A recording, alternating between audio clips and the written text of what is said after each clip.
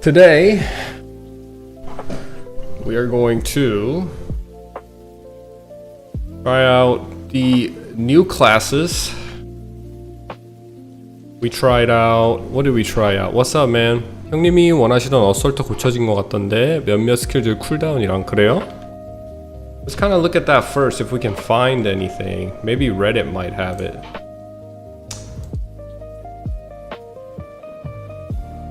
Changes to...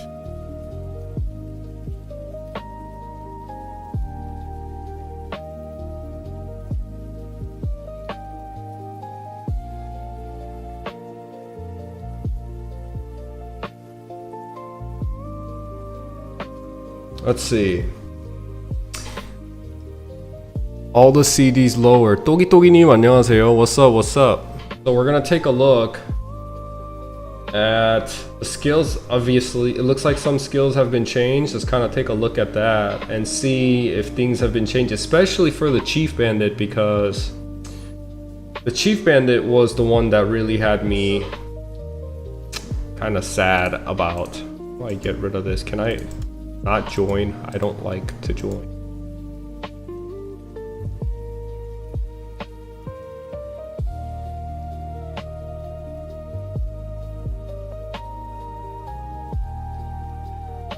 Hold on, where can I see it instead of Reddit? Is there a place for me to see without Reddit?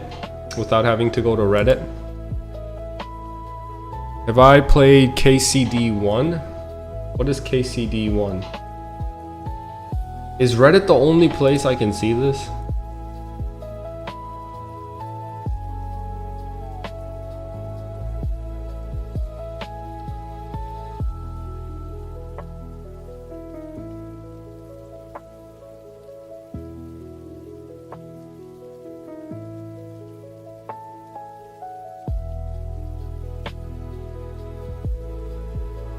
Okay, looks like some things definitely have changed. Let's go over this. Oh, there's one in official Nexon's website? Really? Because every time I come to Nexon's website, I don't see MapleStory Classic in here.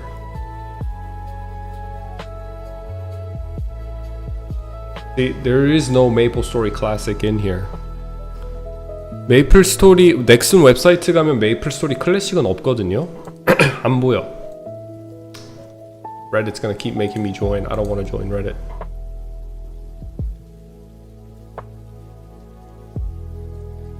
Maybe YouTube might have it.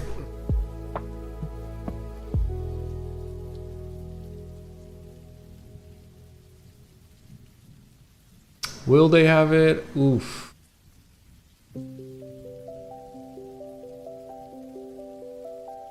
Uploaded maybe this week.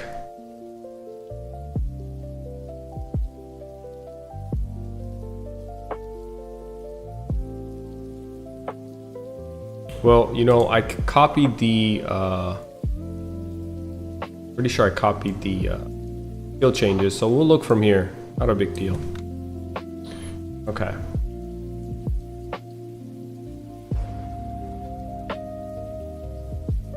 We'll look at it this way. You know any news on the release date? I do not. Johnny, they fixed the third jobs. They feel so much better. So we're about to go over the changes they've made. Changes and updates. Introducing new mobility skills brought a lot of design considerations as we aim to balance them for various content planned for the future.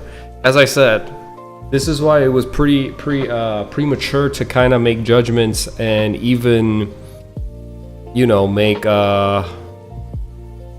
give it any type of rating to say, is it fun, is it bad, is it this, is it that? Because you can tell they have a vision. Of course they do, you know, they have a vision on what they want for future content and how they want the game to develop in, like what they want the game to develop into. It might not necessarily be the OSMS that we all envisioned and that we all wanted. As they said, they were going to revamp it anyway. Hold on, why do I have two mics? Give me a second, guys. I have two mics on here. I'm not.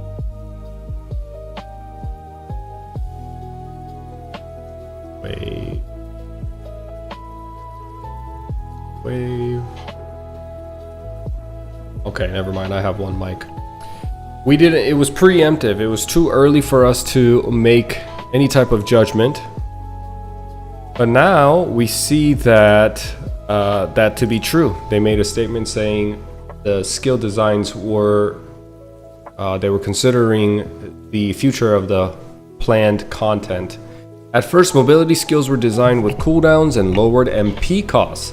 We are now shifting our approach to test skills with little to no cooldowns alongside higher MP costs, allowing us to evaluate different gameplay dynamics. As we continue to review performance data and your feedback, these skills may undergo further adjustments. Please give the updated skills a try and let us know what you think. The following job skills have been updated. Fighter, Page, Spearman, Rush has been basically 1 second cooldown. 1 second cooldown, huh? So what is this? MP cost has been increased. So at level 1 it used to cost 30 MP, now it costs 40, so basically 10 MP more. Don't think that's gonna make significant difference, because here's the thing, Power Strike costs around 20 MP. Slash Blast, and if you get into 3rd job advancement with these jobs, a lot of skills cost more than 20 MP. So MP cost is going to be pretty irrelevant. This is not even a nerf. This is not even a balance. This is just a buff. I will take 2-second cooldown over, lower MP.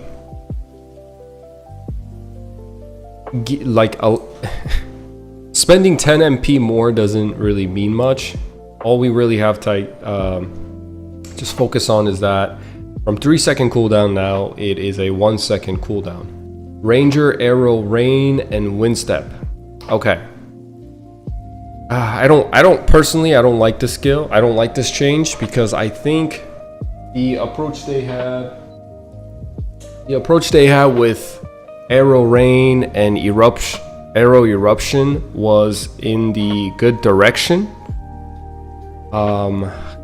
Allowing players to use more of Strafe and Fire Arrow. Now you have so many skills at your disposal. Like, why would you not do the same thing you did 20 years ago or 10 years ago on private MapleStory servers, where you find platforms and spam Arrow Rain indefinitely? It's gonna be the best grinding method. It's gonna be the best AoE. And is that something we really want to do? I guess they got a lot of pushback for having 5-second cooldown on Arrow Rain.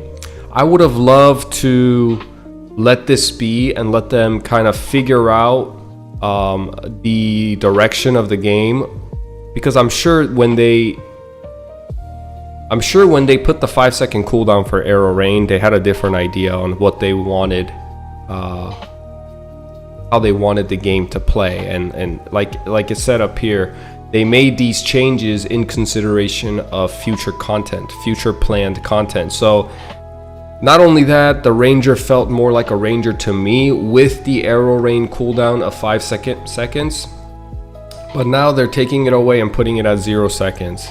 So my thing is, why would you use Strafe again? You're gonna dump your points into Arrow Rain as soon as possible. It's the best AoE skill because it does a radius damage around you, and those skills tend to be very OP. It's like the best mobbing skill when you do like when you have a radius with your character at the center, and you have like a certain radius and then a circumference where you can damage the mobs. You just kind of go around and you're like a walking energy, like you feel like a mage. And I wasn't a fan of 0 second, but they're bringing it back to 0 seconds. It is what it is. I'm not a fan, but I guess is what it is. I really had fun with the Ranger yesterday, the way it was. I had a lot of fun playing Ranger and the Sniper yesterday, not having to just use Arrow Rain and Arrow Eruption. Using Strafe with Final Attack was extremely fun, and then kind of mowing them down like a true artillery, true Ranger class, shooting them from a distance, not being up close to spam Arrow Rain while you're taking hit, and you're not even bow whacking. So personally, I'm not a fan, but it is what it is. Windstep got reduced cooldown to 1 second. Looks like, again, at level 1, it's 65 MP. That is a lot. So they don't want you to just put 1 point into it and forget about it. They want you to master this, or at least dump a lot of points into it, because 65 MP is a lot. It's not like 20 and 10, 20, 40. 40 is a lot too, but 65 is a lot. It's gonna drain your MP fast, especially at one second cooldown. Same thing for snipers. Arrow Eruption went from 5-second cooldown to 0 seconds. So again, you're going around spamming Arrow Eruption and I'm not a huge fan, but it is what it is. Same thing with evasion step with wind step. MP cost went up, cooldown went down. Hermit flash jump. Okay, this one I can get behind. Hermit's flash jump went from 3 seconds to 0. MP went up by 10, which is pretty irrelevant.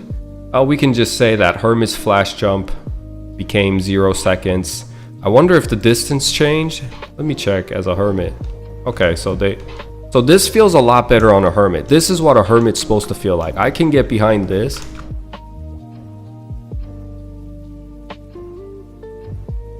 I can get behind this because this is what a Hermit should feel like. Now I really want to try the Assaulter on a Chief Bandit, although we are very limited on time. I wish they didn't have the 1 hour 1 hour like wait requirement before you can change around. I'm totally behind on this. I think Hermits and Thieves in general with Chief Bandits should have the best mobility in the game. So here it is right here, baby. I talked about it yesterday. Assaulter while jumping. This is going to be huge. Assaulter while jumping is going to be huge, and it's going to make the Chief Bandit probably the most fun class in the game. This means that you can jump, flash jump, and then use Assaulter. My assumption, that's going to be insanely crazy. But even if it's not up there, like where you can jump, flash jump, and Assaulter, just being able to jump in Assaulter, and because that's how it was in OSMS, and now having another kit of flash jump on top is going to make Chief Bandit's playstyle and the playing experience extremely fun. So those are the changes that came. Looks like there is nothing for mages.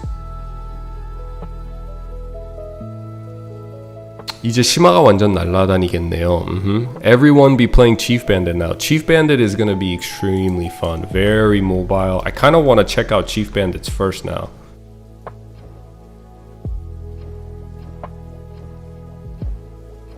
There we go.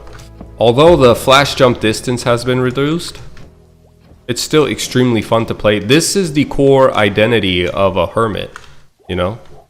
And if Inkwell and Nemi are attuned and in sync with what the players want and what the players, you know, yeah, what the community wants, then this is a good thing. This is a good thing. Okay, let's go check out. Should we check out Chief Bandit or should we just move on to Warriors?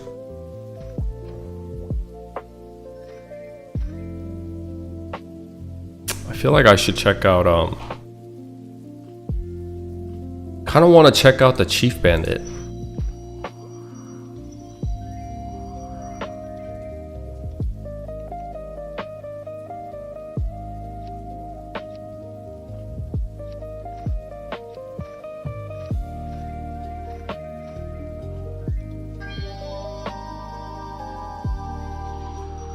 Equipment fire.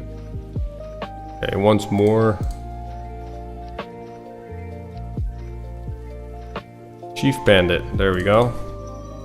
We're gonna try Chief Bandit one more time and check out to see if their Assaulter has been changed to extremely OP or just OP. I mean, it's either one or two because it says you can use it while you're jumping. So we're gonna check it out. X to be 70, 5, like that. I have the same gear.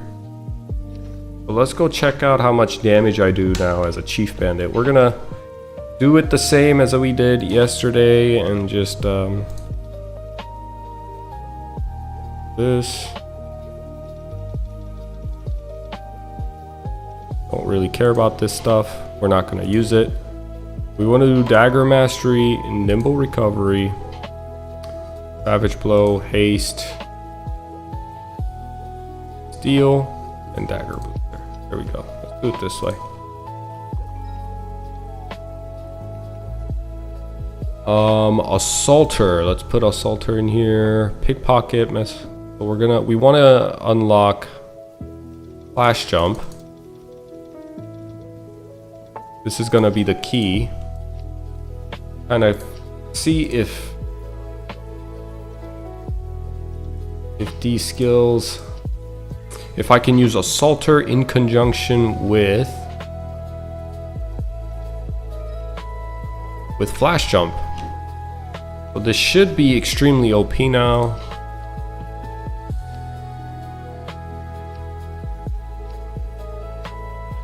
Let's go check it out. Man, Chief Bandit is gonna be some crazy stuff.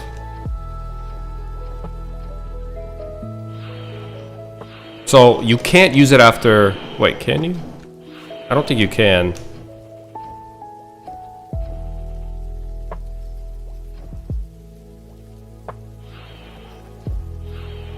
So Assaulter still feels like it's a little wonky.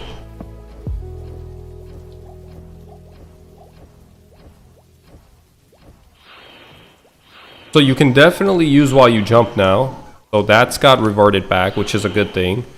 I'm glad they didn't lock that. So for example, this is why Chief Bandits are unique and they're so fun, because you can kind of do something like this to manipulate the X or Y axis while you're moving through the map. So think of Alinea Dungeon of Cursed Eyes. So there's a place in Alinea. It's a tree dungeon, and although at level 70, yeah, you wouldn't be going there as much. So they still need to fix this Assaulter, man. They still need to, like, I'm glad they fixed it where you can use it and jump now, but it's still pretty wonky.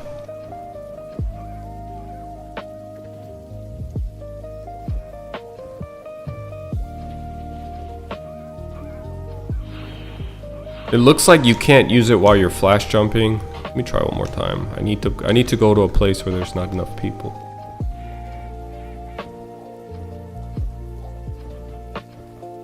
Okay, like right here. Let's see. The way you can test it, it works like that. But will it work after I use a flash jump? It does. That's insane. That is crazy. You can use Assaulter after you jump, flash jump, and Assaulter. That means I can do stuff like this, which is insane. Look at that movement. But they do need to work on the physics of Assaulter. It's still clipping me out of the map. Wow, this class is gonna be super fun, guys. I'm just letting you know. This might be the most popular class now. I mean, with the buff on Meso Explosion and Pickpocket, now actually it feeling like you can, it feels like you know, people are gonna allocate points into it and actually use it. It does a lot of damage, and seeing all those lines is extremely satisfying. Even if you're not looking for max efficiency or max damage, just watching Meso Explosion pop off and seeing 15 lines of damage, nothing beats it, you know, and it's a unique play style. This class is probably going to pop off. I can't imagine any other class being more fun than this one. I'm gonna be honest. And it was already fun because Assaulter was so unique, because the class identity was so strong. People played it regardless of how much damage it did and whatnot. You know, just being a dagger ninja, the idea sounds so cool and edgy, right? 장수님 안녕하세요. So now you can use flash jump and use Assaulter at the same time. That is pretty cool.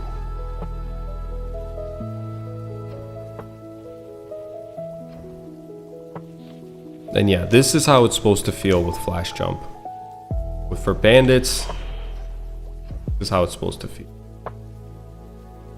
See if I go here.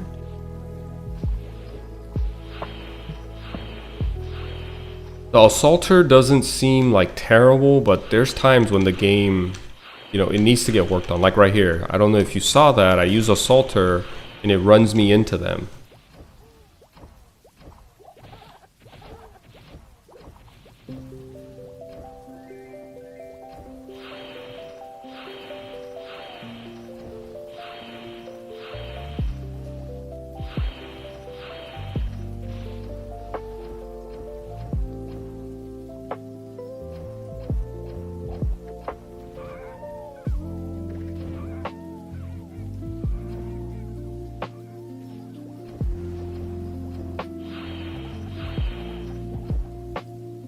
So in maps like this, like Ice Valley, right, where a lot of people are going to be grinding when the game first comes out, Assaulter is going to be one of the best mobilities to get across in the platforms, because it's going to allow you to do some crazy stuff like this and just kind of like cheat your way through the platform.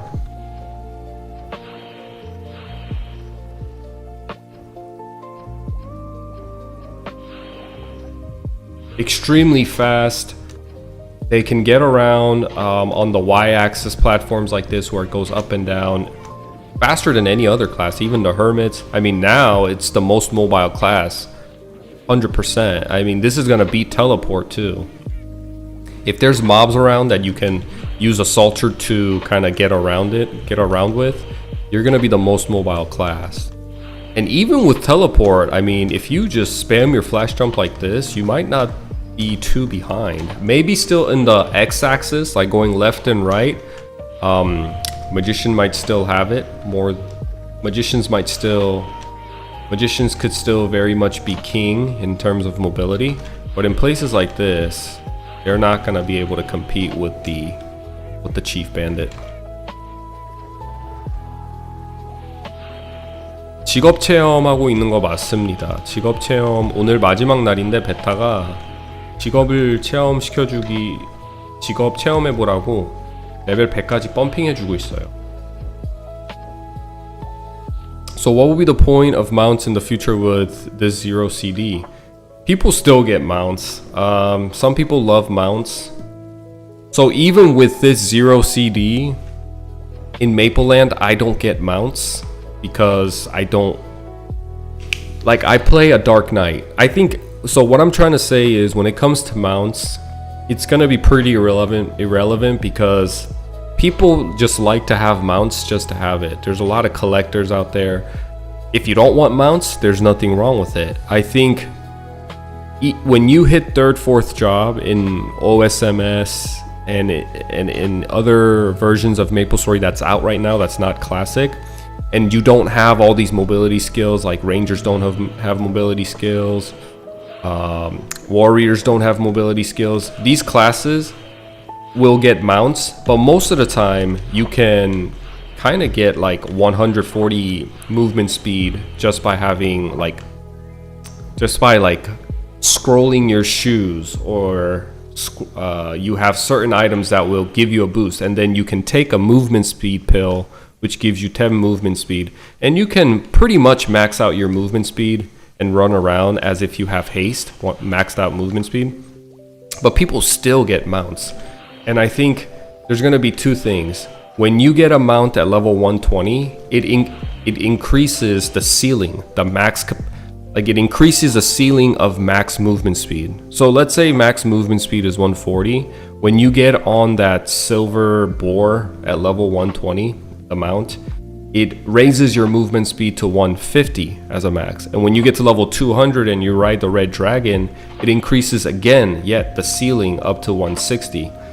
That's one. And two is that people just love to collect mounts. I mean, you can see this in games like WoW as well. People love to collect mounts just for the sake of collecting mounts.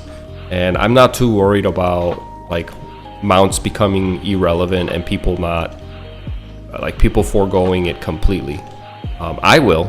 If I play anything with max speed and max jump, because mounts cost about 20, I think, mil, or 10 to 20 mil, it's a lot of money. And I personally am not like a collector of mounts. I don't care about mounts too much. I think they're okay. Just don't really care too much about it. Look at this. Look how you can jump from here to up there. That's pretty broken. This is what I mean by y-axis is insane. Let's see. Oh, I just don't like how it keeps clipping me out of the map. They need to fix that, if anything. Yeah, they need to still fix the Assaulter a little bit. I'm definitely glad they allow you to use Assaulter post jump now. This is how it should have been, but it's still a little wonky. It's clipping me out of the map, which I don't like. What is the My Status button? Maple user list. Unpopular opinion: if Blast Jump without CD never existed and was added today, we would think it's completely OP today.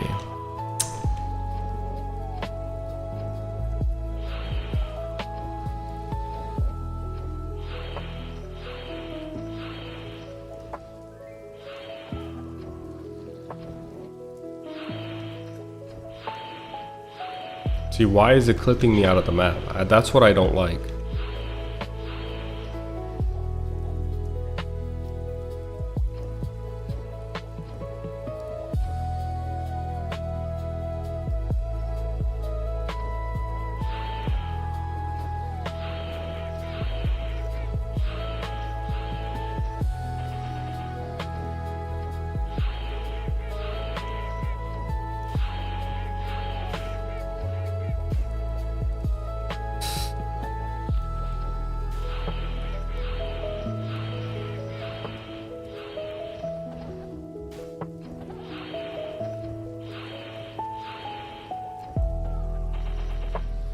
Dang, dude, Chief Bandits are gonna be so OP. They're gonna have so much kit in them. Assaulter is pretty crazy with flash jump, and they have Meso Guard, which makes them extremely tanky. They have high avoidability. I mean, what is missing from this class, really? As a melee class, you're never gonna have to worry about Meso. Right? You don't really have to worry about Meso, especially when you hit level 120, because your avoidability is crazy. I think you have the highest avoidability in game, and then you learn a skill called Fake, which triggers by a flat percentile. I think at max level it might be 30 to 40%. Let's check. We're gonna go. We're gonna get our reference from OSMS Maple Land. But let's see how much, just kind of get an idea how much they give. So Fake 30, where's Fake? Right here. 30%, right? This is Fake. The skill's called Fake. And it simply says you have 30% flat rate of just avoiding any damage coming from the mob. So you have 30% avoidability from Fake. And then you probably, even if you didn't have Fake, you get hit probably, like 50% of the time you're dodging stuff. So you can see how this class is gonna be just pure OP. And then you also have iframes and boomerang step, and now we don't know how they're going to work boomerang step. We don't know that yet, but if it's somewhat similar to how it was with OSMS, boomerang step is going to have crazy amount of iframe window where your character is just invulnerable. You can time it to boss attacks, to dodge boss attacks. You can just kind of spam it and you'll never get hit either. It's pretty insane. For that reason, when Murung Dojo came out, which is a content, it's like climbing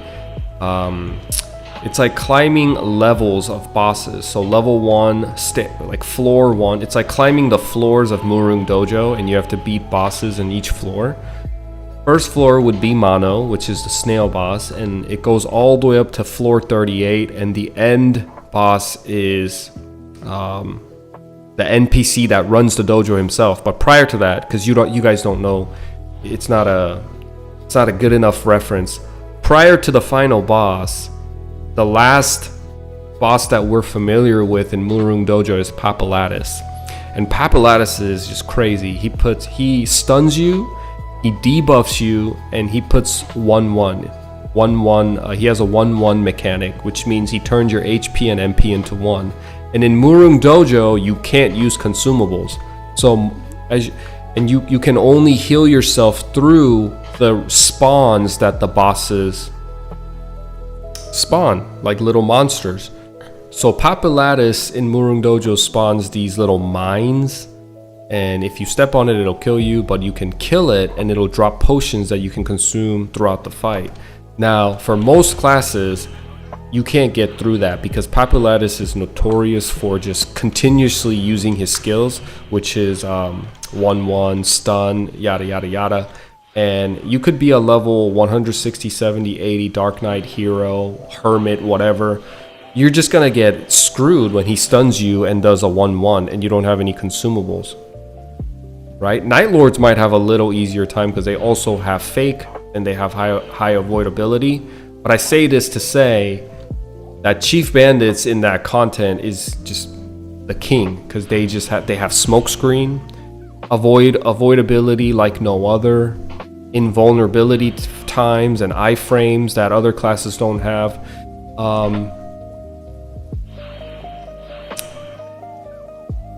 And you know, now they have mobility, jump, assaulter. It's pretty OP, I'm not gonna lie. But good. I think Chief Bandits kind of deserve it. They've always been at the bottom tier. Most people forewent Chief Bandit because they're like, oh, he's weak. He's not. Chief Bandits are underwhelming. They're not as good as their brother Hermits. But now I would say they're better. I would say they're on an equal playing field. If not, Chief Bandits are better. They have a better kit. I don't like the I personally don't like the assaulter. Like they need to change the physics of assaulter. Like this shouldn't be happening. I shouldn't be hitting. They just need to make it so what they're trying to do with assaulter is when you use assaulter, what they're intending is for you to be placed right behind the enemy. Right? So the enemy could be right here. If I use assaulter, it wants you to land right here, like right behind the enemy, even if I use assaulter at where I'm standing at. But in OSMS, if the enemy's here and you use assaulter, the travel distance of assaulter was always fixed. So I would end up like over here. On the other side of the same coin, if the enemy's over here, a little bit farther away from me, and I use assaulter, it would always land me behind the enemy, but it would be at a max range. So it had its own physics to it that I think was better. Right now, it wants to place me right behind the enemy, which I understand what they're trying to do, but it's too clunky. It's too clunky, in my opinion.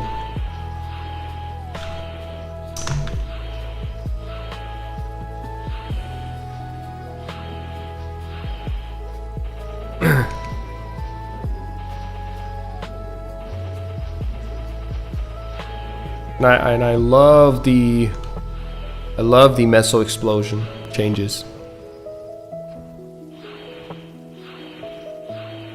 솔직히 파티 사냥 메타가 비슷하면 여전히 별로일 것 같다. AOE가 딸려서.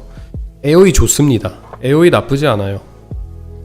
메소 익스플로전도 좋고 시브지도 아직 있기 때문에 시브지도 있어서 AOE는 있기는 한데 메소 익스플로전하고 픽파켓이 정말 OP인 것 같아요. OP. One of my viewers said that my chat said that he doesn't think Chief Bandits will be that relevant still if the meta is revolving around, you know, AoE grinding and party quests and stuff. I kind of don't agree. I think Chief Bandits will become extremely relevant in any type of setting. If you've seen their, if you haven't seen, their Meso Explosion got buffed, right? So if I have these many, let me bring an enemy here and just kind of showcase what Meso Explosion does now, because it's absolutely crazy. So they not only do they have Band of Thieves, which was always around and pretty good skill, I think Meso Explosion just got a huge buff with the amount of damage it does and the lines actually going up to 15 lines and not stopping at 6 or 8. Can't remember where it stopped at prior. But it used to not go up this high. There was a bug. And that bug still exists in OSMS Mapleland 2. But now, Meso Explosion, as you can see, the damage just keeps going up. but requires a setup. Maybe that's the drawback. The setup takes about 2 seconds, really. Like, it's gonna be just as good as any other class's AoE. That's my opinion, because you can use Band of Thieves and Mesos will drop. I think it's gonna be better if you level up. Personally, I'm not a fan of Band of Thieves or Arrow Eruption or Arrow Rain, because it kind of dilutes the class identity and makes them feel more magey. Not a fan, but I know a lot of people will put points into this and probably forego Chakra, and maybe put less points into Meso Guard. I don't know what they're gonna do, because I don't think you're gonna have enough points to max out everything, especially with Band of Thieves. This takes 10 levels, you're already at 110. This takes 10 level, you're 120. You haven't even put points into Meso Guard. If you forewent Chakra, 20 points, 30 points takes 10 level, you're at 110. And from 110 to 120, you get another 30 points. Okay, so you put 20 and then 9 into this. You can master everything and put 1 point into Chakra. But yeah, if you use Band of Thieves and hit like 4 enemies, Meso's gonna drop, and then you use Meso Explosion in conjunction with the Meso that dropped from Pickpocket while using Band of Thieves, your AoE is gonna be insane.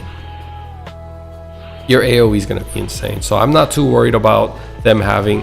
I actually don't agree. It's not even that I'm worried. I just don't agree that they don't have enough AoE. I think their AoE is insane.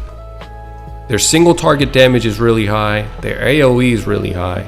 Avoidability is really high. Overall, really great class now. I don't think people can dismiss Chief Bandits anymore. Chief Bandits used to be a niche class, right? So most people played Chief Bandits because they thought they were cool. They were in love with the idea of using Assaulter, and they just love Boomerang Step, and you know, it was something other than, oh, this class is efficient, oh, this class is strong. It was something other than that made them play Chief Bandit. But now it's both. Now it's like, oh my god, Chief Bandits are so cool, and they're one of the better classes, and their playstyle is super unique. I just want you to know one more thing about Chief Bandits is it's very minor but important. When you have Pickpocket on like this and you're grinding and Mesos start to fly out, even watching the Mesos come out as you use Savage Blow is extremely satisfying. Extremely satisfying.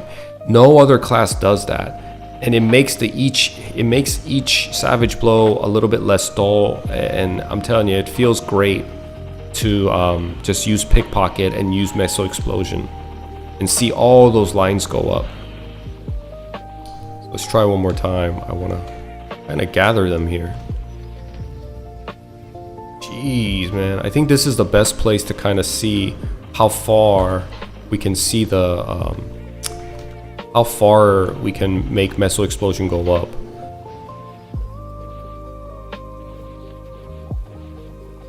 Assaulter has no end lag, meaning like you're not animation locked, I think is what Sebastian is saying. Yeah, they lowered the animation lock. There is still an animation lock. It's not like extremely fast, but what I'm used to from Mapleland and from OSMS is you use Assaulter and then you use it. There's a bit of a delay. You were animation locked.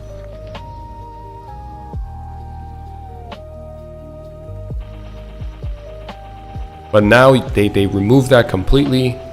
Don't have animation lock. Super cool.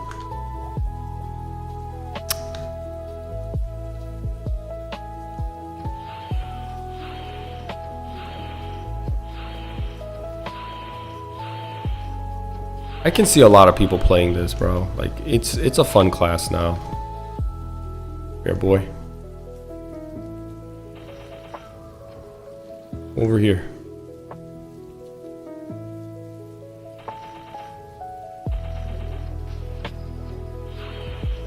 So you can gather the mobs like that. Bring them over here.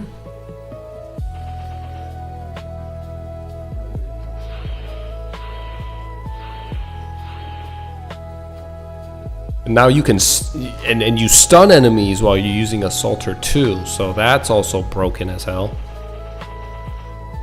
Let's bring him here. Oh man, I just want to see how far it'll go up. Where can I test this without?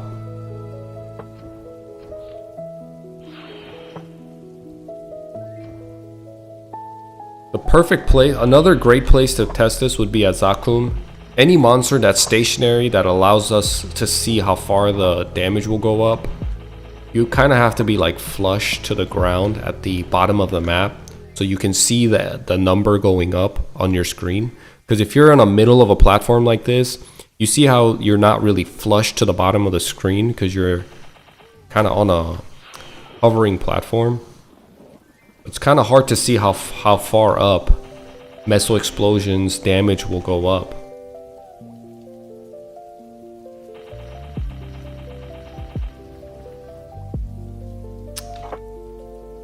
Mob spawn is kind of low. It's because there's mobs up here that needs to get killed. Might be able to show it here. Okay. That looked like it was about maybe 10?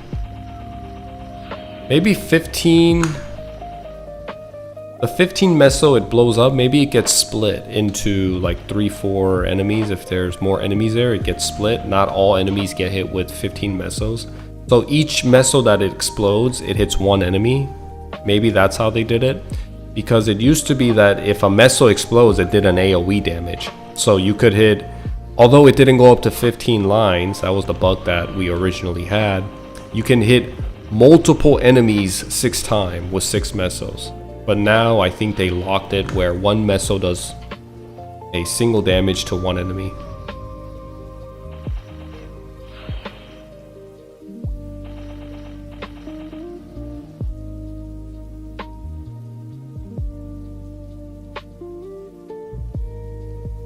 This guy's talking to me.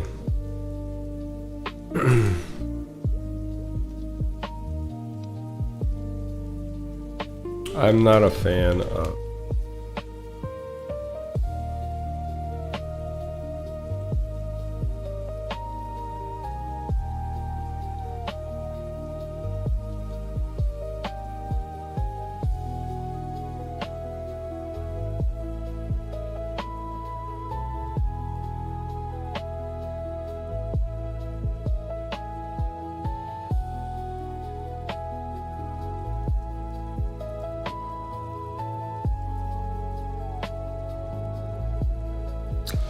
I've been using Meso Explosion, Pickpocket.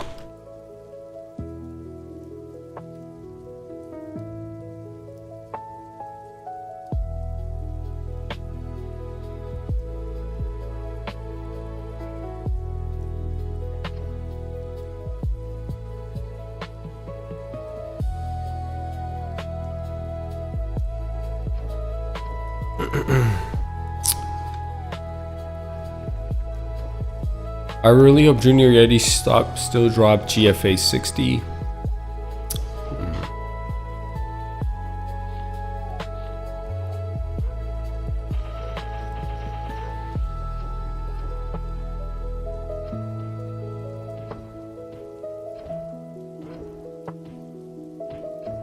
Everybody's loving the assaulter, it looks like.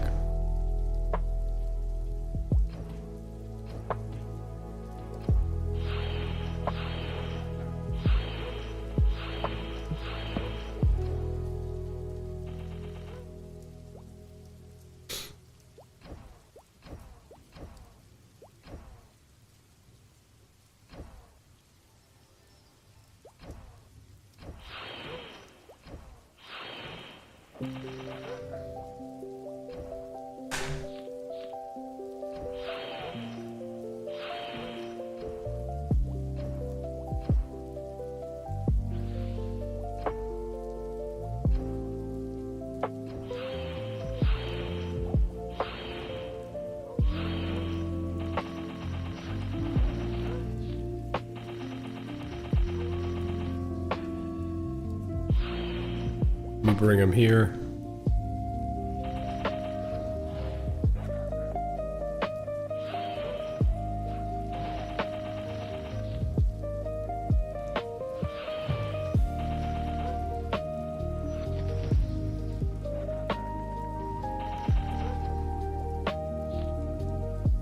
That assaulter cast time is crazy, I know. No animation lock in the post assaulter like it used to. Very fast now.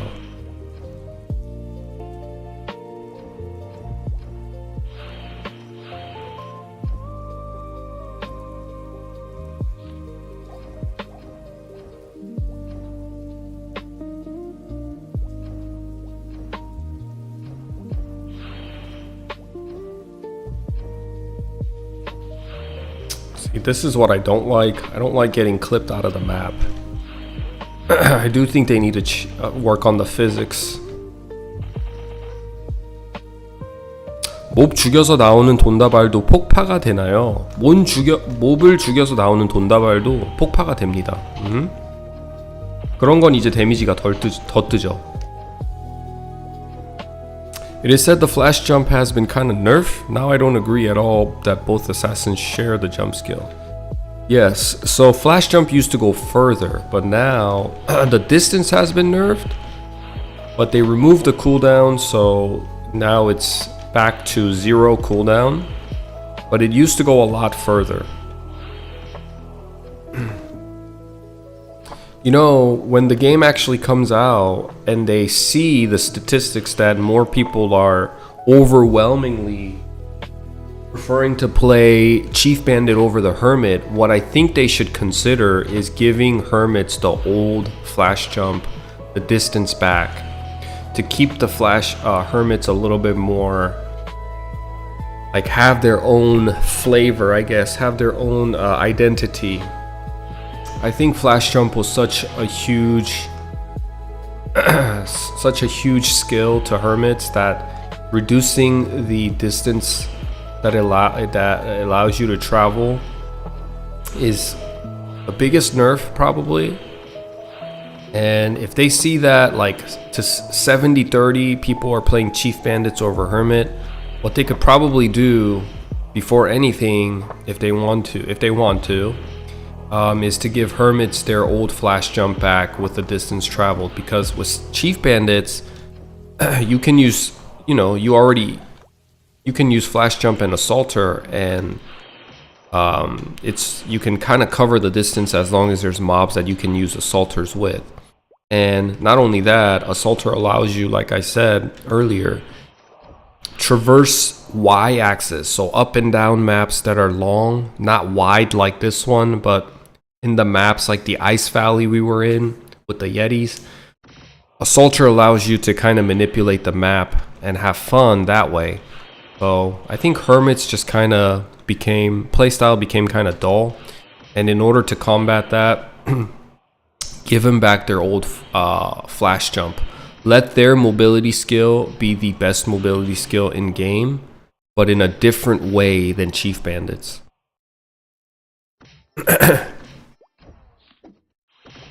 Is this global server? Yes.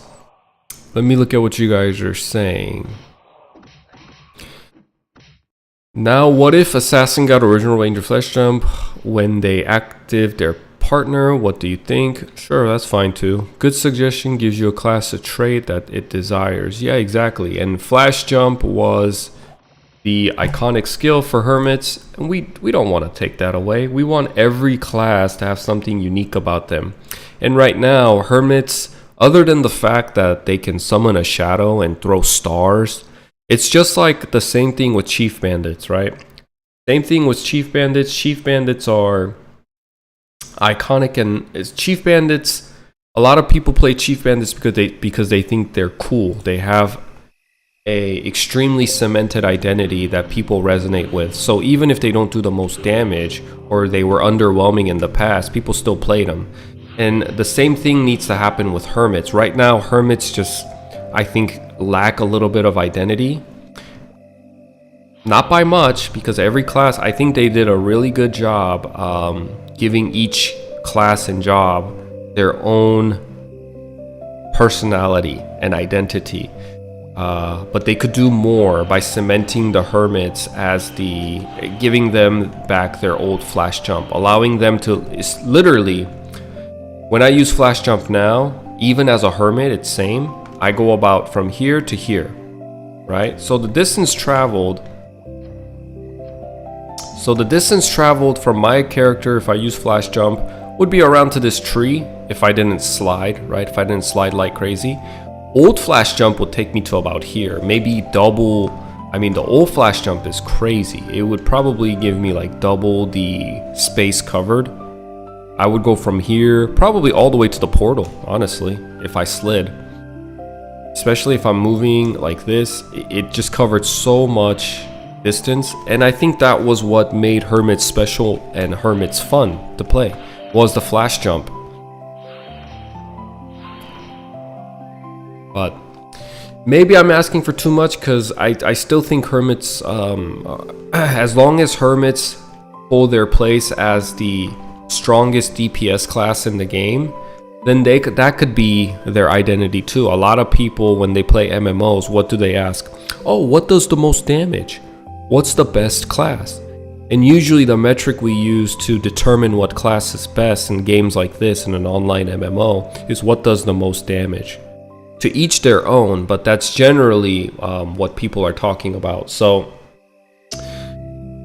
you know, if they have the highest DPS still, maybe it's fine, but it looks like that probably won't be the case. I think the strongest class might be... We don't know 4th job yet, so this is extremely premature, but I feel like all classes are going to do about the same damage, and Hermits might not be the strongest DPS class anymore. I feel like that place is gonna get taken by one of the archer classes. Just my theory. This is a theory. I think archer classes are gonna be the strongest classes.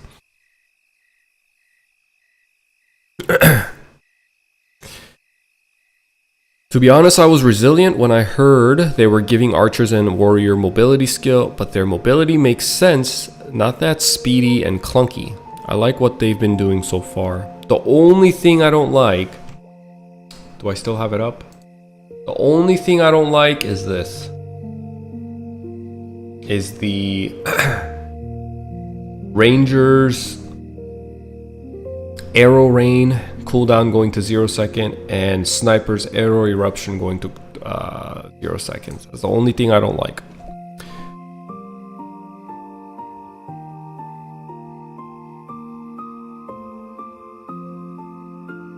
허밋의 풀점은 3초 쿨다운이 있다고 하지 않았습니까? 그런데 왜 시포의 풀점은 쿨다운이 없습니까? 둘 다 풀점 쿨다운 없앴습니다. 두 직업 모두 다 쿨다운을 없앴어요. 풀점. Archers were already the strongest back in the day. Not really true. Not necessarily true. They were strong, but they weren't the strongest. Strongest classes, let's say we go back, extremely back, 20 plus years. Let's go 20 years actually, prior to the introduction of pirates. So when you had 4 adventurer classes, and let's say 4th job rolled out and we're like in the Horntail phase right before pirates. Bowmasters were strong, but Night Lords did more damage in a party with Bowmaster. The crit buff with Sharp Eyes would elevate the Night Lord to the unbeatable kings and queens of damage dealers. Then you had the Bowmasters, right? Then you probably had warriors and snipers and stuff. Then the pirates came out. After a while, Cygnus Knights and pirates came out. We're not going to talk about Cygnus Knights because their max level was always 120. They were just content for you to do, to pass time, to buff up your main character. Nobody took Cygnus Knight, you know. Cygnus Knights always had a max level of 120, so they were never like your main character, right? When pirates came out, captains started like being shoulder to shoulder in terms of damage with Night Lords with Sharp Eyes buff. Sharp Eyes was key though, you know, and this is the beauty of old school MapleStory, that a lot of almost all classes synergize relatively well for how old and you know, for an old and indie game at the time. The class synergies and the party buff synergies worked really well. One thing that didn't work well was Iron Will. A lot of you guys might know, Iron Will was just a skill that got overpowered by Priest Bless. But aside from little errors like that, Sharp Eyes worked really well with the other DPS classes, and Viper's speed infusion and the other skills that they had worked really well with the party too. And Night Lords obviously would give haste to the party, so Night Lords and Bowmasters always worked well together. Night Lords provided the haste to the dull bowman for more mobility, and then Bowmasters would give Sharp Eyes to the Night Lord, which without Sharp Eyes you could say Bowmasters did more damage, but with Sharp Eyes Night Lords did more damage than the Bowmaster. And the Sharp Eyes buff not only helped the Night Lords, it helped the captains too. So when they would get in their battleship and shoot out their torpedoes, the damage was insane. And when Pirates first came out, Captain was the first class that could go toe to toe and rub shoulders with the Night Lords in terms of damage. Now, they had their own set of downsides. I would say was a bit more clunky, and they had more flaws than the Night Lord. Night Lords were constant, pretty steady, high DPS. Captains, on the other hand, their battleship that they would mount, they would have to mount it. It was a mount, and it was just clunky at first because it didn't work well. Like if you got stunned or something, it would knock you off, and there was like cooldowns and stuff. But it did a lot of damage. But now that probably won't be this. I have a feeling Bowmasters are going to be, or Archer classes, maybe Snipers, are going to be the strongest class in the game.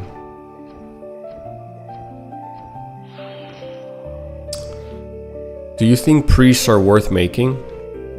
Priests, huh? I think priests, if you're asking me for my subjective opinion, I'm not gonna play priest, right? Because I'm not a fan of mages in general.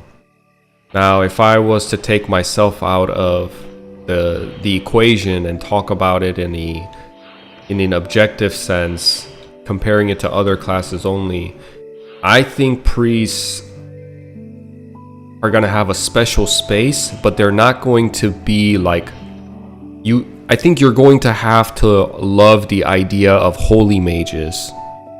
So when we think about priests, and you've played old school MapleStory, you think, okay, I'm gonna make priest to make money. I'm gonna sell leech. I don't need to gear my character. I'm a support. I'm a healer, and later on I'll sell leech, make tons of money, and I'll make a Night Lord to fund for my stars, or I'll make a Bowmaster to fund for my, I don't know, glove attack, work gloves, so I can make money. Priests were essentially a class that people made not to play as a priest. Some people did fund. A very minority of bishops played because they loved the idea of playing a bishop and being a support class, but most played the class in order to make meso, to fund the class they really wanted to play. So now that has changed. I think you have to really love the idea of being a holy mage. You know, I don't think they should be called priests anymore. I think they should be called more like a holy mage. They're using holy magic that's offensive. They have support skills, and they're definitely still a support class, but they have way more agency, a lot more independence, and their playstyle without having, like, with holy symbol being changed to what it is now, their playstyle is going to change. No longer are you just going to be a holy symbol bot that's hanging on a rope like this and giving people buff, and you just chill and watch YouTube and get leeched off the party. You actually have to participate, and better yet, you might actually have to be super independent and come to places like this, even post 70 after you learn holy symbol, to grind that undead and demon based monsters.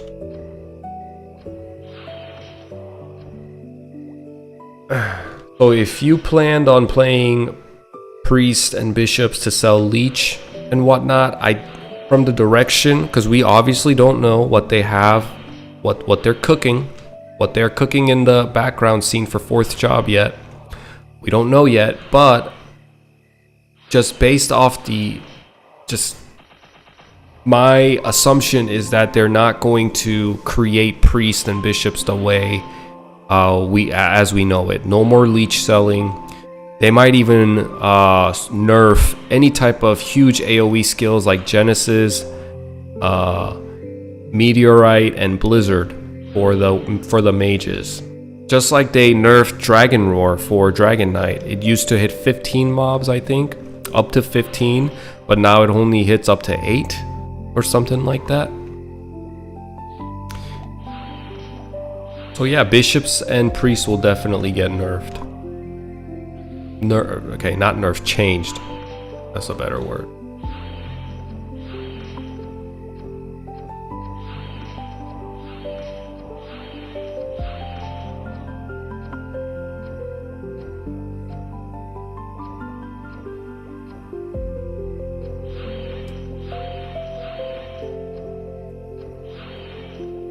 Look at this manipulation of platforms that I can do only as a chief bandit.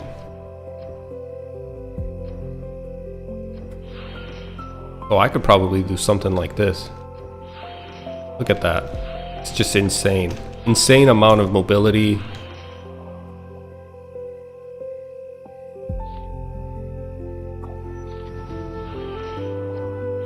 You have to press so many buttons now, and you really have to be active. This class has turned into an active class.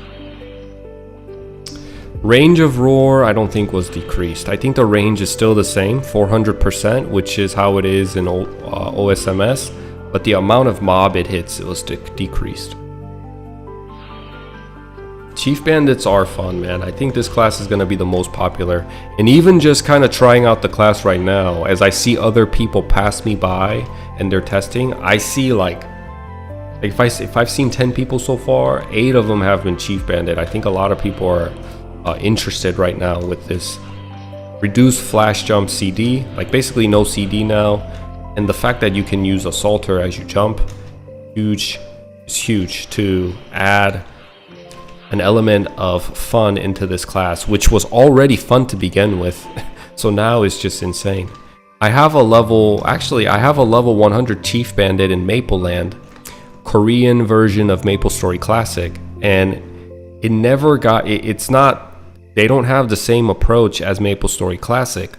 They actually just took the old school OSMS, and you know, it's exactly that. It's a purist version of OSMS. And even in that game, I have a level 100 chief bandit, and it doesn't have flash jump. Assaulter has a significant amount of animation lock post usage, and even in that version, chief bandit is fun. So you can imagine how fun this one's gonna be when this one comes out. The only thing is the fatigue is going to be real, because this kind of feels like a borderline of action MMO at this point. The amount of buttons I have to press and manage, like I'm not even doing, I could really play this the way it's intended to and maximize efficiency by going around. But there's got to be a better map where I can show you guys what I'm talking about. I could go around using Savage Blow to drop mesos. The best place I could show you guys is probably just honestly right here. So somewhere like here, right? I could just kind of go around, drop some mesos around, and I could kind of mob them by using Meso Explosion to bring them my way. There's a lot of buttons you gotta press is what I'm ultimately trying to get at. It's gonna be hard to show you guys exactly what I mean because there's a lot of people running around. But the way I play Chief Bandit in Mapleland is I kind of go around, put some pickpocket mesos on the ground, and when enemies are spawned like this, I just kind of use Meso Explosion to mob them. It looks like they have a reduced amount of range. Kind of mob them like this. and I would bring them over using a salter. Obviously I wouldn't have flash jump in my other server. Kind of bring them to my side and then grind them down again and have a pile of mesos here and just explode them all together in conjunction with pickpocket and meso explosion. That playstyle is probably not going to be around anymore with the limit of 15 mesos that it drops from pickpocket. You can't have meso everywhere on the floor, all across the platform, because it's capped. But even just kind of going around, you're using flash jump, assaulter, savage blow, meso explosion. Then if you use band of thieves, that's like 5 skills that you have to manage. And because it's such a mobile and high speed class, it keeps you on your toes and it keeps you engaged. So let's say you're like a late teen and early 20-year-old, you're gonna have a lot of fun because you have a lot of energy. But for me, who's in his 30s, mid 30s, and maybe there's some people that are in their 40s, it can get, you can get like a fatigue after a little bit. Mental fatigue, physical fatigue, definitely more engaging. But the downside of that is that the fatigue level is a bit high compared to, let's say, like you're playing a Dragon Knight. All you're using is Spear Buster. Rush and Spear Buster, that's it. There's no other skills that you can really use to that you really need to use. Maybe the Thrusher. I know the skill names have changed, but at max you have like 2 skills that you're using, right? Because you're not going to be sitting there using Dragon Roar. I can't really think of a scenario where you would use Dragon Roar to grind, especially in GMS. In KMS and in Mapleland, we have party training areas where it's optimized to put a cleric next to you and heal you continuously as you use Dragon Roar. And I've made a video about this on my YouTube channel. I'll show you guys real quick. I know, kind of like maybe you guys don't really care to know, but let me show you real quick. So this is the videos I used to make, kind of showcasing the training grounds or party methods that Korean MapleStory has. And the first one I made, or it's not the first one, it's one of the earlier ones, is this one. At level 82 and level 100, you get about 3 Dragon Knights, a priest, and one other like DPS class, and you split them up in a map like this, and you set the 3 Dragon Roars on this platform, 3 Dragon Knights, and they use Roar in conjunction with one another in an orchestrated or orchestra manner. So you have one guy taking care of these Burks. Are these guys Burks? Oh no, these guys are called harps. You kill the harps here, which is out of reach of the Dragon Roar. And then you set 3 Dragon Knights here, and you could reach all of these mobs here with Dragon Roar. And you put 1 priest here who heals the Dragon Knight. So why do I bring this up? In KMS, in Korean MapleStory, people have optimized and training grounds where places where you can use Dragon Roar exist. But will we have that here? That's the big question. That's the big question. Is the community gonna come together and look for training grounds that take advantage of lazy training methods and efficient training methods like that, where we can optimize the Dragon Roars with the cleric? Because I think Dragon Roar still reduces health, and if you have a cleric next to you, everybody's just kind of leeching off of the Dragon Knight. But so is the Dragon Knight. All he has to do is press down Dragon Roar, and he's getting healed by the cleric, and it worked. But now with this new party system, where priests and bishops aren't really a support class. They're not welcome solely for having holy symbol. Parties are going to expect you, if you're a priest and bishop, to kind of go around and kill mobs as well, because you don't have holy symbol. You're not this guy that everybody wants in a party just because you have a Lambo, right? If you have a Lambo and a Mercedes-Benz, or I don't know, a super expensive car, all of your friends are going to want you to come with you, even if I don't know, even if you're a loser, just because you have a nice car, when you go out to the club, all the ladies are going to give you attention because you have a nice car. It's not like that anymore. Bishops and priests don't have holy symbol that was as good as it was, or as it has been changed. You just have a regular Nissan Altima now, and you have to hold your own weight when you go to a training ground, or people are going to be like, hey, are you AFK? Are you still here? It used to be not like that. It's not like that in other servers. With MapleStory Classic, priests and bishops, they're not a support kind of tag along type of class. You need to spec up, you need to gear up, and you need to hold your own in training grounds and grind with the team. So going back to what I said, Dragon Knights are probably going to use Spearbuster most of the time and Rush, 2 skills, but with Chief Bandits and Shadowers now, you have so many kits in your arsenal and you're so fast, your attack speed automatically, your dagger's attack speed is fast or faster.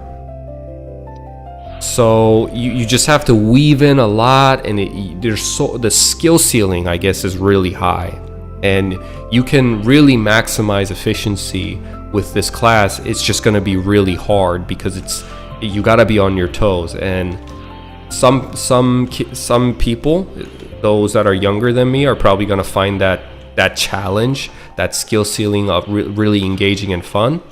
For people that are a bit older, they might find this a bit like, they might find themselves tripping a little bit, kind of tripping over themselves like me. I'm trying to do all the fancy stuff, but it's also because I'm streaming. Streaming takes a lot of my mental effort, so it's hard to kind of do 2 things at once. But like flash jump, assaulter, savage blow, lay down some coins here, and then bring them here. Okay, let's see if I can kind of use it here. Savage blow, savage blow. You guys are just falling in one hit. Kind of want to mob them together. Even if you have 1 coin, actually I kind of want to test this theory. Does 1 coin do AoE damage, or does it not?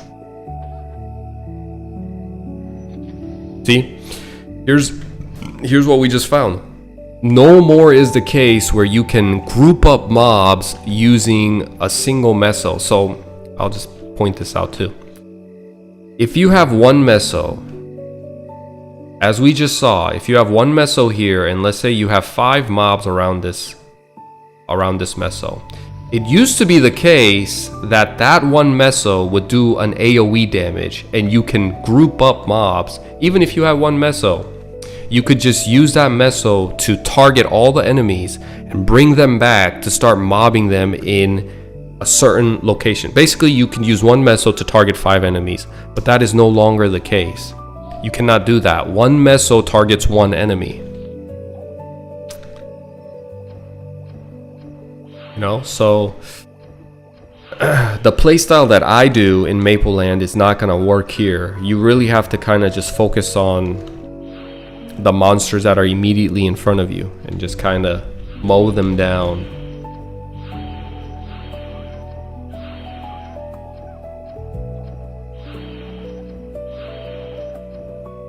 Has it been an hour yet? Can I change? I think I can change now, right?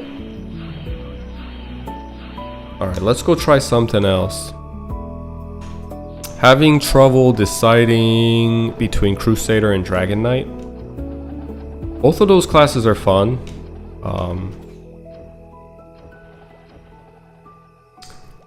When in doubt, just look at the weapons that they use and kind of go off that. Which weapon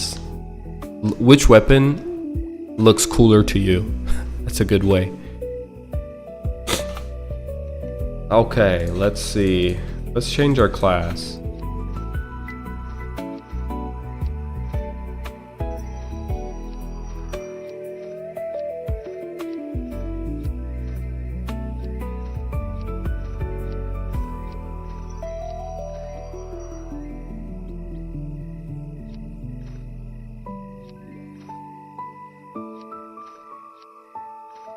Which one should we try?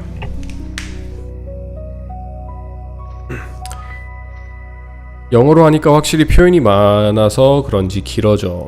우리 댓글은 안 봐주나요? 아닙니다. 다 보고 있어요. 형 돼지국밥 좋아하냐? 좋아합니다. White Knight Crusader. You guys want me to try a warrior? I guess we did try both. We tried bowman, both bowmans yesterday. We tried both thieves. Hermit earlier, Chief Bandit now. I don't really want to try magicians, so the last one is a warrior. And bowman's really, you know, I do want to try a bowman one more time, just to kind of point out why I don't like the 0-second cooldown on arrow rain. But we'll get to that. Which job will you choose to advance to? Let's try Dragon Knight. Let's try Dragon Knight because that's my main in Maple Land. I kind of want to see how it plays. So here's a automatic difference that I'm noticing already in this server. Warrior equipment and weapons did not require you to have points in dex, but here in MapleStory Classic, the equipment and the weapon both require you to have some dex, it seems. That is new. That was not the case in OSMS, but I am really not complaining. It's fine. Doesn't really make a huge difference. If anything, it's a trade-off, right? Because people, what they did, because warrior equipment did not require you to have dex, what people did was they would just put all points into strength and kind of gear and scroll their equipment for dex and accuracy.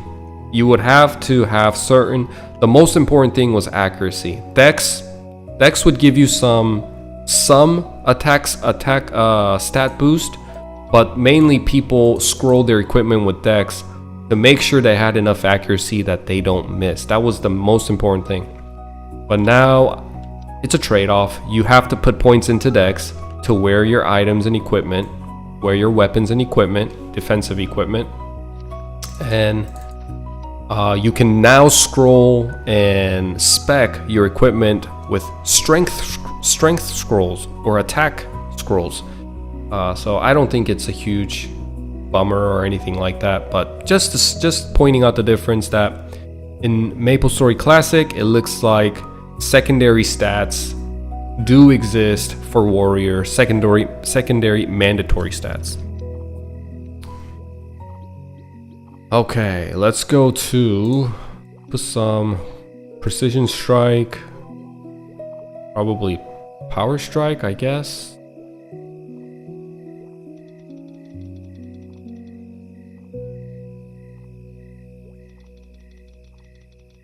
Iron Body is huge. So Iron Body is going to be maxed out no matter what. So prior, Iron Body only gave a flat defensive boost, weapon defense boost of 40. Now it's 25%. So if I look at my weapon defense, it's 479. When I use Iron Body prior to the changes, it would take this to what? 520-ish. Now let's see how much it gives me. It gives me 120 extra weapon defense. That is insane. So I kind of want to see how much damage I take with it and without it. Can I use Jump Rush? They definitely block Jump Rush. Okay, Rush kind of looks like this.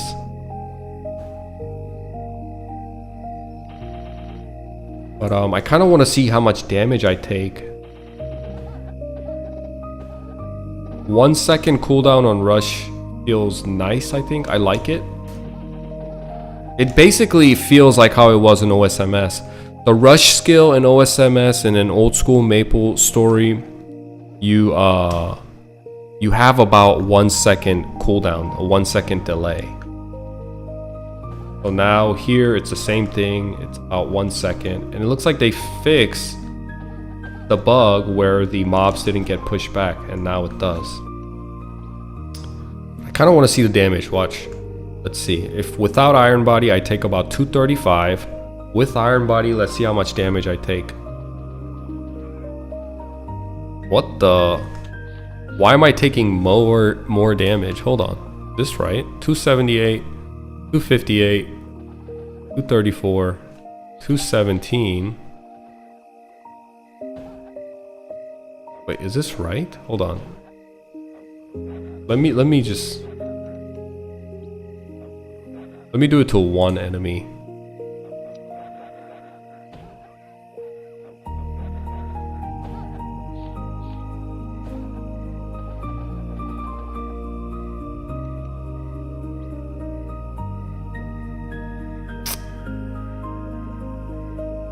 Okay, we're gonna do 10-10, that's fine. Probably won't be using that anyway. Spear Mastery. Final attack, we will do Iron Will. I want to check this out. Then final attack. Then let's put 20 points into Spear Booster, right? Then it gives me one extra point.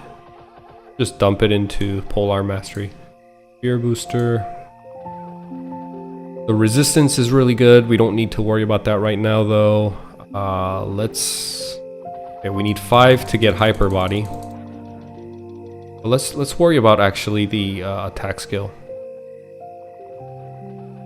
So this is gonna be our main skill. This used to be called Spear Buster, but now it's called Piercing Crusher.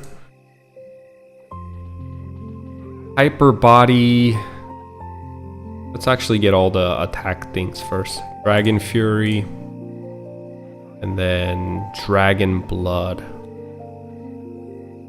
Dragon Blood, I kind of want to see how much attack damage it gives me.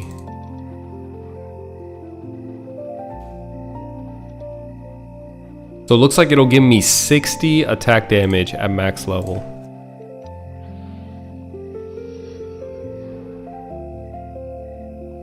Here's the stance effect from Iron Will, where I don't get pushed back. That's pretty cool. I feel like I really want to test this out. Like, how significant is the weapon defense of 169? How significant is this gonna be? So now I'm taking 198. I need one mob though. Just need one mob. 234, 179. Wow, the spectrum is pretty big. Does this give me weapon defense? It does. 50 weapon defense. Okay, we just want to try out Iron Will.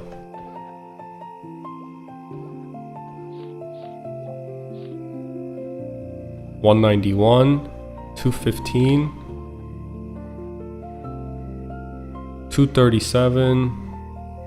186, 207. So average of 200-ish. With this off, let's see how much damage I take.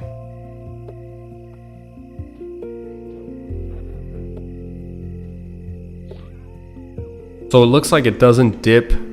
It's a significant change. It doesn't dip. Oh wait, it does. It does dip below 200 once in a while, but it looks like it's averaging out around 230. 230, 240-ish. And you know, the amount of times you get a hit in MapleStory Classic is more frequent than how it was in OSMS and what we're used to. Monsters hit you. So like in a span of 5 seconds, these mobs hit you more than it did in OSMS. So having high weapon defense with Iron Body and Iron Will make a huge difference in a span of an hour. Yeah, so I can feel the difference with Iron Body. I can tell that my damage. Hold on, don't make me look silly now. Oh my gosh.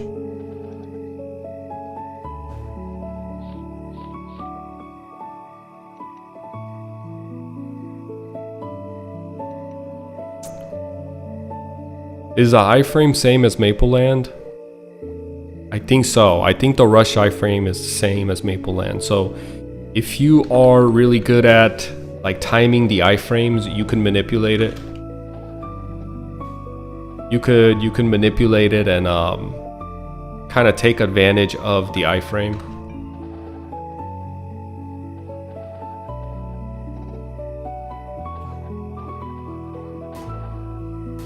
Let me go back to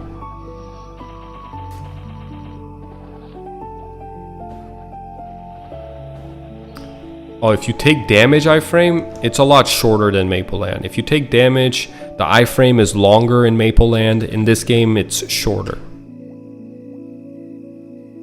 Iron Body once again. Let's check the damage that comes in. I can't really tell any. Well, I feel my lows are lower, but averaging out, it's about the same. 119 weapon defense. Doesn't seem too much. It's like wearing one more armor on top of your armor. And obviously, because it's a percentage-based skill, over the course of you leveling up, it will make more difference, and it will scale as you level up and up and up. But still, man, why am I taking 250 with it on and off? I just don't feel too much of a difference. Let's add Iron Will on top of this and boost our weapon defense up by another 50%. 237, 239. These are Hectors, obviously. I can't do what I want to do. There's too many people here. 242. This is with Iron Will. 231. Honestly, yeah, it's not as much as I thought it would have. Like the difference, I thought it would be more apparent, but it's really not. I think if I was to get it hit 100 times, I obviously would average lower on the damage that I'm taking, but still, it just seems pretty insignificant still. Because I have extra 170 weapon defense, but the damage that's coming in, like the average damage that's coming in after 100 hits, I would say the difference is like 20-30 damage.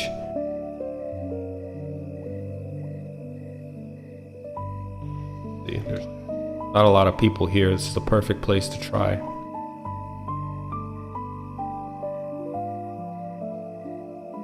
$236, 194, 234,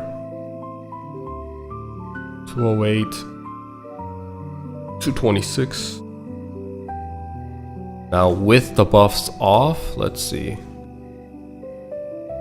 Pretty much the same. I'm not seeing a much difference really.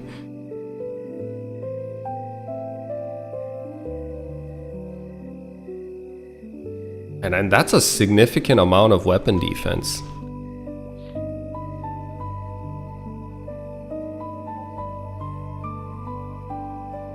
Hey, what's going on, guys?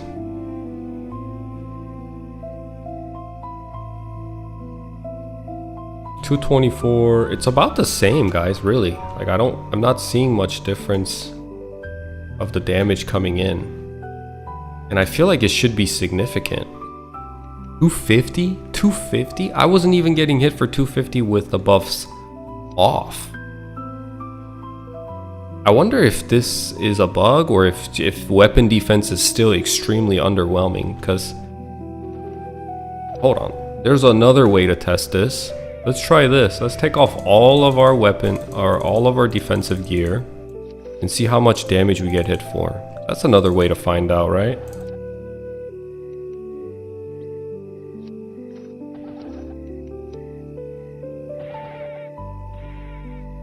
If I get hit for 220, I think I'm going to be pretty sad. Hi Johnny, what do you think of the new changes to the movement skills? I'll get to that in a second. Let me just kind of test this because I'm really curious if weapon defense is a thing or not. If weapon defense is a thing or not, I would like to know.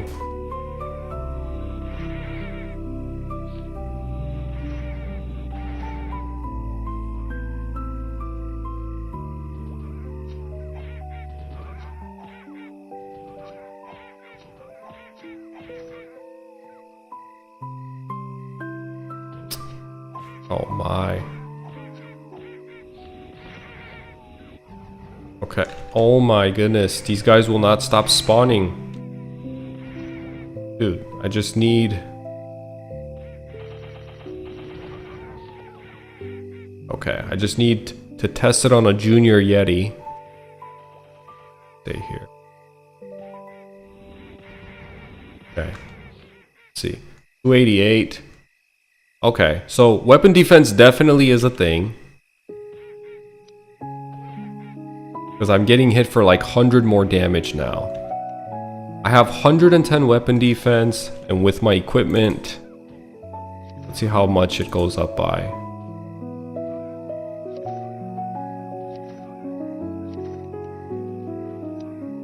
So 110 compared to 480, I was getting hit for 320, like 100 more.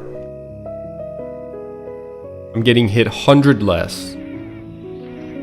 So you need a lot of weapon defense to make a difference, right? So we started at 110, now we're at 480 weapon defense. I'm taking about 100 defense less. We increased our weapon defense by 370 to take 100 damage less on average. So with Iron Will and Iron Body, we get 170 boost, which theoretically should reduce my damage intake by little less than 50. And I'm not seeing that. I'm not really feeling the difference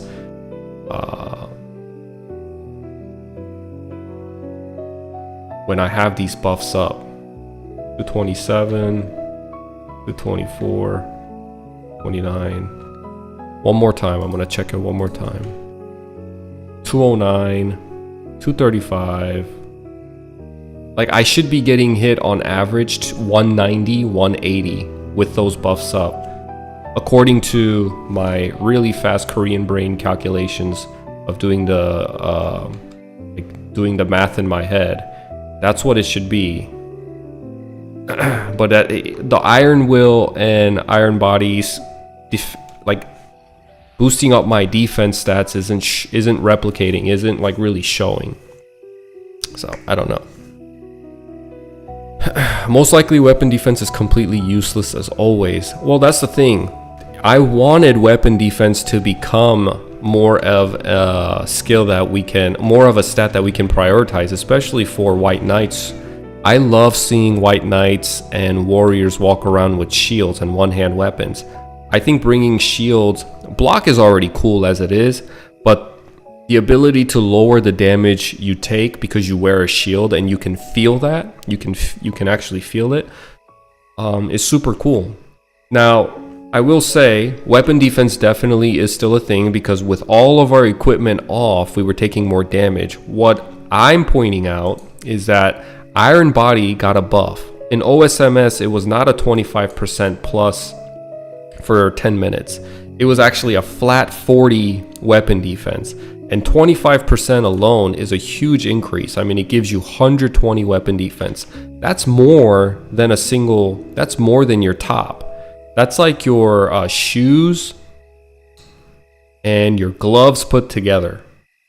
Your shoes and glove put together, Iron Body gives you that much weapon defense, and it scales as you progress in the game, as you wear like level 100 gear, 120 gear, 25%, because it's a percentage based skill now. It should scale really well and be a skill that you shouldn't forego, that you should put all your points in. But I think right now there's some issue with the Iron Body's defensive stats getting applied to, it shows here, but when I take the damage, I don't feel the reduced damage.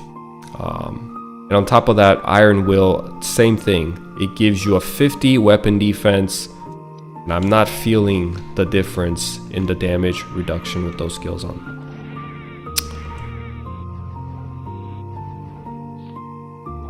Isn't defense related to level and armor level? Like, the more your armor is, the faster level than your actual character, the less effective it is. I remember reading something. Isn't defense?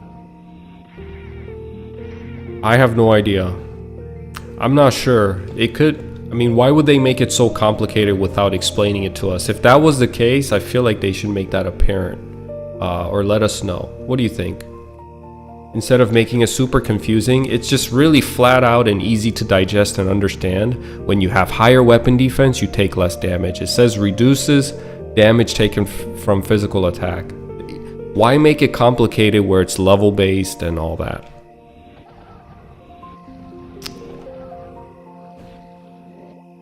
So let's see. Bombastico, you asked me. Let me see what you asked me. What do you think of the new changes to the movement skills? Yes. So Assaulter with Chief Bandit, extremely fun. I kind of went over this earlier and I talked about it a lot. I think the changes to the movement cooldown overall to archers and I think more than anything, archers, it's whatever. I think they were fine with the 3-second mobility cooldown. I don't want them running around. I don't want people in town, you know, like, I don't want this game to itch itself into feeling like a private or a non-official, not old school MapleStory, right? If there's a fine line of the game kind of feeling like it's a private server and it's an off server than actual like OSMS, that fine line, I feel like it's going a little over to the private server, and it feels too like, it just doesn't feel like OSMS when you give archers a mobility skill with 0 cooldown and warriors a mobility skill with 0 cooldown. What I don't want to see is people doing this in town. I can see people doing this, just kind of trying to efficiently get there as fast as possible, and that's what I don't want to see. So I was okay with archers and warriors having mobility skills, but with their limitations. But with thieves, it was actually the opposite for me. When they put cooldown on thieves flash jump, like the hermit's flash jump and the chief bandit flash jump, I was against that. I wanted them to have that identity of high mobility and nimble and fast, especially the hermits. I mean, hermit's core identity and core skill that a lot of people resonate, and the reason they choose to play hermit is because of flash jump. And I feel like taking that away and putting a cooldown on top of the distance nerf was too much. And giving same thing with chief bandits. Yesterday when I play tested the chief bandit, the assaulter, you couldn't use assaulter in conjunction with flash jump. And not only that, assaulter was locked. You couldn't use it after jumping, which is a huge nerf. And I really hated that. And right after I play tested it and I said that, they made the change to bring back assaulter and, you know, basically give more, like, reduce the limitations and the restrictions for all classes, but especially for Chief Bandit. So Chief Bandit is going to be extremely nimble, extremely fun, agile, and all of that. I do think they need to bring back the old flash jump for hermits for that case. If you're going to remove restrictions and limitations off of Chief Bandits, then you need to give the same type of buff to the hermits. Thieves in general should be nimble. They should be fast. I mean, that is their identity. We don't want mobility skills that archers have, like evasive leap and wind leap, to cover the same amount of distance as hermits. And at this point, with 0 cooldown, although, you know, hermits can use flash jump as they jump, I just feel like they need to bring back the old flash jump for hermits and let them have that core identity to that class. Because without that, the flash jump is kind of underwhelming in terms of distance, and now the Chief Bandits seem extremely, they just got extremely favored.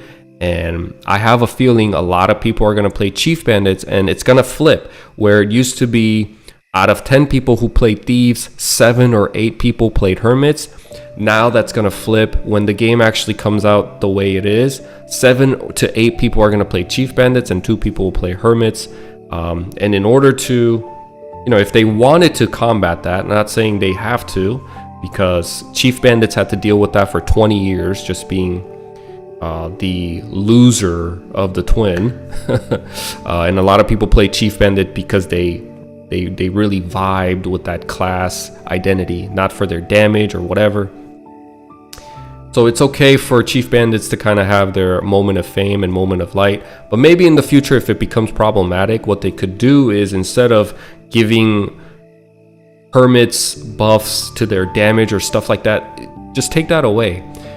People will play hermits if you give hermits their old flash jump back. The distance that flash jump covered was insane. And now they reduced it by almost like half. They cut it in half, the distance that it covers. Just give hermits only their unique flash jump how it was. If you're gonna let everybody have mobility skills with no restrictions, that's fine. If you're gonna do that and take away hermit's identity and dilute each character's identity, then cement the hermit's identity by giving them a more powerful mobility skill. Bring back the old flash jump with 0 cooldown, because Chief Bandits right now just seem way too over-kitted. They have too much on their kit. They have a lot going on. Not saying it's a bad thing, it's fun, but I just worry about what that means for the hermit, and making sure each class has its own identity that people can resonate with. You know, it doesn't have to, class balance doesn't necessarily have to happen through damage, because people play Chief Bandits even though they were extremely underwhelming compared to the hermits and other classes. People still played bandits because they resonated with them. They're a really cool class, and they're very nimble and agile, and assaulters, one of its kind. Using meso explosion is extremely unique, so you don't need to overly balance in terms of damage or making every class have the same mobility so it's fair. Fair doesn't always mean it's a good thing. I don't really like balancing classes by fair, because what happens is then each class kind of loses its identity. But you can set an identity in mind for what class does what, and this class should have an identity of this, that class should have an identity of that, and kind of build upon that. And that way you can balance the classes that way, instead of making every class the same. And that same logic and reason is why I'm not a fan of reducing arrow rain and arrow eruptions cooldown to 0. Give it at least 5-second cooldown was fine. I really thought they had a vision, which they did say they did, because if you look at their explanation up here, they say, introducing new mobility skills brought a lot of design consideration as we aimed to balance them for various content planned for the future. So they did these updates and changes while keeping in mind on how they want to go about updating and kind of progressing the game.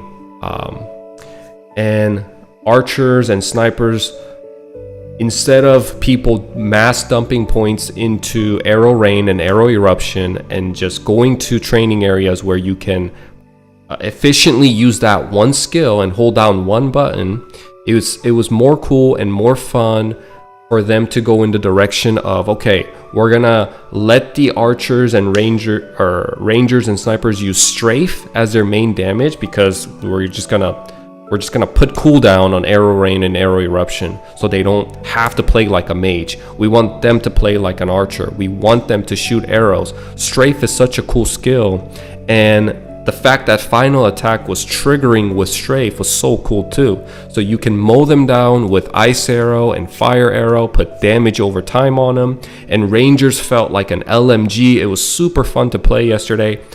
I was almost considering playing a ranger because of the changes they made, and now I'm gonna have to reconsider and probably pick some other class, because what they're gonna do if they remove the cooldown from arrow rain and arrow eruption, nothing can beat that. Nothing can beat arrow rain and arrow eruption's mobbing ability. Why would you sit there and use strafe when you can go to kill crew and captain or a golem forest and use arrow eruption mindlessly, just running around pressing one button as you jump.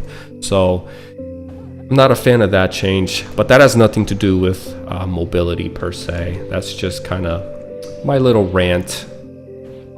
But it is what it is. I think Inkwell and Nemi got a lot of feedback from people asking them to revert back and remove the cooldowns of arrow rain and arrow eruption, and maybe they got overwhelming feedback on people saying negative things and just not vibing with it.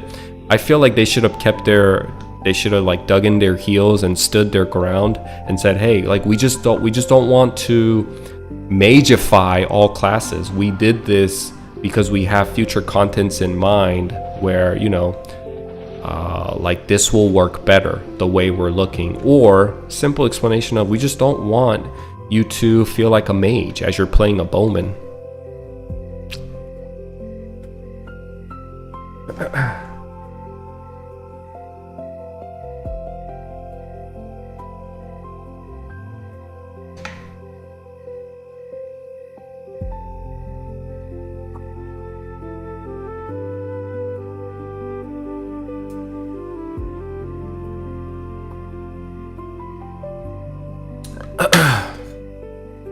I'll be right back. I'm gonna use the bathroom.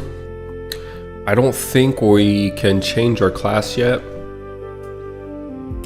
I guess we didn't use Dragon Fairy. Okay, it looks the same. Spearbuster, Dragon Fairy, it's all the same. They just changed the name. Give me 1 second. My leg.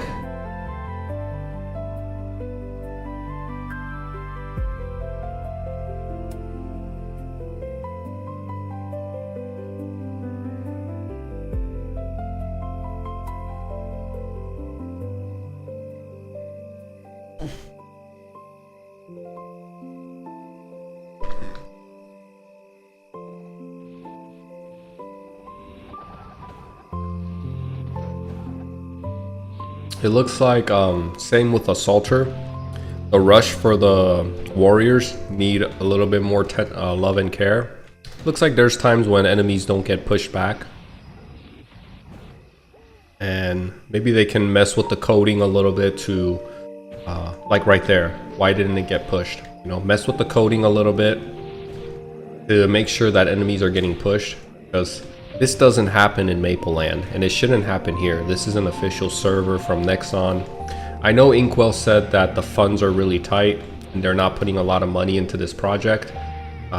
So I get it, man. Like, I understand, like, the money's tight, and yes, he's trying his best. But later in the future, when the game releases and it's a hit and they get more funding from Nexon, I think one of the things that Inkwell and the development team really needs to prioritize and look at is the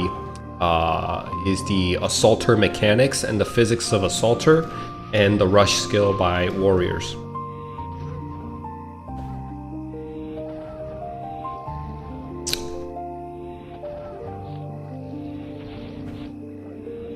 You need to aggro the mob to push it. If you're not aggro, it will not push. Is that true?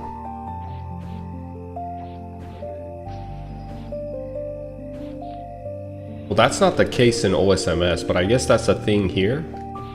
No, I was not aggro there and it pushed. Well, that's not true. It will still push if you're not aggroed. It's not that. It's just sometimes there's a glitch and it'll push. I think it's where when they're in mid-cast, it won't push. It kind of locks them in place when they're in mid-cast. I think that's the difference.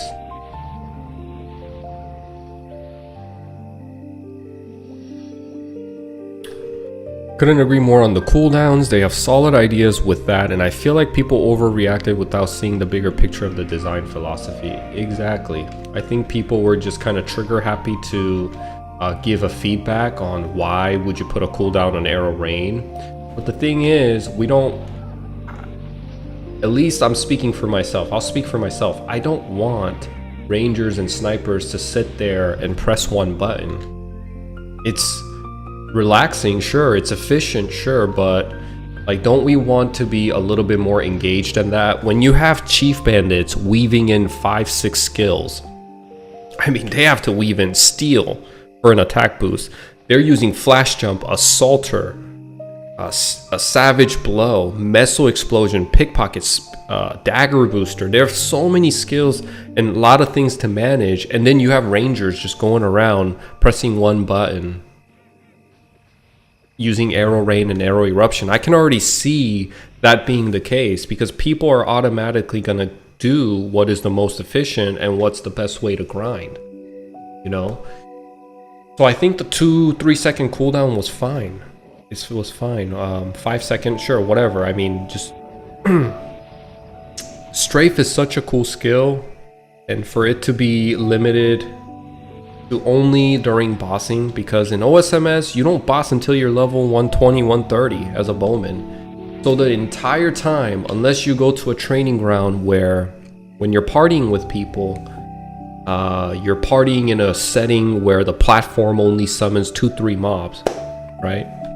Unless you're in that type of setting, why would you not just go to an area, hold down 2 platforms? Like for example, you could stand, this would be better over here. Okay, I can just show you on YouTube actually, that's probably, I'll just show you. So you could just do this, and this is like the, this is the standard place you would go as a ranger. And you just do this. It's hard to see. Maybe there's a better video. There we go. So you just do this as a ranger or as a sniper. Is this what we really want to do though? Like, is this what we want to do? All day, non-stop? You have a crossbow, you're just a mage though. Like, what is difference from that to an ice lightning mage using ice strike? This is what I don't want. This is what I didn't want. That's why I was okay, and I was actually happy because I could see their vision. I could see the philosophy on how they want the ranger and sniper class to be. And it was super cool, but to revert back to this, I worry that people will just do this. Because why wouldn't you do that? Why wouldn't you go here and spam arrow eruption and arrow rain? You know? But we'll have to see, because this is a lot of assumption on my end too. We don't know what training grounds are ahead of us. And because MapleStory Classic really incentivizes you and really rewards you for being in a party and playing with others, maybe you'll kind of get stuck in a platform like this where arrow rain and arrow eruption isn't as useful as I think it is going to be. So it won't be much of a difference, because if you just think about MapleStory Classic up till now, how people have been playing, people will get in a party in a map and everybody kind of has their own section, and depending on what section it is, arrow rain and arrow eruption might not be the most efficient way to grind. And although this map right here that I just showed you on YouTube, okay, get in safety,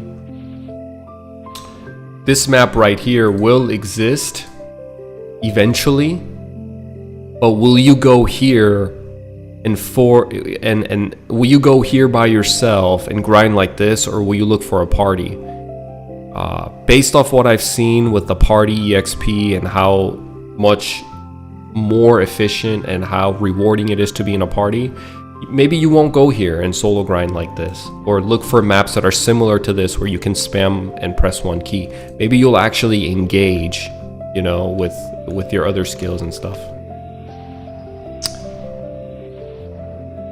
Let's see. Shamana said Rush is still bugged, and they even put out a statement saying it's bugged. Yes, aggro fixes the pushback, but it's intended to push every time, yet it is failing. Yeah, so it has to be a bug. It's not an aggro thing. I think it's a bug, and I'm sure they will get to it eventually. But using arrow rain continuously back then was super fun. You did that with every class. Crusher, arrow rain, ice striking, shining. Exactly. So to some people it might be fun, but the way I see it is that it's diluting the class identity, and you're not really playing a ranger, you're playing a mage for every class. So I understand what you're saying, and I'm sure there are people that think the way you do, Bomb. It's just the way I see it. I think each class should be unique. If you wanted to play a bow wielder and want to shoot arrows, you should really dig into that play style and not play like a mage. That's what it is.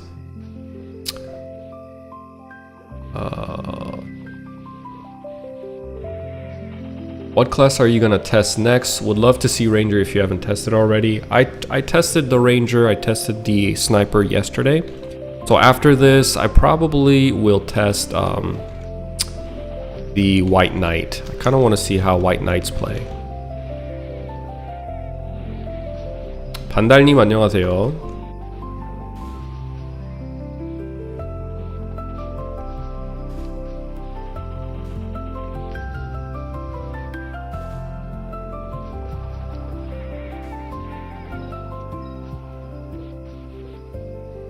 Oh, this is a toggle now. Dragon Blood is a toggle now. Huh. Interesting.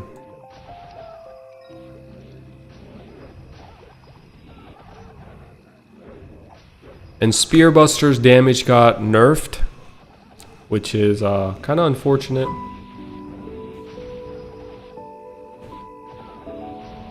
Spearbuster got nerfed, and it looks like the Thrasher, or whatever it's called. In this game, it's called something else. The Dragon Fury has been buffed. They could give Arrow Rain and Eruption range like Dragon Roar, make it more like an aggro skill to gather enemies to attack your dummy, then spam. Yeah, maybe. If you gave Arrow Rain and Eruption range like a Dragon Roar range, why wouldn't you just spam that? Like, why would you just stop at using it to hold aggro? If you have no cooldown and it has a bigger range than it does now, why would you even use it for an aggro skill? You know, why would you just not spam it indefinitely? That's what people would do. So, your idea, I'm just gonna be blunt, has flaws, and it wouldn't work. People will not use it the way you think they will.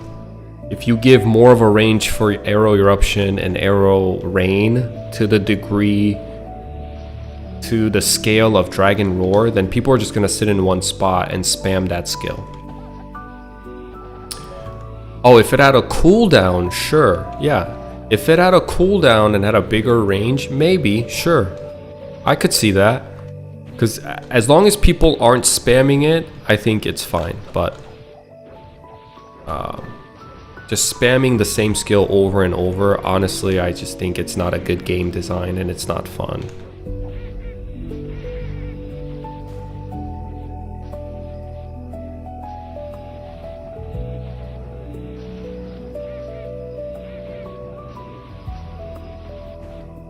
I wonder if Rush has a iframe too. Looks like it does. Let me try to time it. Oh, I think it does. Rush does have iframe. So here's another thing with Rush. Here's another thing they need to change with Rush. Yes, we already identified that sometimes mobs don't get pushed back. Like right there, it should have been pushed back. But another thing with Rush is that it should not put you... Rush should not be pushing you in contact. When you use Rush, it should not put you in contact with the enemy so that it damages you. It should drag the enemy farther back and keep your character in front of the enemy to a point where it's not touching them so you don't get hit. That's how it is.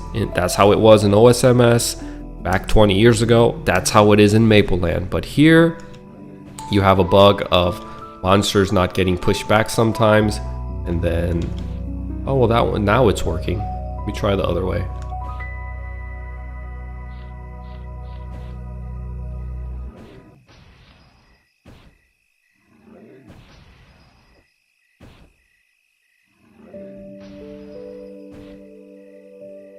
Technically, it's supposed to push and not hit you. I don't even know if this has an iframe now. Can't tell.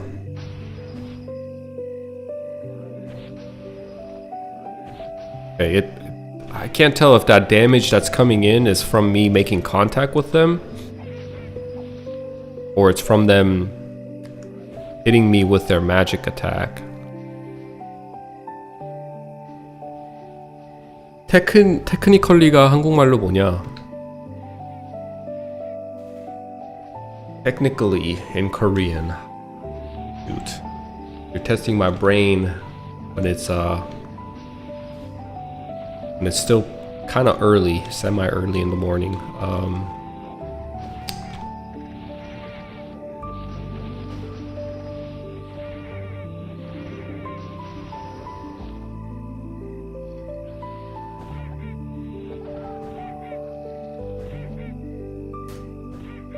기술적으로?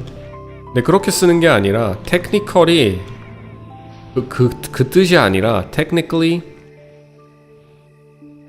그러니까 논리적으로 얘기하면 약간 그런 말. technically it shouldn't happen that way.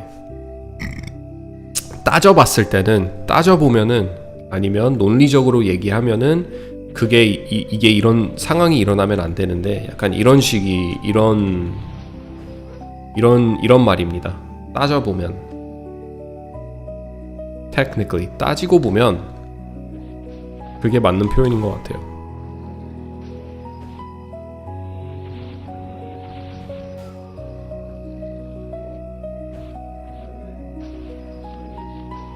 These guys have a big hitbox.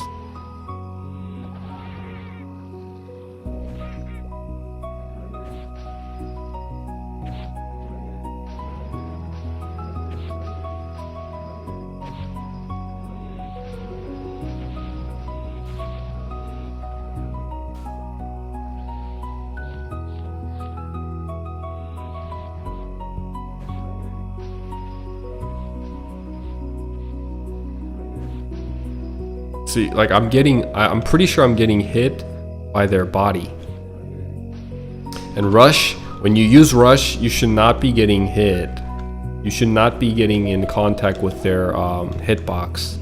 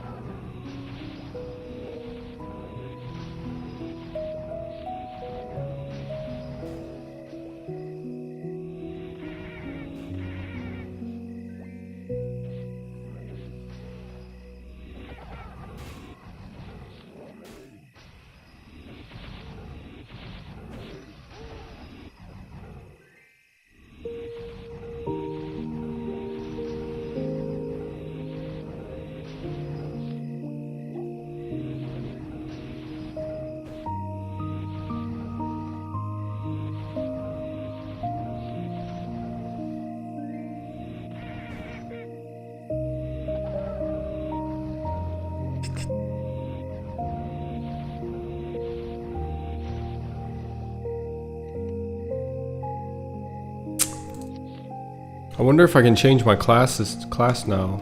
직업을 변경할 수 있는지 한번 보러 갑시다. See, this is how people are gonna move as warriors. You're gonna see warriors do this as they walk around town now.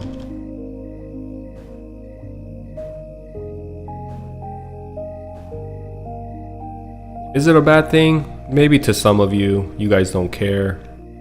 Maybe to some of you, it doesn't matter. And I guess it's really subjective on what's right and what's not right. I personally would not like to see people do this all across town, especially if you're a warrior, but I will welcome the change.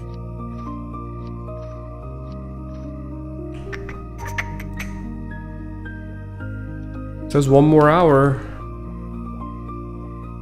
여기 서버가 어디냐? 여기는 글로벌 서버 메이플스토리 클래식 서버입니다.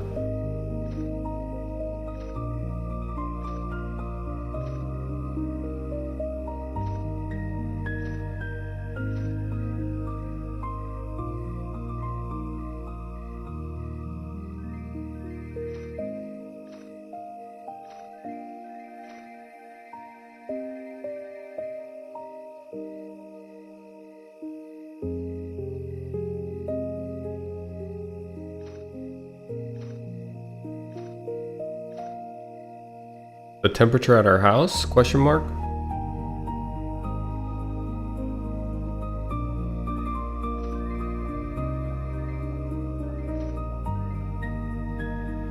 You only have an hour before left it's closed? No.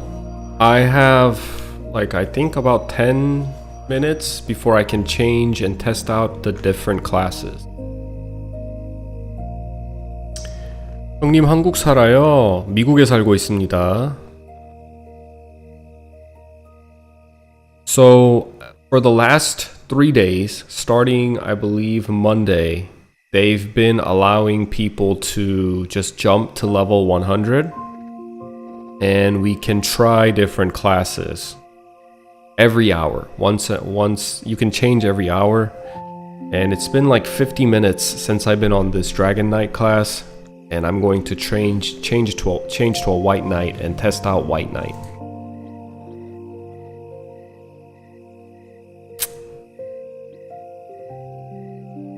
You know what we can do? We can check out, we can reset the skill points, kind of see what other skills do, especially hyper body. I'm kind of interested to see what hyper body does.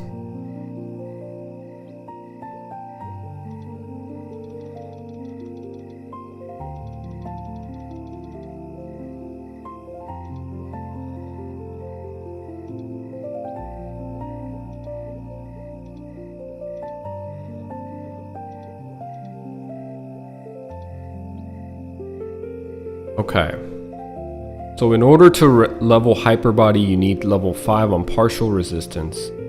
Let's see how much. Max level of partial resistance gives 35 increased resistance to fire, ice, and lightning elements. I think out of all the warrior classes, this is probably the best. Because I think Crusaders and White Knights have MP recovery. Recovers 22 MP every 10 seconds. Why would you prefer that over a flat percentage increase in resistance of fire, ice, and lightning? So I just think this is overall better, and I'm sure everybody would agree. Really great skill when you, especially since, from what I can tell, MapleStory Classic wants to put a lot of emphasis on elements, right? So a lot of classes have, especially mages and white knights, have elemental affinities in their attacks, and when you go grind with your counterparts, especially like I said, the mages, they're gonna look for training areas where they have an elemental advantage, and maybe they'll be the ones to decide where a lot of people will go grind. I'm not sure how it's gonna go, because, or who will decide what training grounds are meta and how it's gonna play out. Aside from mages and white knights, a lot of classes don't. I guess bowmans too, because they have Inferno and then Ice Shot. Those do more damage. Those have elemental affinities. So if you are playing a sniper, you're probably gonna party up with a lot of ice lightning mages, because you guys both have ice affinity to your attacks. So you're gonna go to areas with weaker ice resistance, where you have an ice advantage, and then rangers will party up with fire poison mages in training grounds where they have a weaker resistance to fire. White knights will probably go anywhere, and then other classes will go to where people are already training. So bowmen and mages might dictate where people train, and white knight will go anywhere. Thieves and warriors might go to just accommodate those two other classes and where they want to go, and it might happen that way. But all of that could really dictate on what percentage of the population and the player base plays what class. Because if we don't have a lot of players playing mages and archers, then obviously people are just gonna go wherever they want. Like maybe warriors and thieves will dictate where the training ground is, because they just have more numbers. Okay, let's look at, kind of want to check out Dragon Roar. So let's put We're gonna put points into Dragon Roar. So range is 110. Hold on. Attacks up to 8 enemies in the surrounding area with a massive Dragon Roar. The sheer shock of the roar stuns you upon activation. Yeah, we gotta try this. We have to try this. Then we're gonna see Hyper Body.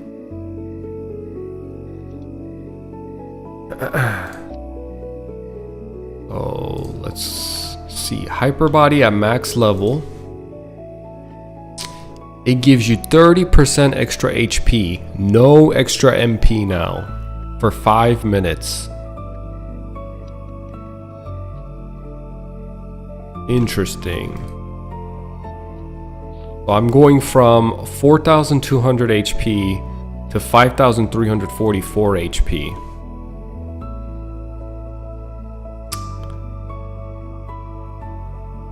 That's on Dragon Fury versus Crusher. I think so. Dragon Fury is still going to be a mobbing skill. Like I think Dragon Fury is going to be, because it has a longer X-axis reach. When you want to gather enemies and call them to your side, you'll probably use Dragon Fury, and then Crusher you'll probably use when you're actually wanting to kill the mobs after they've been gathered up. But I think both are pretty strong. I've tested it, and Fury definitely does more damage, single target damage, but the true difference I think is going to be, or the true instances where you use one or the other, is when you want to reach enemies farther away with Fury, and when enemies are gathered up and grouped up and you're right there within reach, more than likely you're going to use Crusher to grind them down. I kind of want to test this Dragon Roar. It looks like it got nerfed in terms of distance.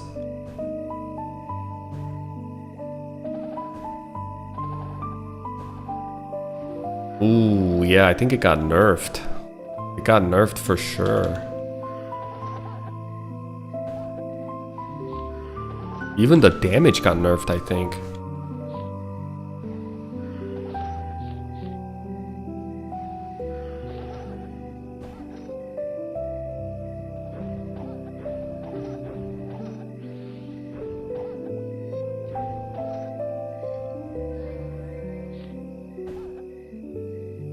It got nerfed? Mm-hmm. Looks like it.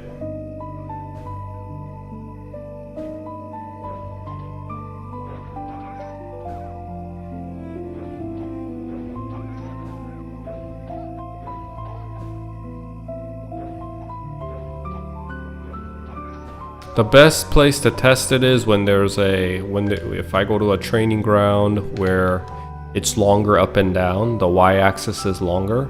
So we'll go there and we'll see.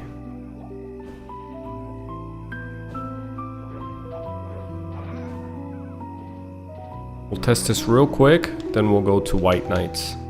Hey Naranjo, what's up, man?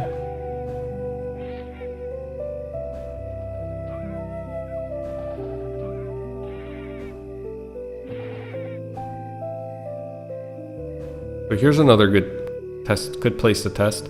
Normally, Dragon Roar should reach the penguins to my left and the penguins to my above, and it still reaches.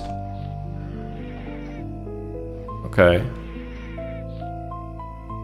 Kind of want to see the difference in description now, because Dragon Roar says, oh, it says range 400%. Okay, so it did not get nerfed. Sometimes this game has a buff. When you allocate the point and you hover it back, it still shows the level 1 skill description. You kind of have to like close the skill inventory or move your mouse away and hover it back. Now it's showing the accurate skill description. It has a range of 400%. Range has not been nerfed. I am on Twitch as well. Range has not been nerfed. The damage has been nerfed though. Looks like the damage definitely has been nerfed. I'm gonna check to make sure that's the case.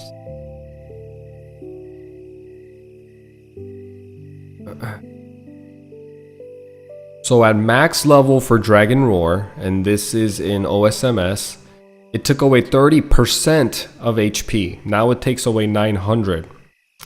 And the damage was 240% with the radius of 400%. So as we can see, the radius of 400%, range of 400% is the same. They have nerfed the damage for this skill. And it consumes less HP.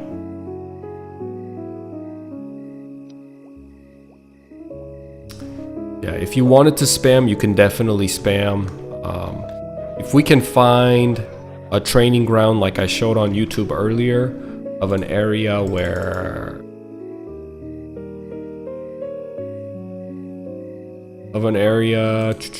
see if I can pull it up.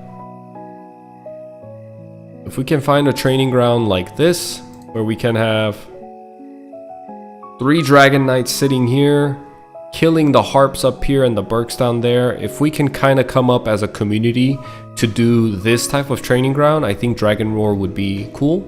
But I don't like the idea of just sitting there spamming Dragon Roar by myself in an empty map, just because it's easy. It just seems pretty boring. The idea seems boring. I would rather use Crusher and Fury and be a little bit more engaged. There's got to be a reason why they gave us Rush and Second Job, right? Gotta make good use of those.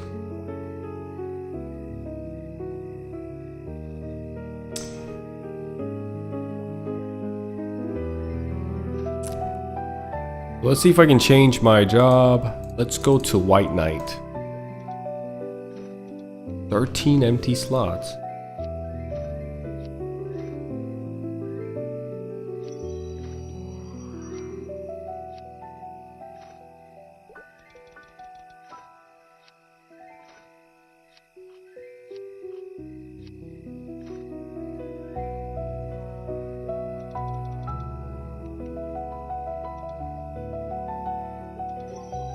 Okay, there we go. Our White Knight now. A White Knight I am not too familiar with, so we'll be learning together. I'm playing White Knight right now and it feels good. I'm just worried that they won't be able to max their charges. Okay, let me see how this works. Okay. I'm gonna do the same thing here.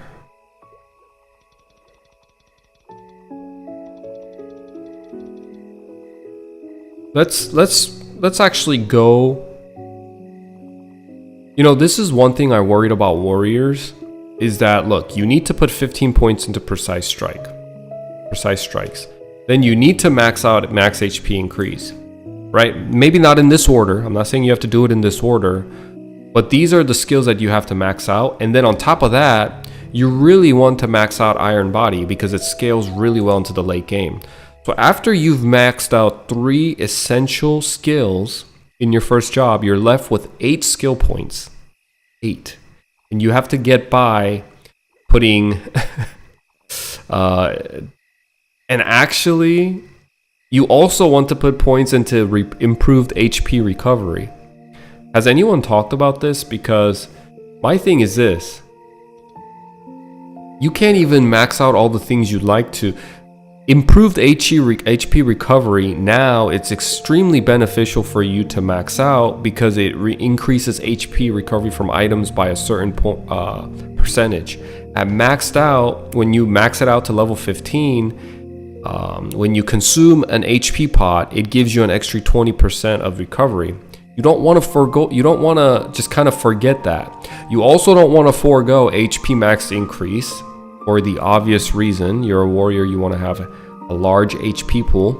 You don't want to forego critical rate and accuracy either as a warrior. And you don't want to forego Iron Body. So you just really have no skill points. And I'm not sure. Maybe like there's some leftover points from the second job that we can kind of dump in here. I think blunt weapons are going to be better than sword mastery. 20% chance to ignore enemy weapon defense seems a lot better, especially since we had that whole spiel earlier with Dragon Knight, trying to figure out how relevant and how effective and how does it really make a difference to have weapon defense? At max level of sword mastery, it gives you plus 90 weapon defense. And as we saw earlier, 90 weapon defense you can't even feel that. So I think blunt weapon mastery is gonna be king, to ignore enemy weapon defense. And it doesn't state that it's not applied to bosses. It doesn't say that. When skills don't apply to bosses, it will say that in the description.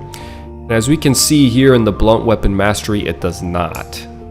So this will apply to bosses too. You can ignore bosses' weapon defense, which is insane.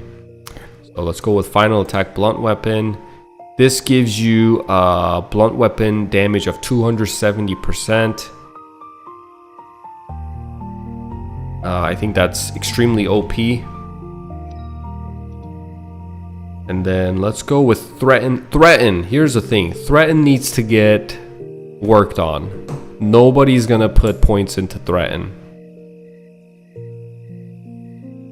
Right? Who's gonna put points into threaten? Show of hands. Who's gonna put points into threaten? I guarantee you everybody still has their hand on their keyboard, and nobody's raising their hand. This skill they need to change. So the way they changed in Maple Land is at max level, and it applies to bosses too. You can put threaten on a mob, boss monster or regular monster, and they take 7% more damage from a player that's hitting that monster. So essentially it gives a raid wide. It's not even a party buff because it's a debuff on the mob. So if you go in as a raid of 24 to 30 people, you're essentially buffing them all up. Everybody that's hitting the mob, maybe not the bishops, but now that's probably going to change too with the class philosophy. Everybody gets a plus 7% damage increase with this skill. But here in MapleStory Classic, I can't see people putting points into this. Maybe they'll just put 1 point into it. In Maple Land, all the white knights have a thing where this is their hello, how are you? This is their way of greeting people. So they go up to people and white knights will face each other and use threaten on each other, and it's their form of endearment. Maybe it could be an emote, used as an emote, but that's it. Let's see, blunt weapon booster. So you do have 30 points left over at this point. You could just put 1 point into threaten, and then you could kind of go back and maybe put points into improve Oh, you can't put points. You can't reverse. You can't put the points you earned in your second job into first job. I forgot about that. So what do you do at this point? These are all so expensive, or also important and essential. Maybe you can take Iron Body out, but because it's a plus 25% boost, I'd imagine, although we didn't feel it in this beta, in this testing, maybe when we're level 100, 110, 120, we really want to have this plus 25% weapon defense boost. We don't want to forego crit rate and accuracy. We can't forego max HP percentage. The only thing we can do is dump 11 points into this and just use base attack. Regular attack all the way through. Probably max the attack skills and but that's the thing, that's bad design, because it's making you AP and SP reset shouldn't be mandatory. It should be something it should be a luxury. You're spending real money on a free game. That should not be the design. So this is a flaw. Maybe they can reduce precise strike to only level 5. That gives you 10 points, and then reduce Iron Body to level 10. I think they do need to do something about the first job advancement, because this to me doesn't seem right. You have 4 essential skills and then two skills that you use to grind to get to level 30.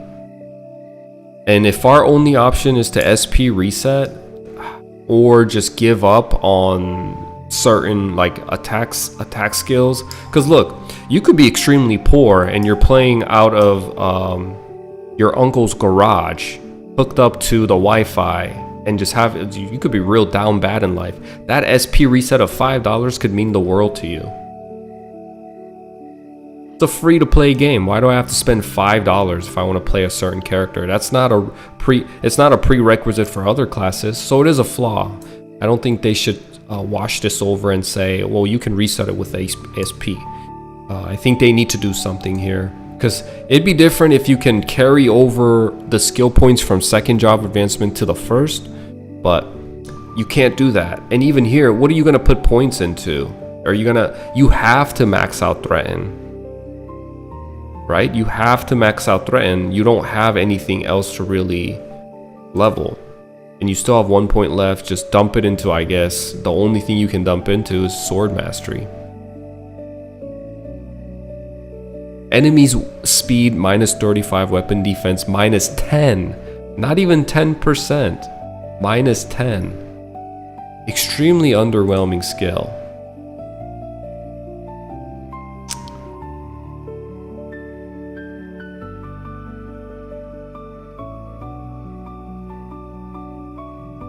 I also think I saw Power Strike is stronger than Charge Blow. A single target, I mean. Let's look at third job advancement skills. We have improved MP recovery.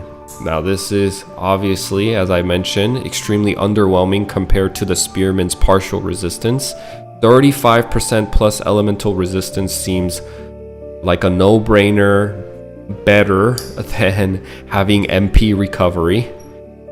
Now let's look at the charges. You have lightning charge, ice charge, fire charge. So things have changed now where lightning charge isn't stackable, and all charges do basically the same damage. The only difference is they have different effects. They do the same damage, and the difference is going to come on what mob you are grinding. If you are at El Nath, fire charge is going to do more damage because they have fire. Enemies have fire weakness.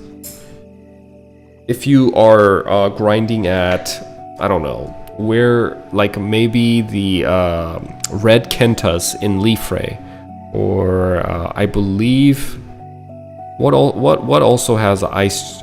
I think pirates in Ludibrium also have an ice weakness, right? So depending on what map you go, you get where I'm going at with this.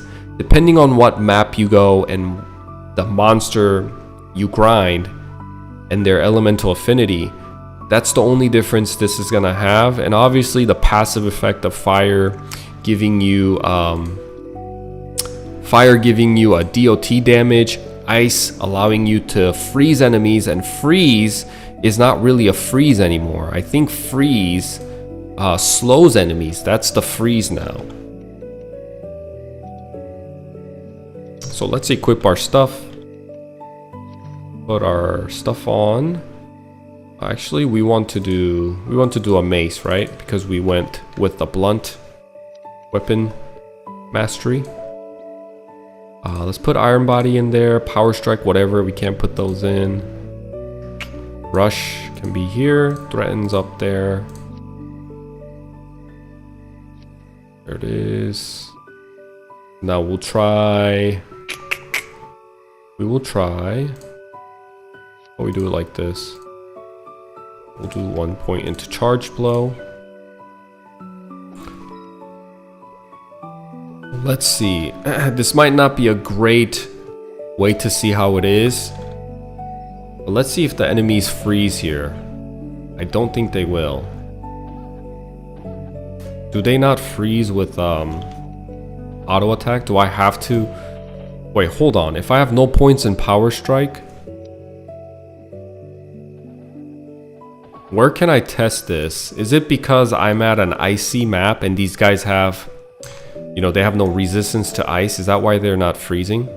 They're ice resistant. Okay, that's why. Okay. I just wanted to make sure.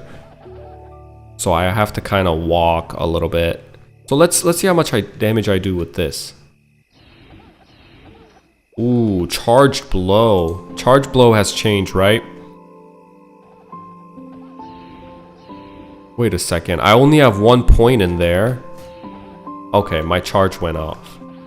So when at max level, Charged Blows, from what I read in the data mine, At max level, charge blow now maintains the charge state at 100%. It used to not be like that. It used to not be like that. It used to be, I believe, an 80 or 90% chance. It was high, but it would kind of take away your charge. And the reason why people didn't use charge blow was because it just took too much time to put 2 charges on. It was another difference was, like I said earlier, in OSMS and Mapleland, you can stack lightning charge on top of either fire or ice charge, and it would do more damage. But now each charge is its own thing, and you can't. I don't think you can charge stacks. Yeah, it changes. Your stacks change, right? They don't stack anymore. So, that's another thing where, like, even if you don't have charged blast mastered and it's not at 100% just yet, you can still, it doesn't eat up too much time to kind of just put the charge on and keep grinding like this. Let's see how good Threaten is. Wow, dude. This is gonna be real nice. I mean, I guess there's some utility to it if you want to get technical. Minus 35 speed, but you're a warrior. I don't know. Maybe, like, I'm not saying slow is bad, right? That's not what I'm saying. What I'm saying is that for archers, it makes sense to slow enemies to keep them at bay. But for warriors, something like a slow, I just feel like it's not that useful. It's not as useful as it is for archers. So instead of Threaten giving them less speed and only reducing their weapon defense for 10, they can revamp this into something else. And I really like the way they did it in Mapleland. It made them viable for raids. It made them into a member that can be considered on taking. They had some sort of party utility skill. And now that's not the case here.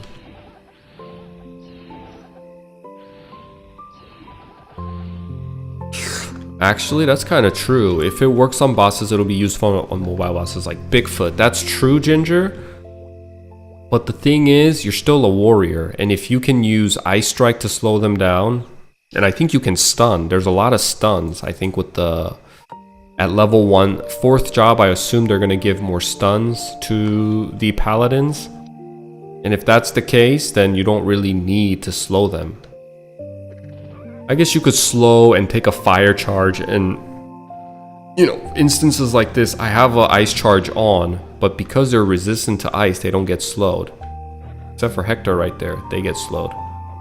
And places like this, I can just put Threaten on and slow them all and do it this way.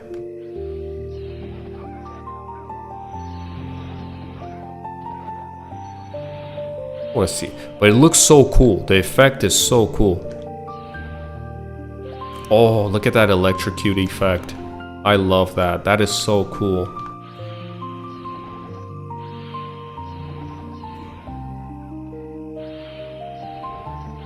영어 발음이랑 표현이 네이티브 정도라고 생각하나요? 영어를 더 잘합니다. 한국말보다. 영어를 한국말보다 더 잘하고, 한국말은 모국어이지만 이제 많이 부족하죠, 옛날보다. I'll be right back. I'm gonna use the bathroom.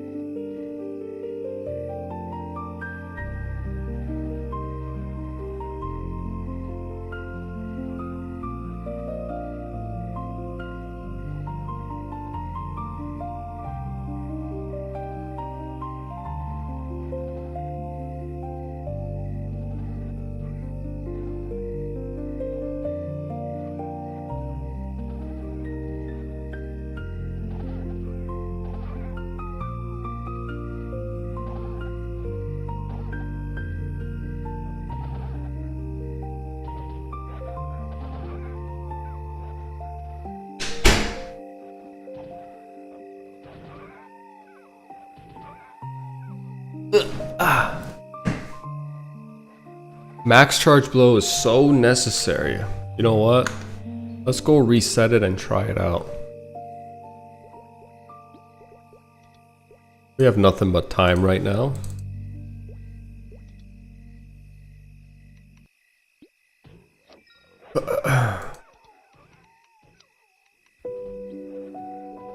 Okay.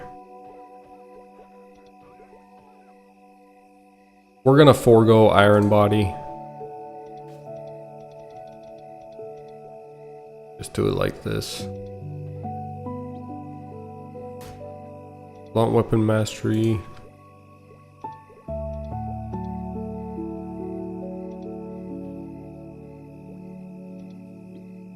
So Charge Blow at level 1 does 150 damage, 40% chance. And it hits 4 enemies. Slash Blast at max level does hits 4 enemies only at 130%. And Power Strike single damage 260%. Is this going to be like better than both of them put together? So Power Strike and Charge Blow is still going to be I guess people will still use Power Strike and use Charge Blow. If there's like even 2 enemies on a single target, you would use Power Strike. But if there's more than even single enemy, if there's 2 enemies, you want to use Charge Blow. Because at max level, it maintains your charge state and it does more damage than Power Strike. Because you're hitting 2 enemies for 210% each. That's 420%.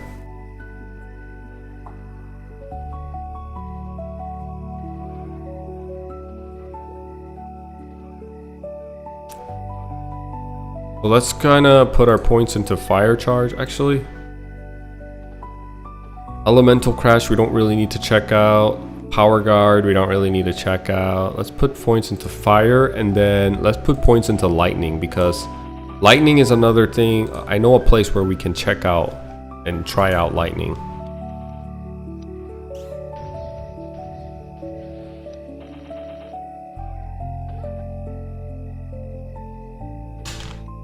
Let's try the Fire Charge. I love that final attack. Wait a second. Does final attack not trigger with Charge Blow? Oh, it does. It does. Awesome. What's my guard rate? Does it tell you? I wish there was like a guard rate. It shows you like what your guard rate is, but it seems like it's not showing me. Gives a chance to block enemy attacks entirely, but what's my chance rate? Is there a way to know?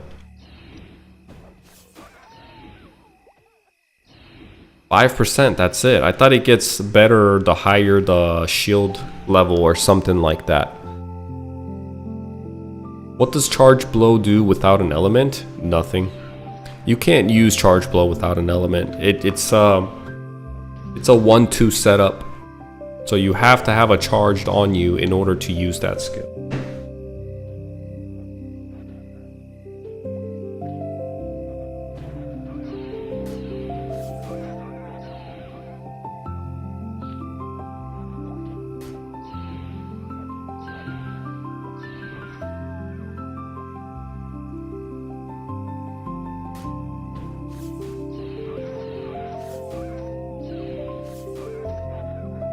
Okay. Can you just leave it there? Thanks.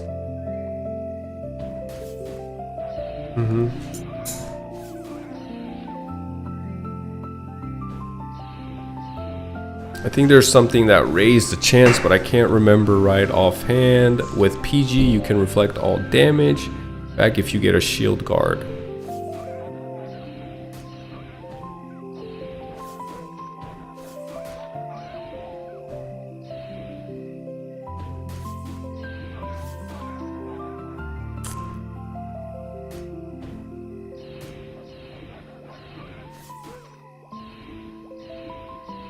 브라우님 안녕하세요.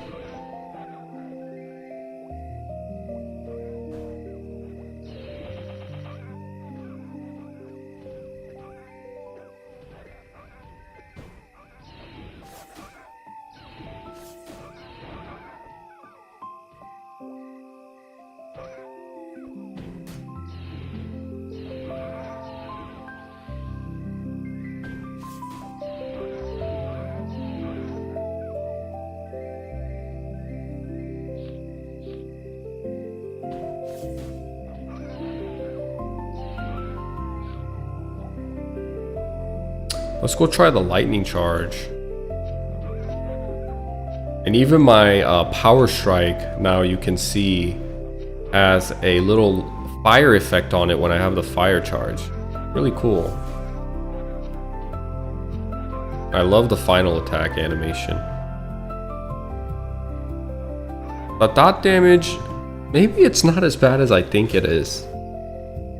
I'm not sure.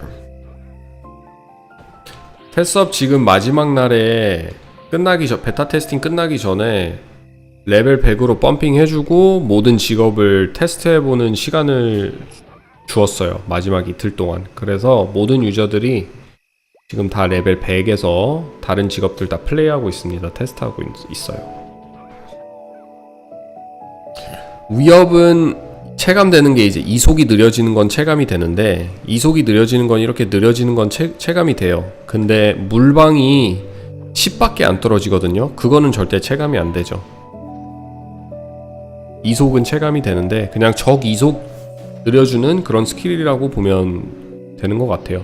위협은.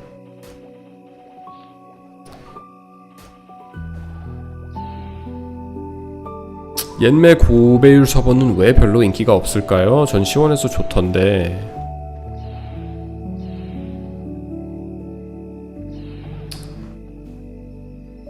이제 옛날 메이플 하는 사람들은 대부분 다 낭만을 쫓는 사람들이기 때문에 그 낭만이 무너진 옛날 메이플 스토리 서버를 할 바에는 그냥 요즘 나온 그래픽 좋은 빠르게 게임을 즐길 수 있는 그런 게임을 더 하려고 하지 않을까요? 옛날 메이플 스토리를 하려고 하는 사람들은 다 어느 정도 추억과 낭만이 있어가지고 하는 건데, 그냥 시원하게 빨리빨리 미는 걸 원하고 그거에 재미를 느끼는 분들은 주로 본매나 아니면 요즘 새로 나온 게임들을 하겠죠. 그래서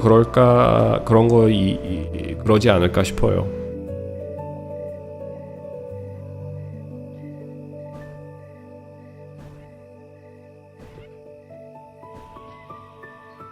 I guarantee you we're gonna see warriors do this throughout town.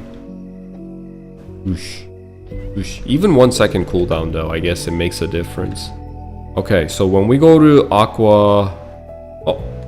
Oh, they haven't released Aqua Road yet. I guess it doesn't matter. The reason why I got Lightning Charge over Ice Charge to showcase is because if you go to Aqua Road, because all those monsters are weak to lightning, I was gonna go there and showcase my lightning, but guess not.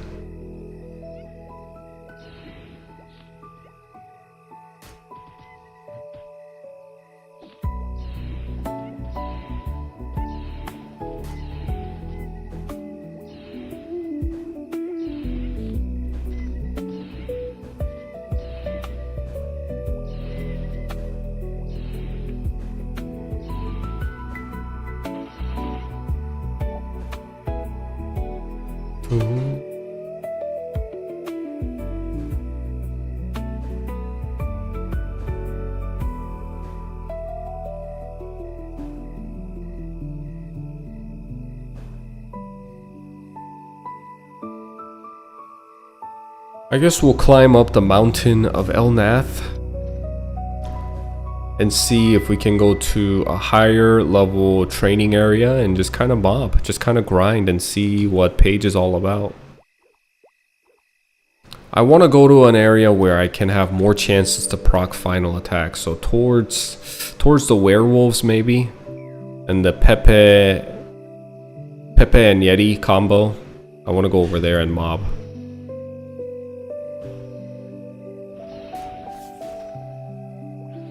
Final attack is so cool, man. I just love final attack, especially on warriors.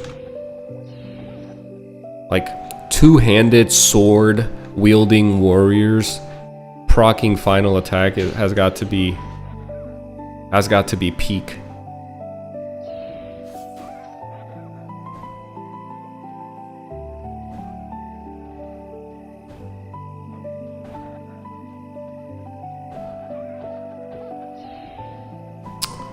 글로벌 메이플인가요? 맞습니다. 맞아요. 글로벌 메이플스토리 클래식 서버입니다.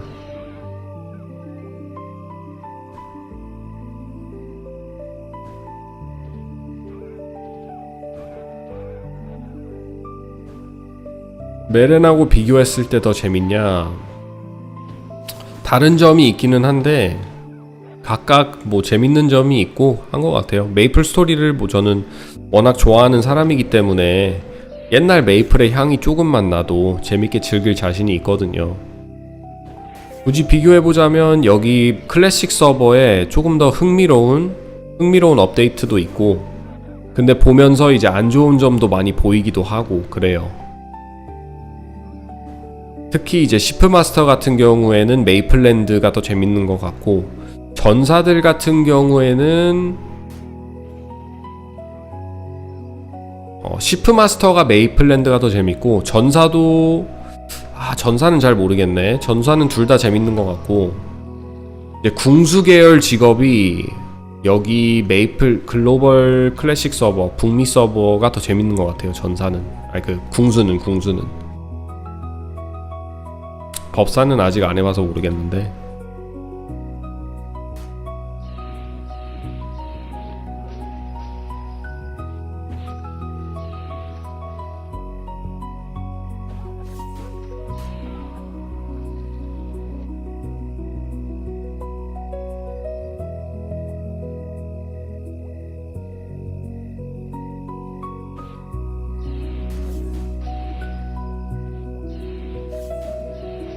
지금 메이플은 재미없냐고요? 지금 메이플도 재밌죠.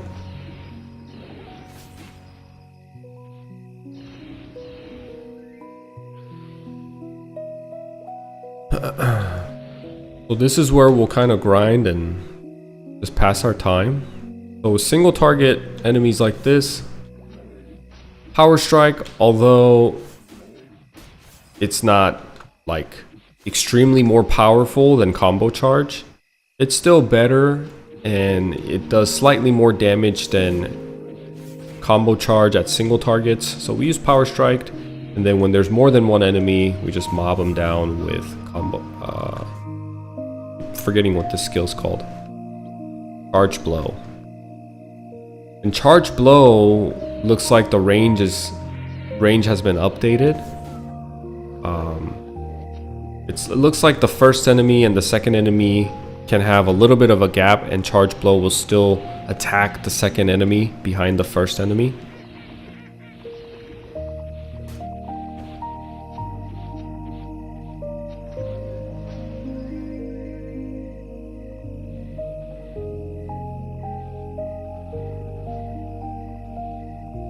돌진 스킬 버그는 지금 버그 있는 건가요? 버그 있는 거예요. 이거 돌진 스킬이 버그를 이미 알고 있다고 말했고, 가끔가다 이렇게 안 밀리는데 이거는 버그라고 합니다.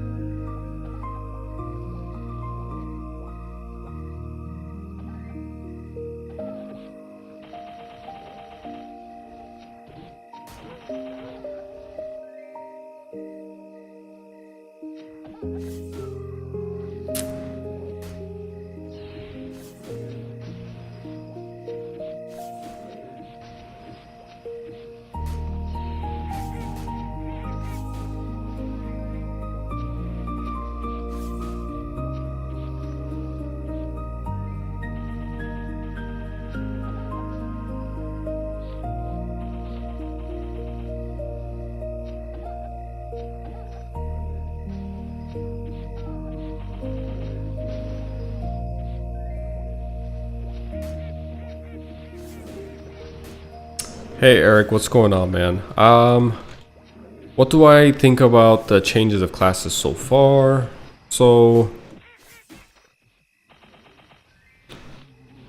I think overall, just to give a quick answer, because I don't want to repeat like that's all I've been doing this morning is talking about my opinion about everything. So there's just so much to cover. But overall, a couple of things I'm disappointed with and a lot that I'm happy with. Yeah, I'm so glad they changed the assaulter back 100%. And flash jump being on 0 cooldown is nice. I don't think it really mattered for other classes to have a cooldown. I think it was actually better, in my opinion, for other classes to have a slight bit of a cooldown. For many reasons. One is cement the identity for hermits and thieves in general, for them being mobile.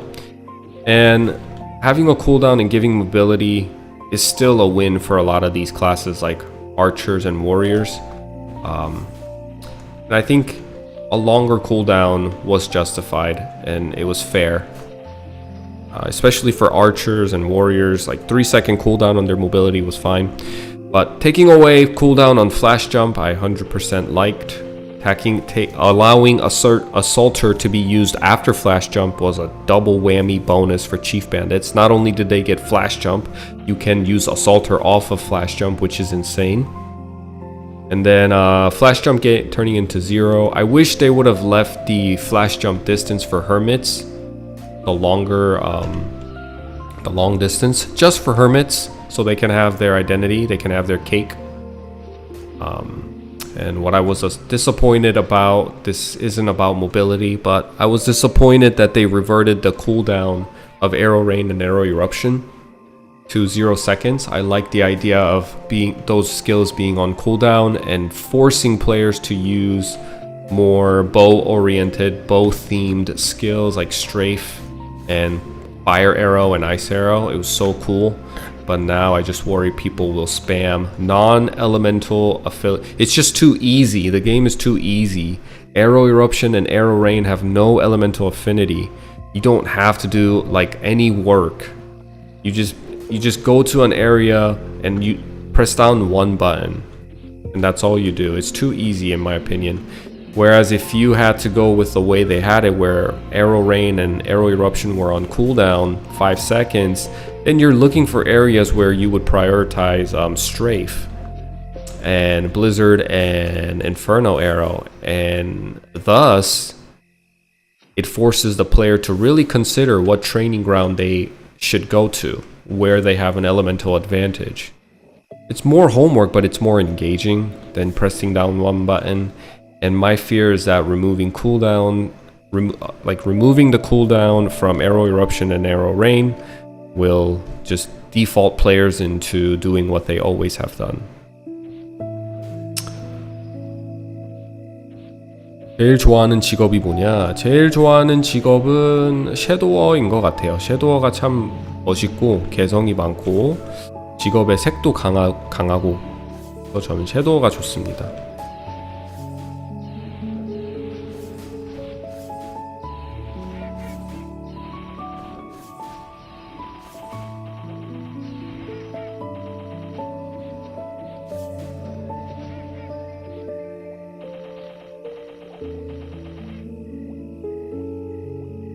$25, $24, $240 damage every second is not it. Well, maybe it wasn't a damage skill, and maybe they didn't want it to be a damage skill. It could be something else. It could be a quick skill that you can weave in to grab aggros from monsters above you. Give it a bigger range, and maybe it could be just to get aggro of mobs. But other than that, yeah, if that's not the case, then don't put points into it. Make it irrelevant. That would have been fine with me. Make arrow rain and arrow eruption irrelevant. That's fine, because you know what? Blizzard and fire arrow had that, especially inferno arrow had that treatment for the past 20 years. All the rangers just forewent inferno arrow because it was useless. But now change it up. Look at that guy using strafe up top, extremely cool, and final attack triggers with it. An inferno arrow, when you hit, it does a impact AoE damage and puts dot damage on all the enemies. Super fun playstyle. I mean, I played it yesterday and I loved it. I think it's the most fun I had. I had more fun on the ranger than I did on the chief bandit. Like, not even kidding. It was that fun, and I really loved the approach. But now they're kind of going back to the old ways.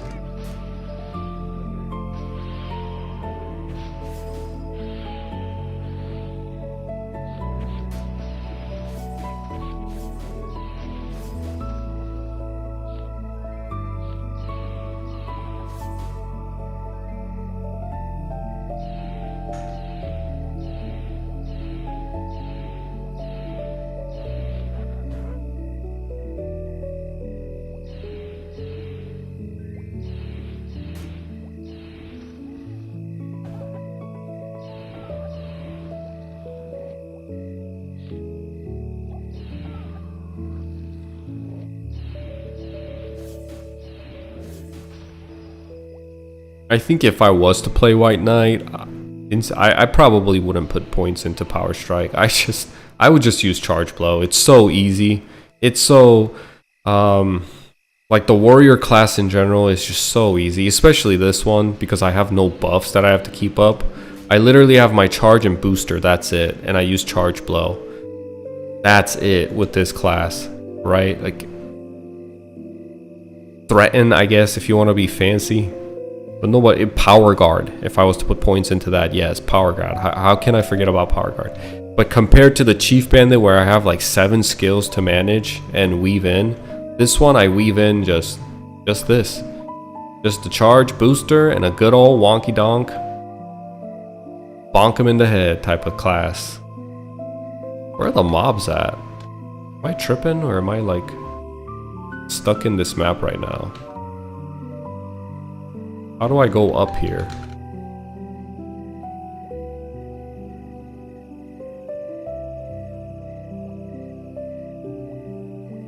Oh, there we go.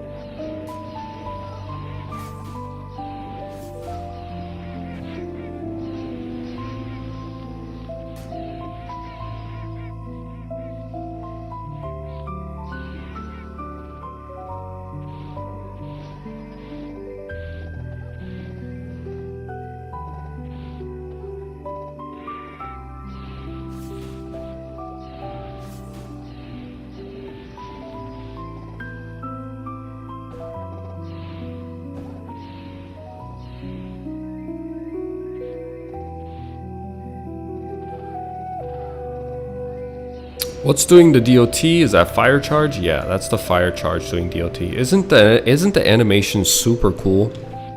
I think it's sick, man. I love how they did this. And let me show you lightning charge. This is also cool. Look at that. He's stunned. That's so cool. So basically, I'm trying to think why you would use freeze over electrocute. Can someone tell me why? An instance why you would use a slow over electrocute. Like if you want to do more damage, sure, fire charge with thought. But why would you use ice over lightning if the lightning stuns and the ice only slows? In what scenario? Maybe the training ground is only available in your level to use, like there is no lightning weakness mobs around your level and you have to go to an area where you use ice charge. Ice weak enemies? Yeah, I think so. That's the only time when you have ice weak enemies, right? You use ice when you have elemental advantage, correct.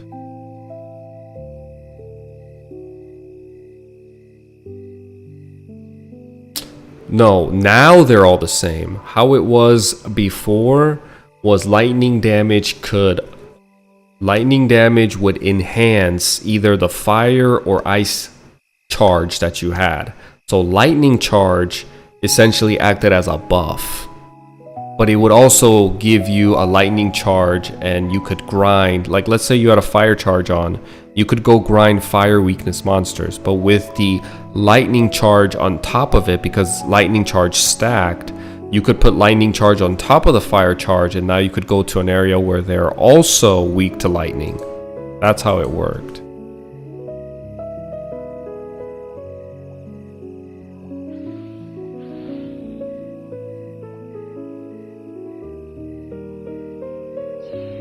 You couldn't double up? Well, I don't know how far back we're going then, but what I'm used to is the one that I'm playing in Maple Land, and that's pretty old. That started back in like 2006 in Korea, so probably 2007-8 here in GMS 7 probably.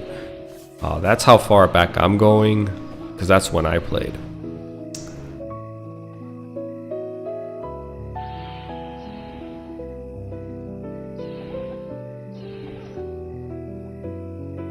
I wonder if they removed the drop rates now. I haven't gotten a single equipment from these guys and a single scroll either.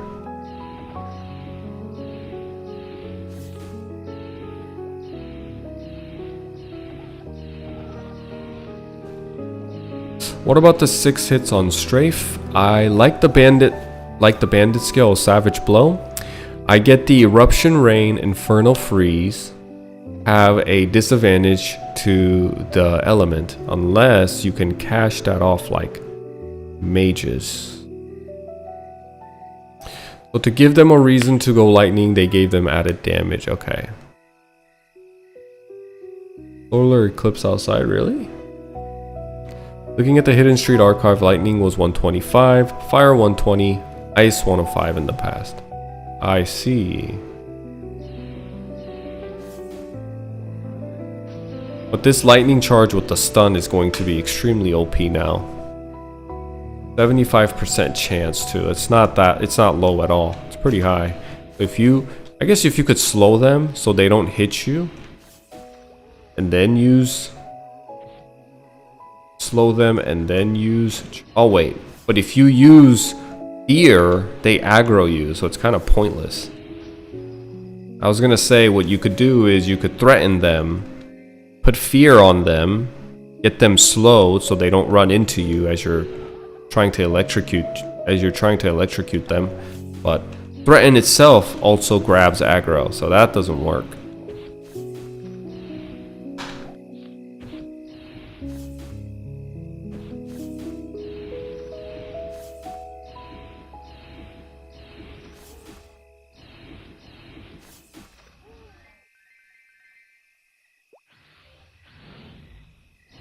I will say the skill effect looks really crisp and good. The game just feels beautiful. Like the game looks beautiful, I'm not gonna lie. Not like, you know, obviously not 4K GTA 6 type of graphic, Crimson Desert type of graphic good, but it's in its own way, in its art style and its own art style and design. They made it really crisp. And it's just nice. It's really easy on the eyes. I love it. I love all the little details they added.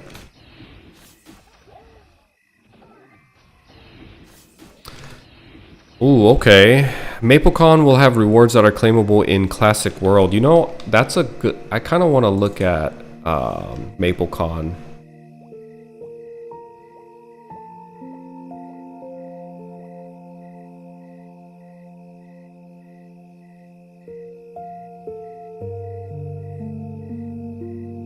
Let's see, MapleStory Fest 2026 in the Hill, Los Angeles. How beautiful is this place? Let's look for Hill, Los Angeles. Wow, this is where it's gonna be. Is this where the rich folks live?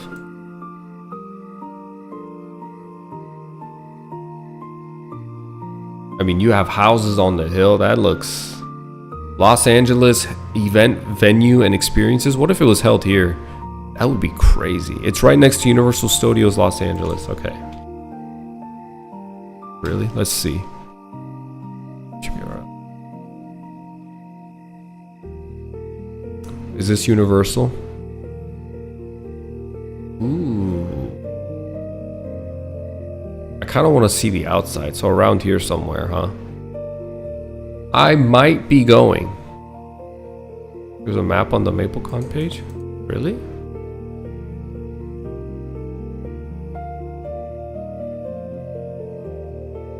Where's the map? Oh, right here.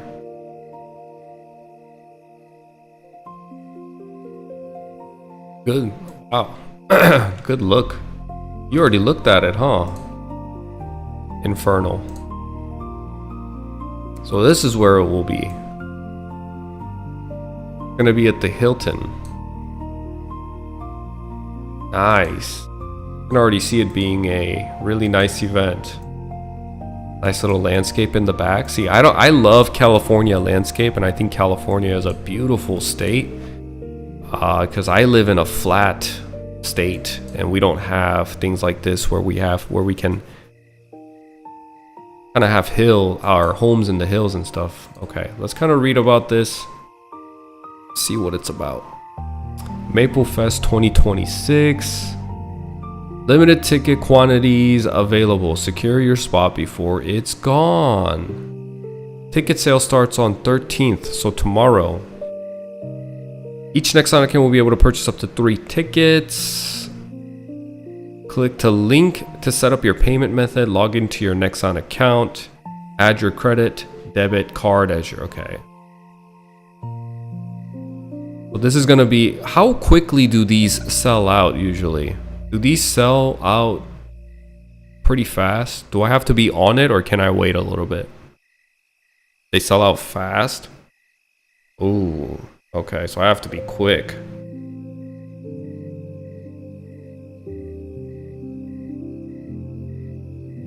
About the event. Prepare for an unparalleled premium showcase experience as global MapleStory takes center stage at MapleStory Fest 2026. MapleStory Fest 2026 is packing more excitement than ever, featuring high-quality showcase sessions, exclusive merch, and live musical performances. Okay, look at Inkwell here.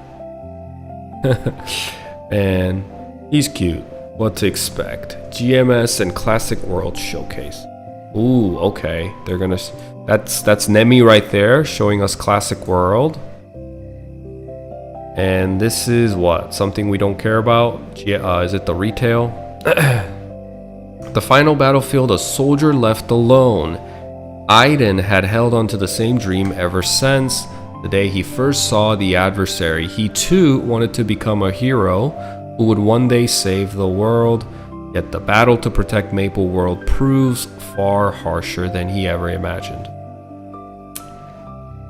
Like within the first hour they were gone. Damn, dude. I gotta be on it then.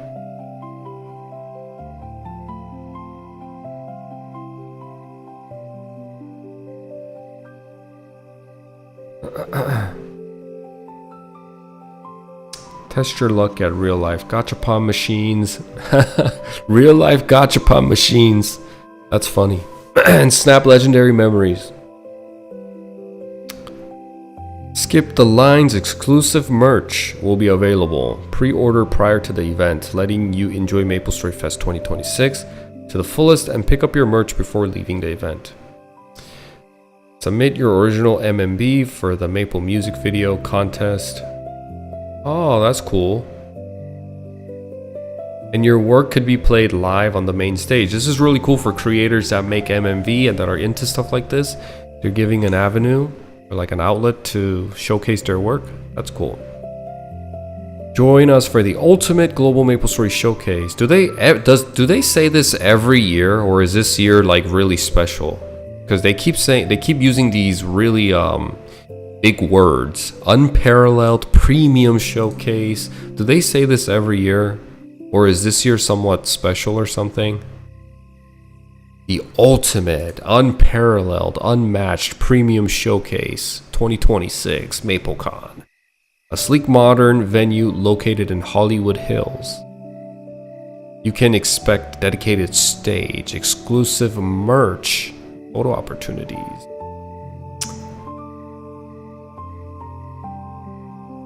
Pretty cool.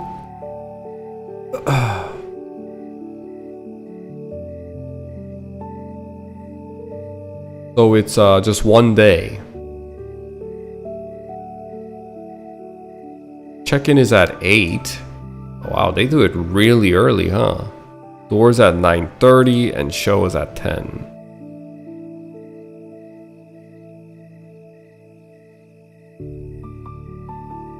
What are the hours of the event? 8. Do I need a ticket? Yes, obviously. How do I get personalized attendee badge? After purchasing your ticket, go to my order page and select your favorite character to appear on your ticketed badge. So you can customize your attendee badge. If you purchase additional ticket for your friends and family, please make sure to coordinate with them to receive their character codes, which can be found when they log to their My Maple page. Cool. How do I receive in-game item rewards after purchasing tickets?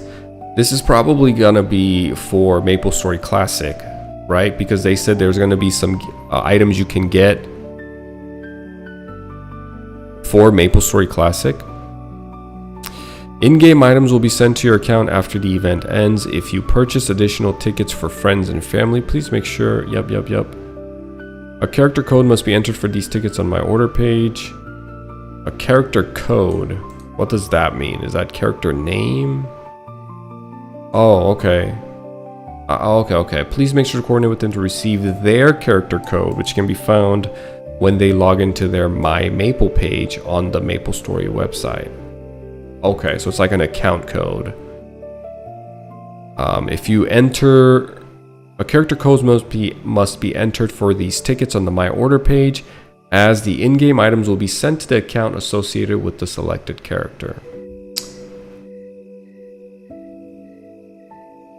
Ooh, so my son is actually only 1.5 and he's gonna be like 1 and 9 months in October. So we can actually take my son, my wife and I for free. Is photo identification required? Okay, yeah. Anything more about MapleStory Classic?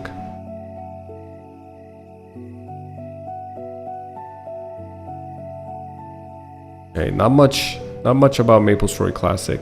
I'm trying to figure out where they said they'll give you an item for MapleStory Classic. They don't really talk about that.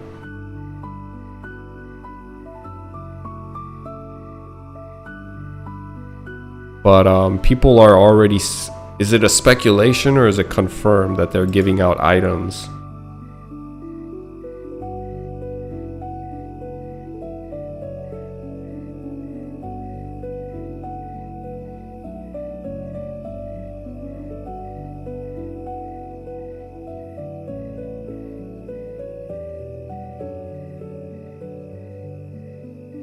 You have the link, can you share? I think you can try to put it on chat, but I don't think it'll show. So another way you can share is through Instagram. If you can find me on Instagram, IG Johnny TV, and you can send it as a DM and I could open it. Did they say anything about, go back to MapleCon, about official release? No. To tickets? Oh, I see. Okay. Here's where, okay, I see. Thank you. So here's the ticket details. Bronze, silver, gold. Let's see the difference. So this is your badge that you get, attendee badge.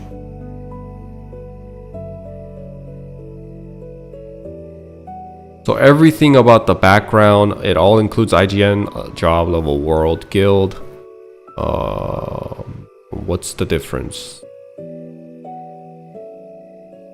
Let's see. Exclusive in-game rewards for both GMS and Classic World. Oh, interesting. Pre-order merchandise online. Okay, we're gonna get to this. Separate check-in line for gold. If you spend $100 more, you get a separate check-in line. Exclusive photo meet and greet with Inkwell, Dr. Lim, and Nemi. I see. Every time I say I see, I think of K-pop Demon Hunters, the tonic doctor. Yeah, it's very expensive.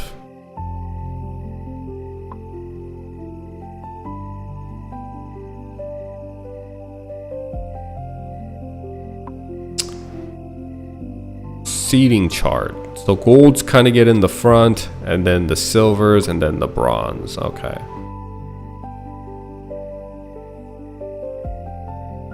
This is talking about the badge. Okay. This is just talking about the badge. Of course, my thing wouldn't really matter because I don't have a retail server character. Can you... You couldn't have a character card for your Classic because Classic wouldn't be out. But what if you were in beta testing for Classic?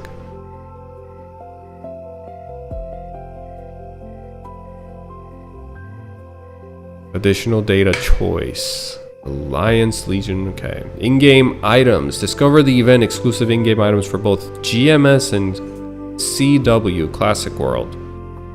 MSC.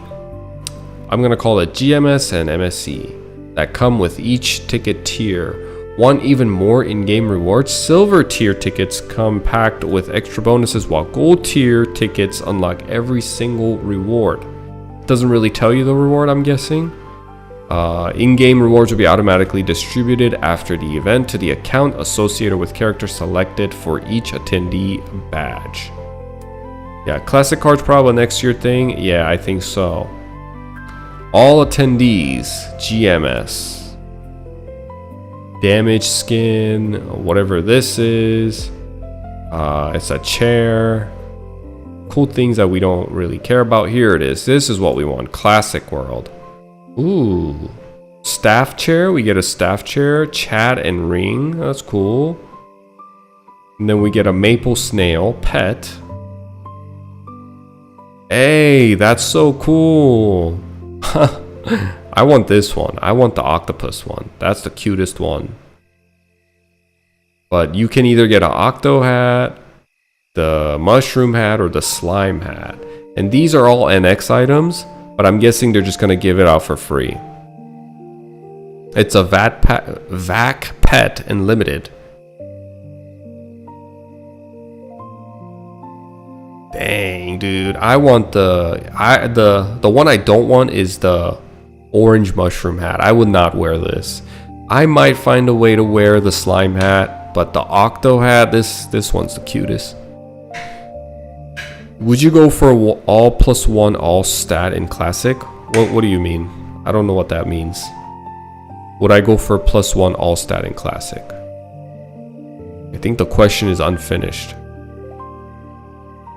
MapleStory Fest 2026 decoration package, GMS.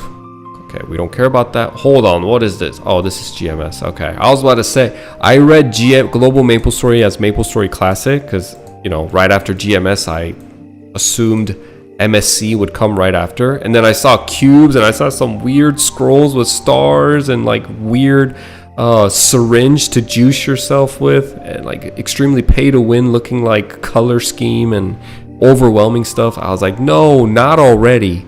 Not already, man. They're already introducing P2W and weird crap. But no, this is GMS. We don't care about that stuff. Okay, what's the details? Ah, I see. I see. I see. So here's just more detail of what tier of tickets, depending on what tier of tickets you buy, what you get. MapleStory Fest decoration package. What is this? Where's the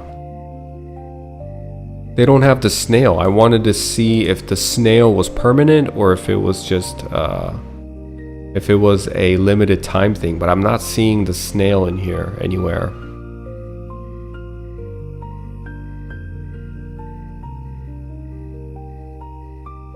Yeah, that's what I'm saying. What are we talking about? Are we talking about all stat +1 ring? Oh, scroll down. Okay, okay. Ooh, okay. MapleStory Fest Maple Snail. Classic World. Oh, duh. Classic World. I was up here looking at this. There's Classic World down here. Everything looks like it's permanent except for the... Oh, they're making aesthetics like plastic surgery and changing your hair salon a limited time thing. You know, that's how it was in GMS. But in MapleStory in Korea, the hair and face coupons were permanent. But I'm okay with them making a 90-day. That's fine. That's fine. You know, they gotta make their money somehow. Just do not introduce gachas or cubes and stuff like that, and I'm chilling. The coupon is limited. The hairstyle stays. Ah, is that what it is? Is that what it is? If the ticket came with an item that gave +1 all stat, I'd probably buy a ticket just for the item and not go. Dang, really? I would like to go. I've never been to an event like this. You know, I've never been an event goer, But this would be cool to attend and take my son to. And even for me, I would like it. I might think about taking my family out there. And then you get gift bags, which is really cool. Is this a poster? Vinyl record and a pin. Vinyl record? What is this? A CD player or something? Like a vinyl player? The music player thing? Because this is a lanyard, and I'm guessing this is the pin. You have your gift bags, and this has to be the vinyl record. Who has a vinyl record player in their home? Like, the average American do not have a vinyl record.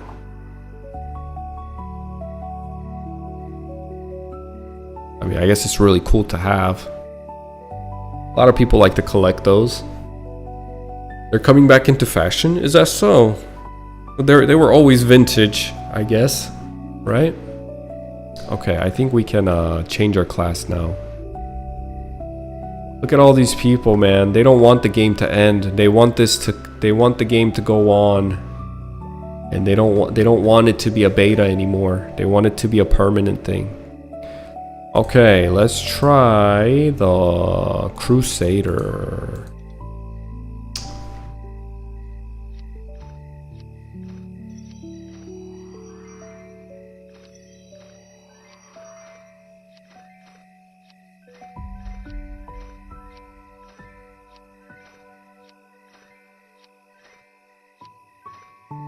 Are they having MapleCon this year? Yeah, they are.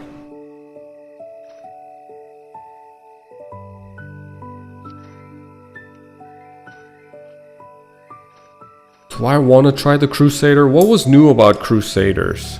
Were Crusaders even interesting?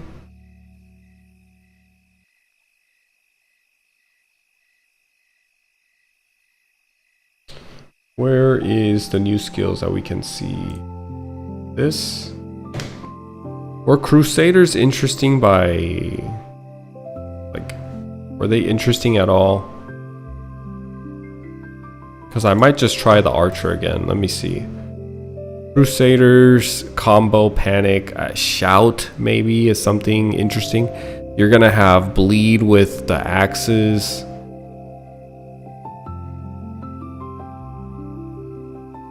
Panic and coma changes. I feel like heroes were pretty high up on DPS, right?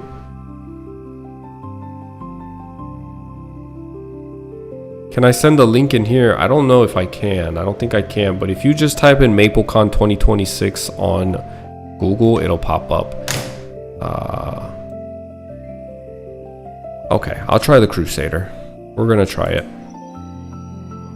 Let's kind of see their damage. We kind of have an idea right now on how much damage the Dragon Knights and the White Knights were doing. So let's kind of see how much damage the Crusader does. With their orbs, they might do insane amount of damage. Let's see if it is so.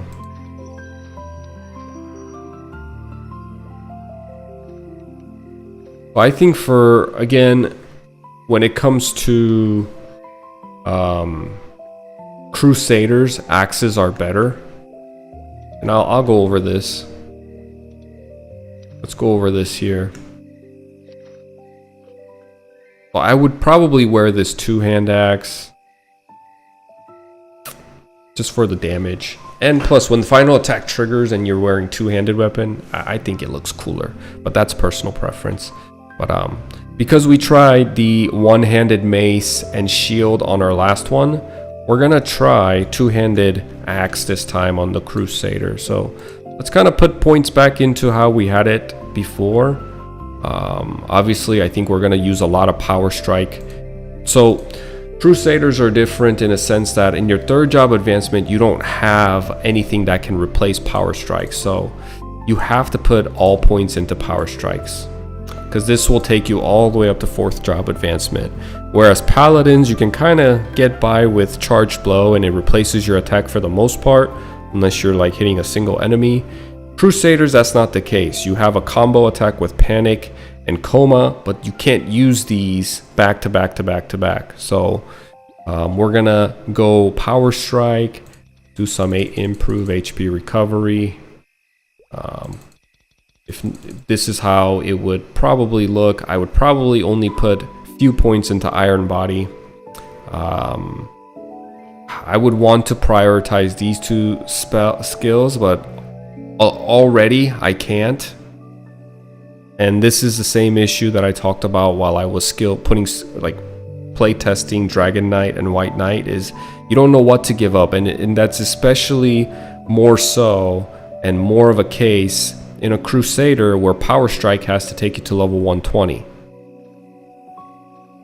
Maybe you can forego Slash Blast a little bit, but even Slash Blast is really nice to have. So the first job advancement for Crusaders is going to be tough to decide. Like, what do you want to give up? What are you willing to give up? Are you willing to give up Power Strike and Slash Blast so you have the most hyper efficient optimized character that's set for 4th job? Or is that too much? Are you gonna put points into Power Strike and Slash Blast and forego some of these like really essential skills? Are we for certain that AP resets and SP resets will reset all points and not singular point? Yes. If it's true to how it is here, when we test it, when we buy the SP reset scroll from the cash shop and we use it, it resets all of your skills. All of it. So for this, we're just going to forego the improved HP recovery. Or actually, we're just going to forego the HP max. And we'll just do it this way and put some points into Slash Blast like this. We want max Axe Mastery, Axe Final Attack, Axe Booster. And you want a max Rush or Rage, and then max Rush. So this is where it's kind of weird. In second job advancement, you actually have a point left over and you don't have to sacrifice anything. So maybe you can move Precise Strike or max HP increase into the second job tier and have us, for like, I don't know, put less points into Booster, for example, or less points into Rush, or like lower the requirement for max level on a lot of these skills. Instead of making it 15 for all of these passive skills, make Iron Body 10 and all of these 10. That saves you already 25 skill points. That's what I would recommend, or what I would do, so we can level everything and not have to feel like we have to give up on certain things. But okay, we'll move on. We'll go to third job advancement, combo attack. Obviously we want to try this. Armor crash and power guard, we don't really care I don't really care to try out too much. I do want to try, let's try both of these, and we'll try shout later. We'll put panic at here and coma. Where can we put coma? Let's put coma here and panic here. Combo attack can be at shift. Oh, we forgot to put rush, rage, axe final attack, axe booster.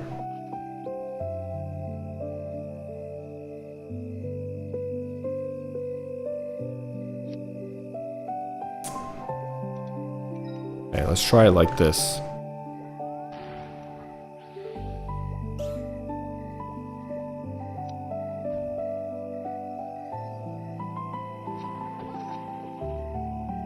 I actually want to go to an area where there's a lot of mobs. I'm hitting hard already. I'm already hitting hard. 4K, 4.1K. 4.6 with crit, 4 with no crit. My crit damage is only a 20% increase. I'm hitting like 4K solid. Let's see how much damage I do when I use panic. 7K. Sheesh. That's big damage right there. Go here again. Panic. 8.6K.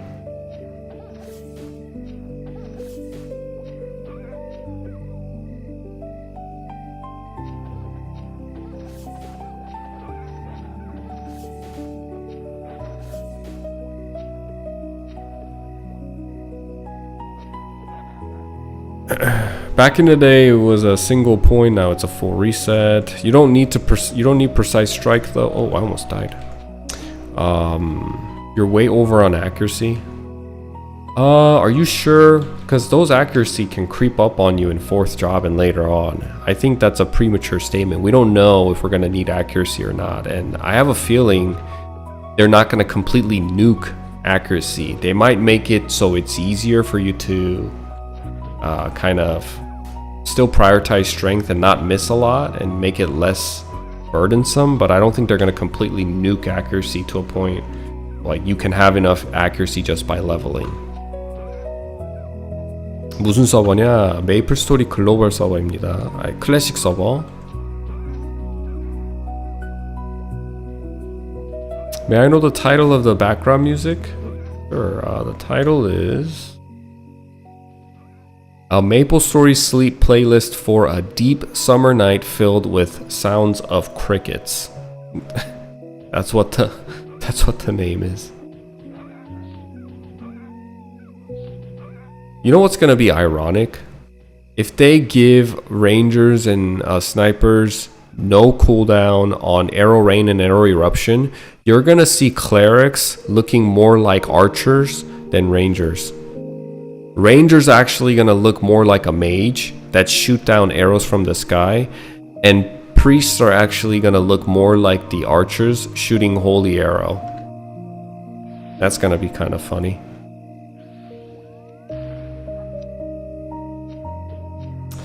Also now combo attack seems to be a toggle. You can just keep it up and collect your circles. I kind of want to try coma. Interesting. Why am I not doing bleed damage though? That's what I want to know. Axe Mastery is supposed to do bleed damage. Is it because I'm like just one-shotting these guys? Oh, it is bleeding them. The bleed effect is so faint that I missed it. Okay, we need to go to... Oh, it's 25% chance, is it? Oh, you're right. I saw that 100% and I thought it was 100. Yes, it's 25%. Good catch. Good catch. There it is. Why is he bleeding green? Why is the Hector bleeding green substance when they have a bleed DOT on him?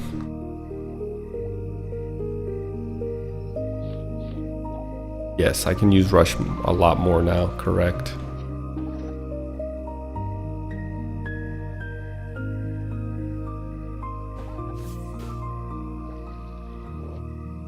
I want to go to a harder area because Crusaders are hitting like a truck right now, and I want to be able to actually have a chance to put bleed on him and kind of tussle a little bit. I don't want to one-shot or two-shot these guys. Go to werewolves and lichens. That's where I want to be.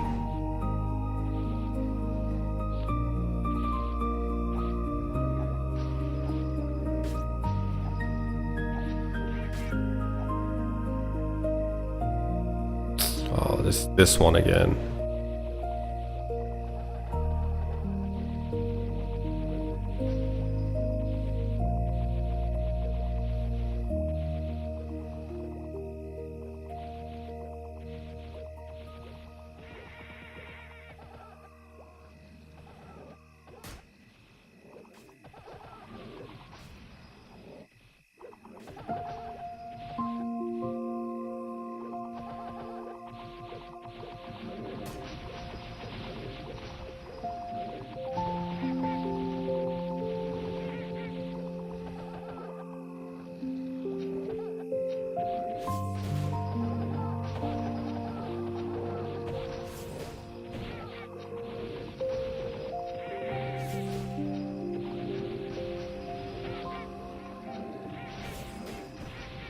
I will say the job is a bit more like, I think the White Knights were easier to play than the Crusaders. The Crusader is requiring my brain to work beyond its capacity, and I am like fumbling a little bit. But it's also like I've been trying so many different classes. I'm not used to the key settings and where everything is at. That's kind of confusing for me. Dang, yeah. But definitely a lot easier than Chief Bandit. Chief Bandits felt like, what the heck? Why did that not hit just now? Is it not, do I have to stare at them for it to work?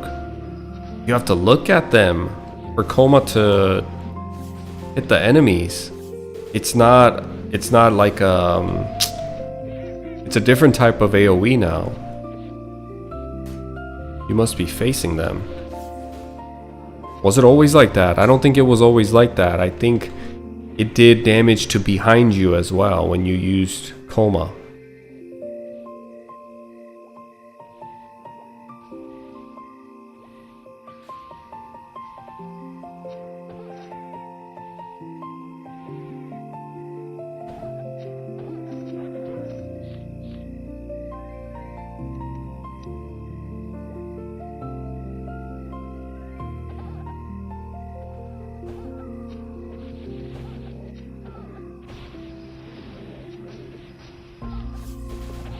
Oh, there it is. I put a darkness on him.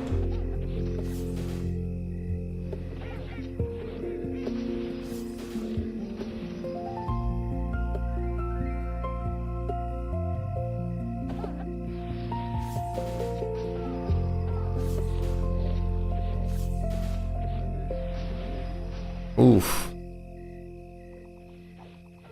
I don't like how I get animation locked when I use Panic and Coma. It's longer than what I like.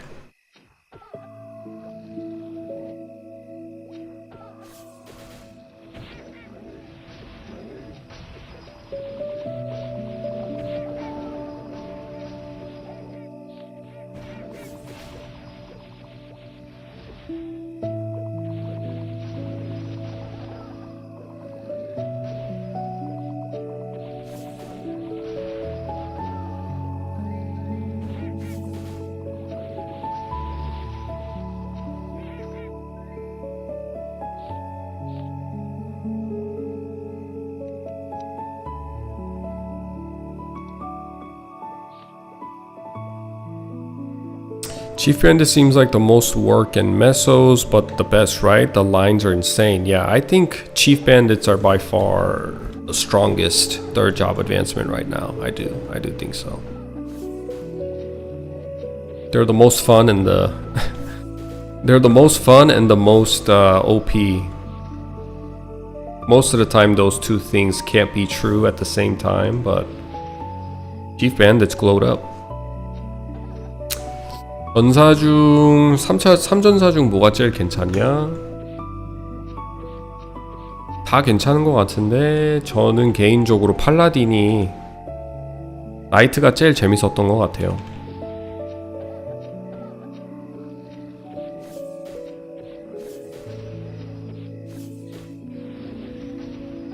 So panic and combo does not trigger final attack, I think.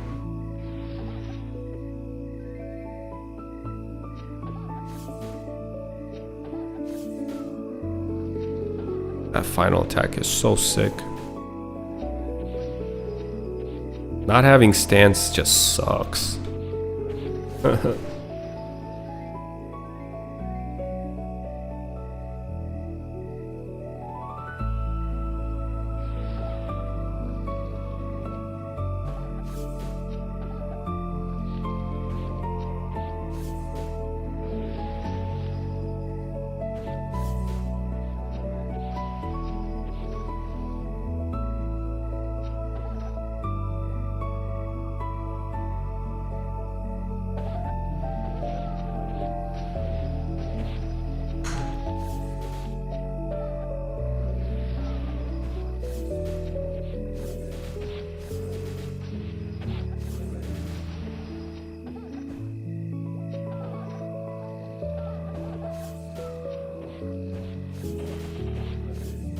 I will say the fact because you don't need to have a monster in front of you to proc rush, it does seem it helps a lot just to kind of close gap when you get pushed back, especially in LNAth like this, where the floor is slippery, and once you gain momentum, it kind of pushes your character in that general direction for a bit.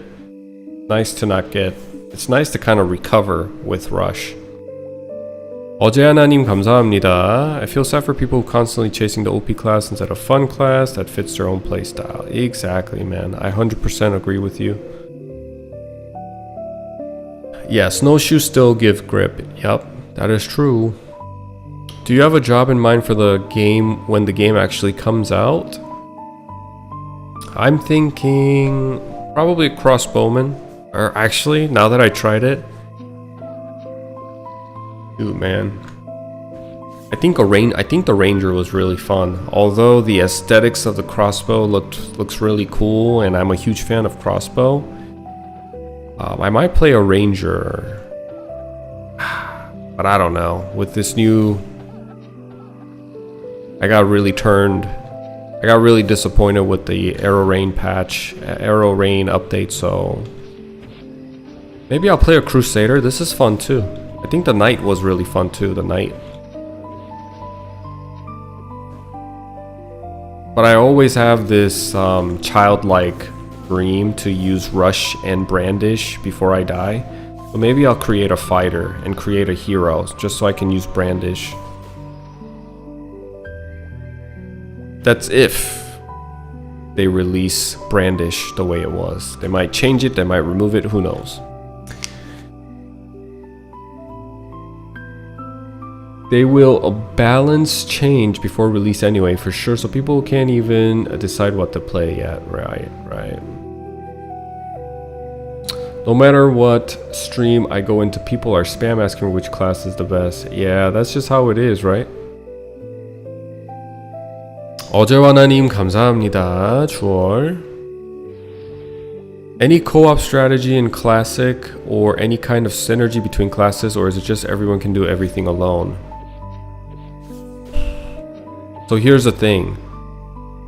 Synergy, we don't really know yet. We know there's a synergy with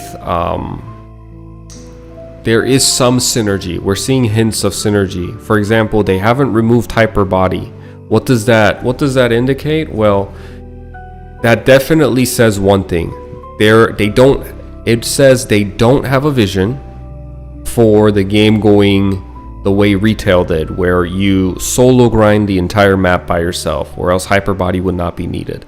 The fact that they left hyper body, albeit it's not nerfed, the fact that they left the skill that gives your party members extra HP kind of insinuates that they want party content to exist. Not just from training, but bossing and stuff, where extra HP is needed, right? And then what other skill? Haste is still a party skill. Bless from clerics is a party skill. Heal. There's some hints in there where synergies between classes and being in a party and that type of content will exist. Now in training areas and training grounds, I think it's gonna be first come first serve for parties. In this beta server, the culture was unclear. Some people said there was a culture of this is my area, this is my spot, don't KS me. Other people just went around killing whatever they could find in the map. The culture hasn't settled yet and people were confused. I do think when the game releases and people put hours and weeks and months into the game, after about 6 months, all of the things that we were familiar with, like CC please, this is my area, don't KS, all this stuff, all that type of culture will manifest and cement itself. So people will still say CC, this is my area, this. So in a party group setting, you're probably gonna have one party or two, probably one, unless it's like Anthill or something. One party usually per map and 6 people, and whoever comes fast, because holy symbol is not a thing anymore, and synergies, we don't know yet, but there isn't as much as it exists in other versions of old school MapleStory. So for example, in Maple Land, hermits were good because they brought meso up. Fighters and crusaders were kind of mandatory and needed in a party for their rage buff to increase everybody's attack damage. Who else? Hermits were just king because they had haste, meso up, and then priest obviously for holy, the older version of holy symbol, bless.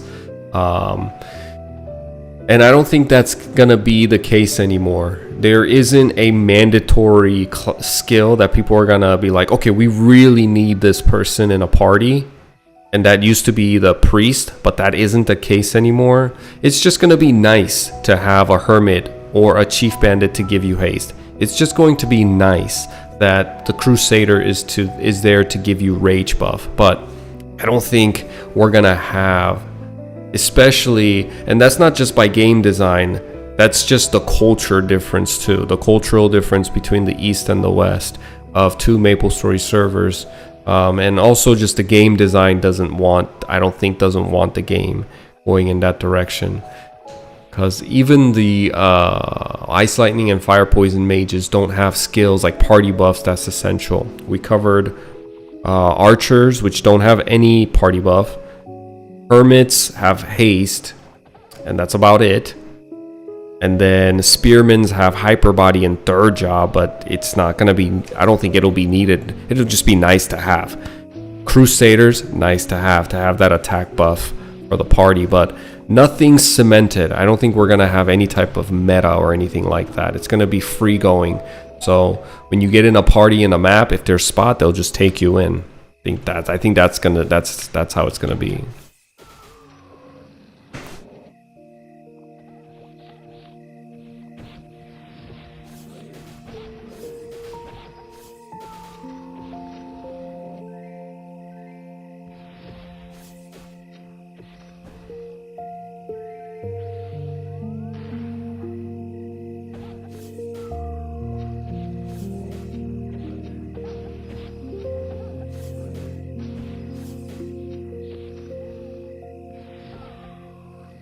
$8.7k, big damage.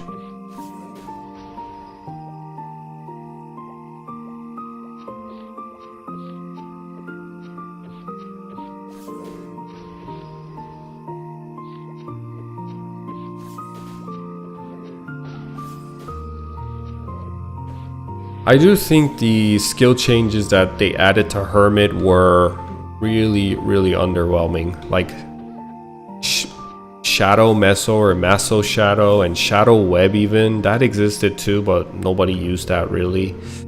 Shadow Meso, I don't understand the concept. I mean, maybe it's because they're thieves. And I think they just got caught up in trying to stay true to the identity of thieves, and they just added a lot of meso skills to the Hermit too, because Chief Bandits use a lot of meso offensively and defensively, and maybe they wanted to capture the same sentiment for the Chief Bandit, and they just added skills that really like have no practical use.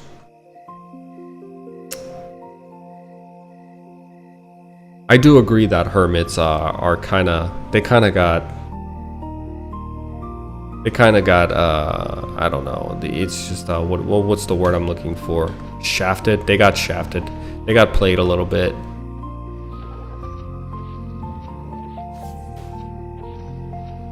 Unfortunate. They were the kings of OSMS in the past, and now they have been dethroned by who? I think by Chief Bandits. I think Chief Bandits got the most amount of like significant buffs and playstyle enhancements than any other class. And I'm sure a lot of people are gonna love the Chief Bandits. But overall, every class is fun. Like I'm having a good time playing this game.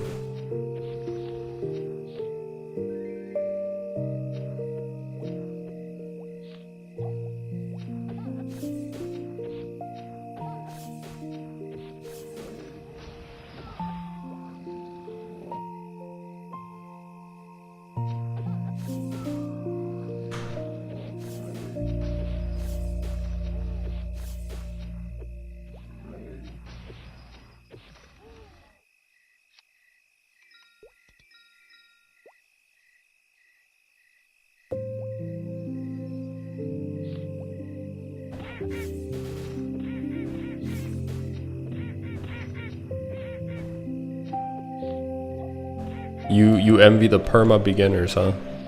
They have nothing to lose. You know what? They are pretty carefree. They really aren't worried about anything or anyone. They just doing their own thing.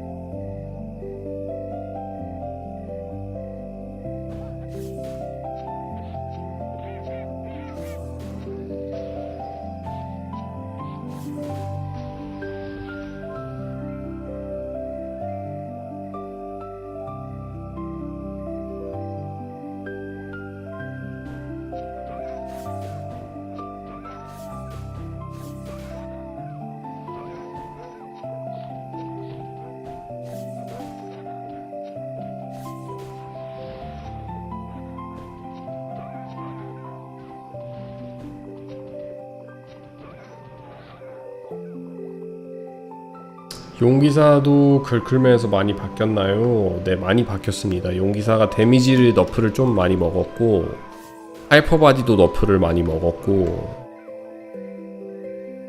드래곤 로어도 너프를 받았고 많이 약해졌어요, 용기사가.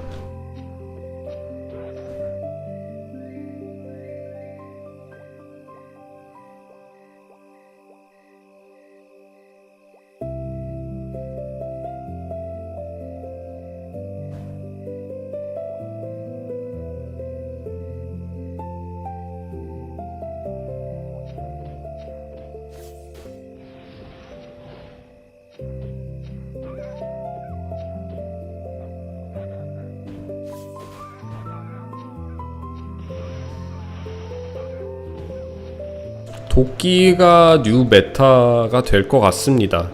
전사는 특히 크루세이더 파이터는 도끼를 많이 쓸 것 같아요. 글로벌 메이플스토리에서는.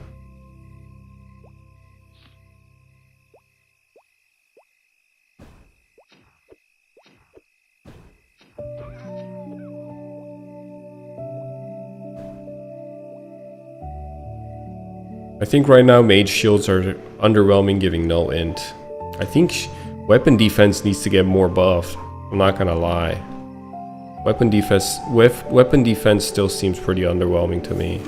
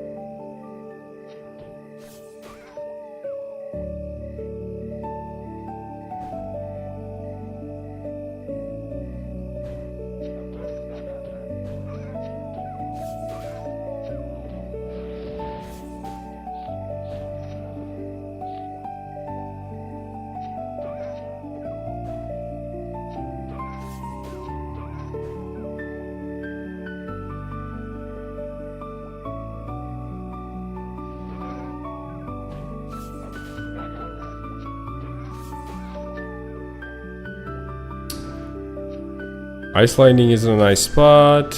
You know, you can stun with ice lightning. There's chain lightning. Yep.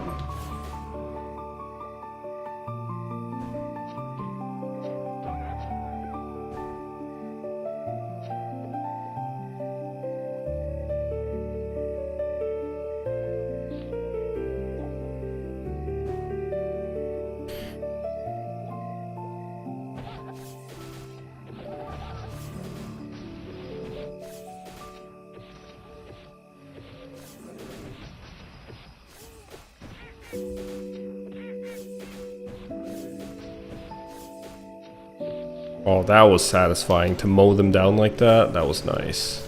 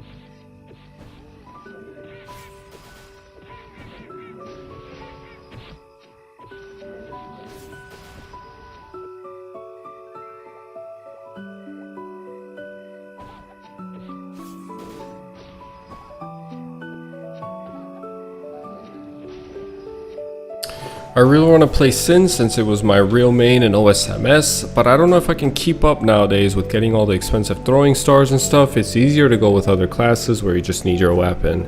So most of the time when a new MapleStory Classic server or MapleStory server opens that's based on OSMS, the stars are really expensive.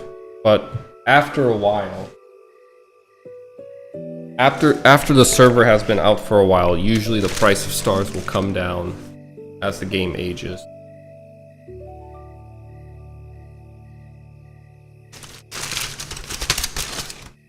Ooh boy, that food looks good.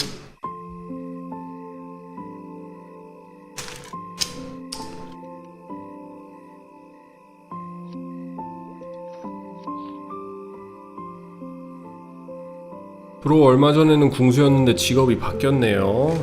직업은 1시간마다 바꿀 수 있습니다. 1시간마다.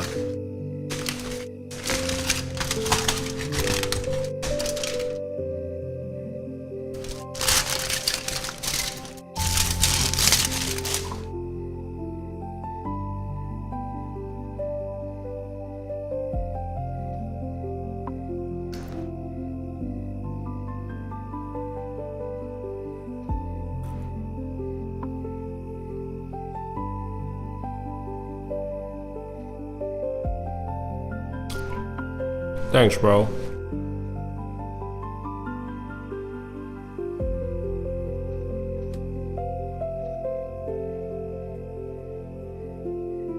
I'll probably go with White Knight. Johnny inspired me when Classic was first announced by talking about the niche of being meso efficient and solo grinding. I also like the change to charged blow at max. I think out of the 3 warrior classes that I played, I think the White Knight was the most fun.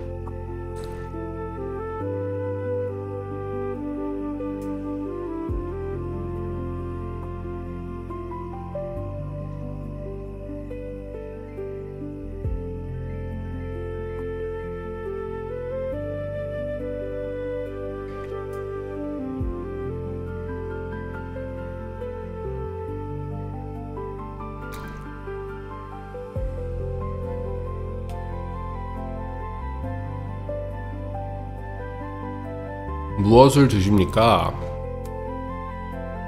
What am I eating? I am eating some chicken. I don't know, the camera's bad. I have to update it. Chicken, fries, rice, and green beans. Very yummy. I was very hungry. I haven't had food today.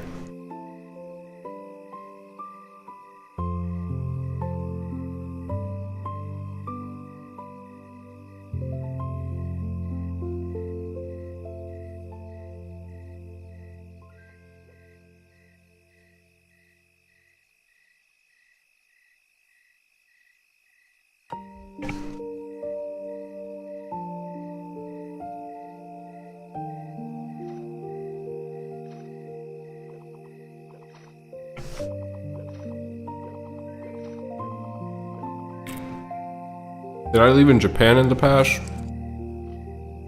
I haven't lived in Japan. I've never lived in Japan.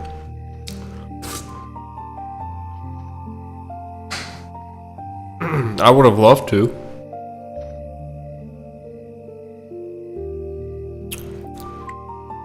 I think Japan's really cool.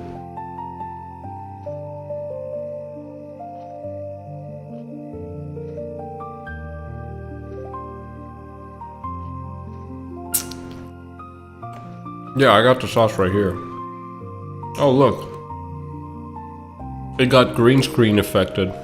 So you can see through the sauce. That's funny.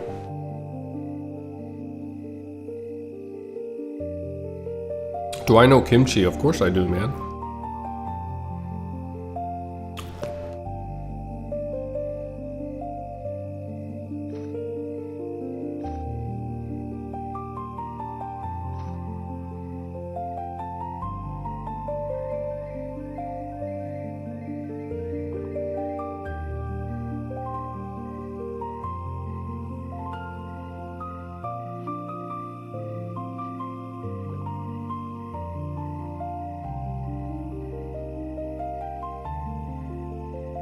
Hey, look, there's a Katie here.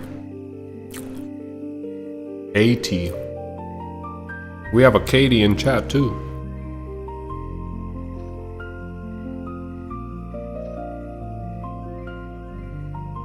I speak Korean, but not Japanese, correct.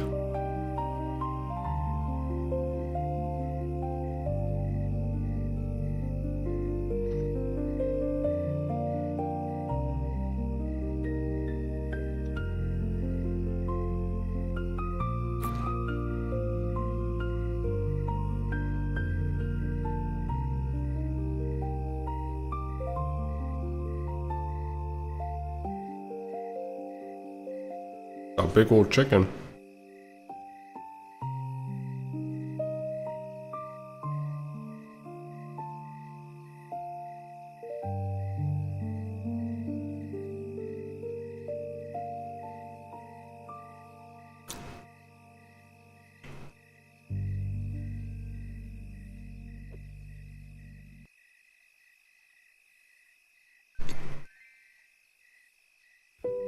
Are you aware of the similarities between Latin languages?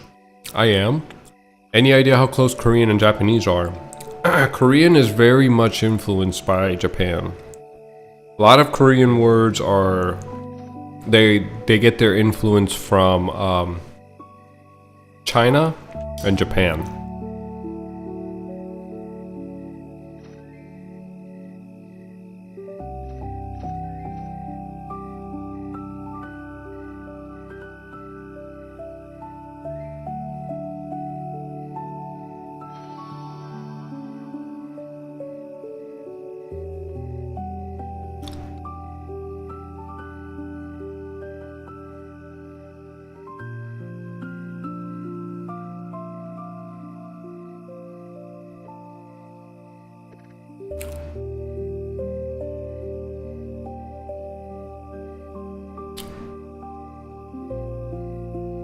Let's see if there's anybody here that's like famous. Inkwell's not here?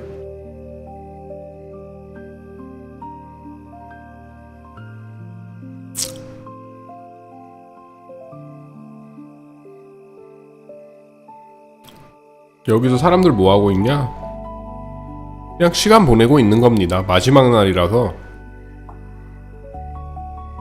오늘 끝나면 이제 베타 테스팅이 끝나니까 사람들이 아쉬워가지고 여기서 그냥 모여있는 것 같아요.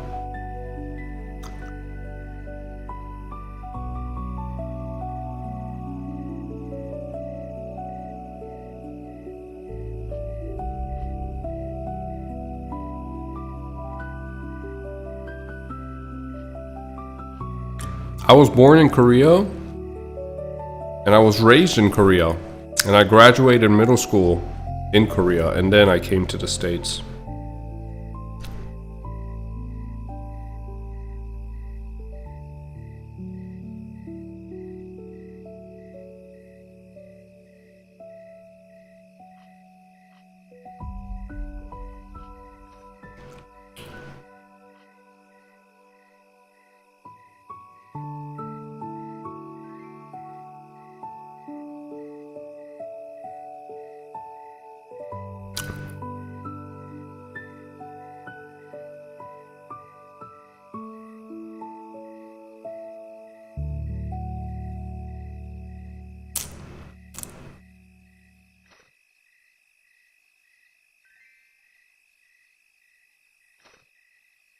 When can I change my class again?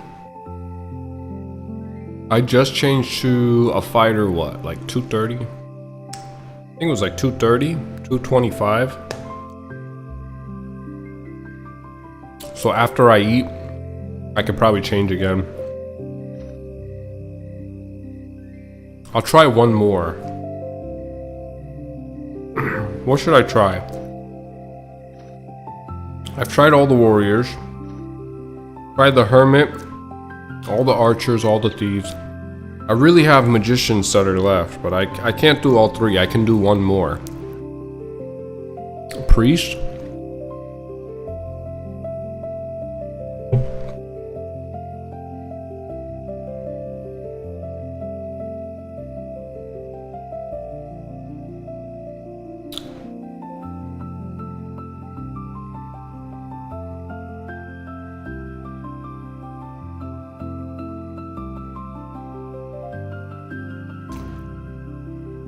I could try priest. Priest has definitely changed a lot. I think more than every other class.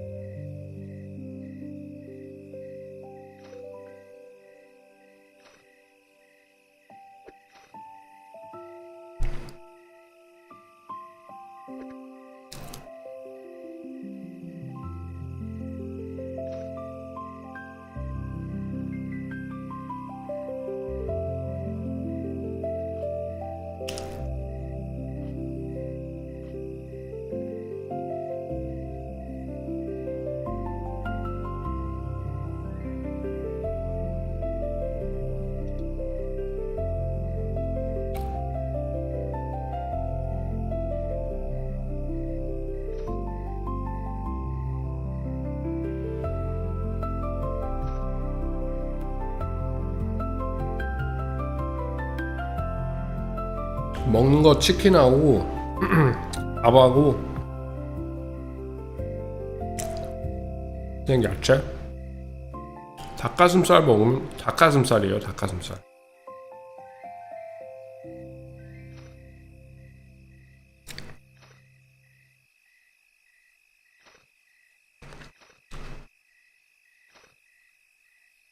잠시만요.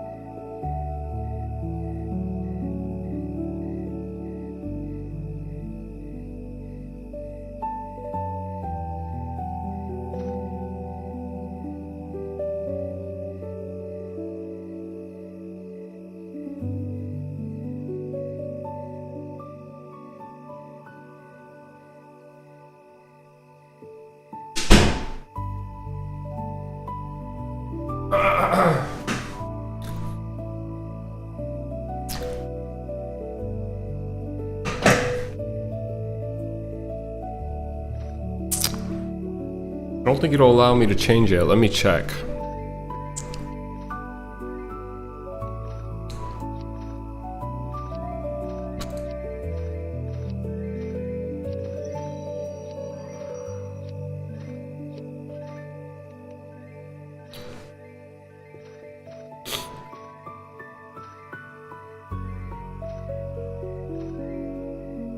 Yeah, I can't change it.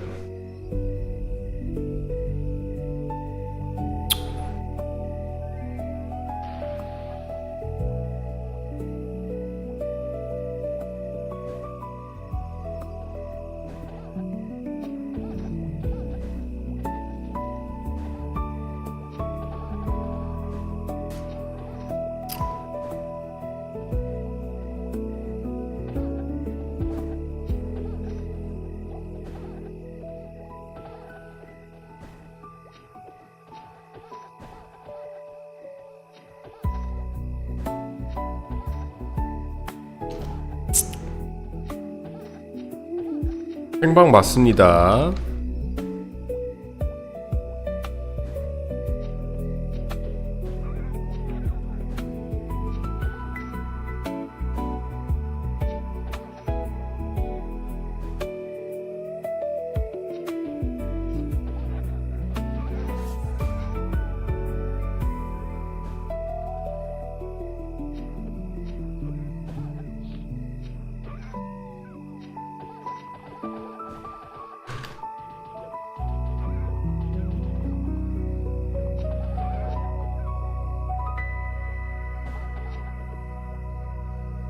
Let me ask him how he likes to hermit. Sexy as F, huh?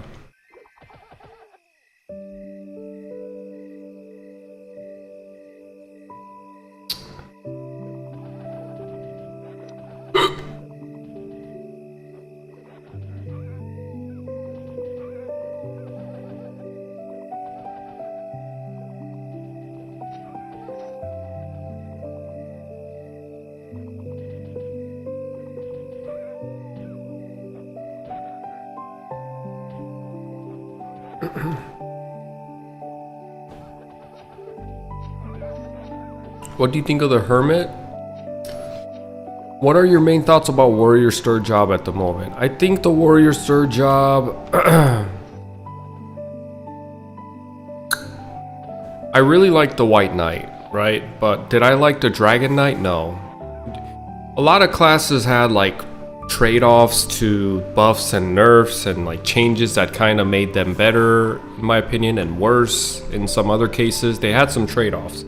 But I think when it comes to Dragon Knight, what they did was, because Dragon Knights were so strong in the third job advancement, they brought them down. They nerfed them. And I don't see any pros and any buffs that Dragon Knights got. They have the same skills, same everything, except it's just scaled down. Now when it comes to Crusaders, they're fun. They're definitely engaging and fun. If you want to be hyper efficient and stuff, you can weave in coma and panic because they inflict bleed and they reduce enemies' accuracy and all that stuff. You can do all that, or you can just kind of do a tank and spank type of playstyle. That's fun too. But I think the most fun I had was White Knight. That's just fun, and even in the strength, I think for the raw power, if I had to change my metric and grade the warrior by pure raw power, I think Crusaders do the most damage. And then I would say it's Dragon Knight, and then I would say it's probably Dragon Knight and White Knight fighting for the second place. Because if you take White Knights to the elemental training grounds where you have an advantage, then you do a lot more damage.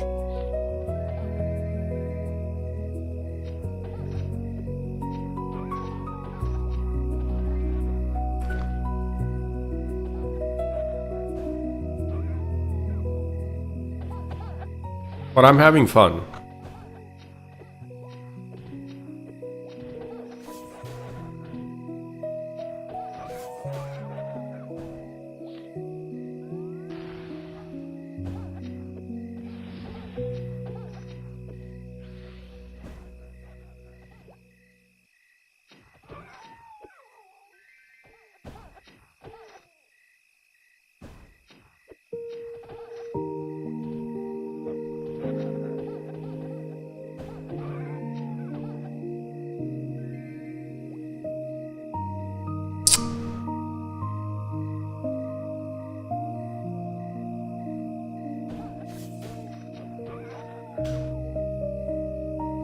This dude said it's kind of lame.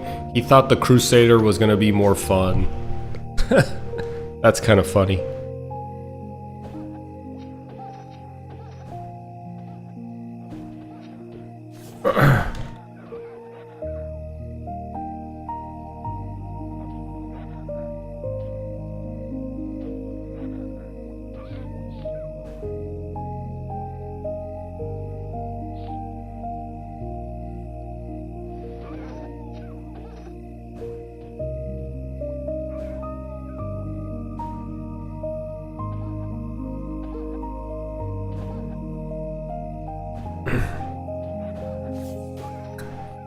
Band of Thieves is a mobbing skill in third job. Assaulter is more of a dash. Will CB use Assaulter or SB for mobbing? Will CB use Assaulter or SB for mobbing? What's SB? What is SB? Oh, Savage Blow. Will CB use Assaulter or Savage Blow for mobbing? That's the question. Or will they use Band of Thieves? They all seem to be the same DPS at the end of the same day, more or less. I think so. The way you can go about doing that is you can use Band of Thieves, which is probably going to be more likely, because the other option was to use Meso Explosion to mob enemies, but probably Band of Thieves and Meso Explosion is going to be your mobbing skills. Band of Thieves, drop the Mesos, blow up the Mesos for a huge damage. That's the way I see a lot of Chief Bandits playing Chief Bandit and using Assaulter more of a mobility skill.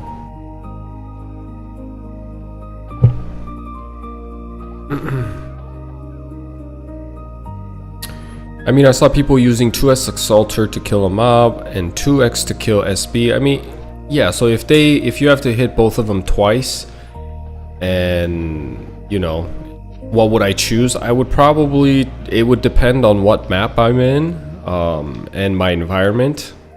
If I have to move a lot, then probably Assaulter. Like you can weave in things. You can do Assaulter and turn around, hit it with Savage Blow, and then Assaulter into the next mob that's down the line. You can just, there's Assaulter's also good because it does continuous stun. It also damages them for a lot of damage, but it also stuns them so you don't get hit. But obviously that's assuming that Assaulter's in-game physics gets fixed and you're not running into the enemy.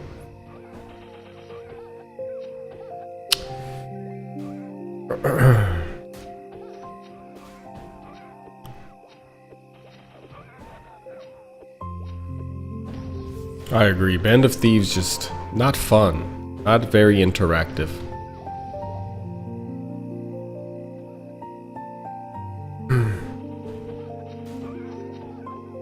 쌀먹 되나요? 쌀먹이요? 쌀먹 안 될 거예요 아마. 프리스트가 바뀌어가지고 체인지가 와서.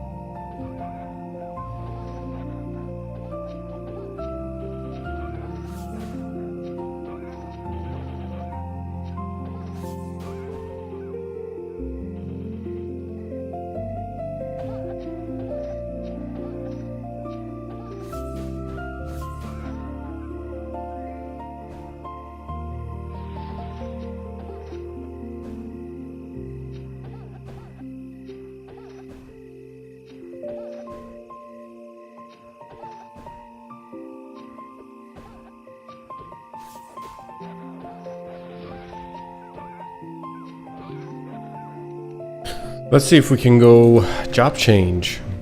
So it's about, I should be able to now, but before we do that, we're gonna buy some town scrolls.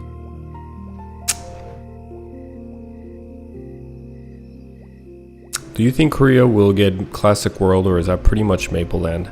I don't think Korea is gonna get MapleStory Classic. I think Korea will stick it out because Maple Land is already working with Korea Nexon and they're teaming up. That tells me that they see a long future with Maple Land. and they'll probably continue that server as its official classic server or classic realm. Okay, we want to buy some return to town square. Buy like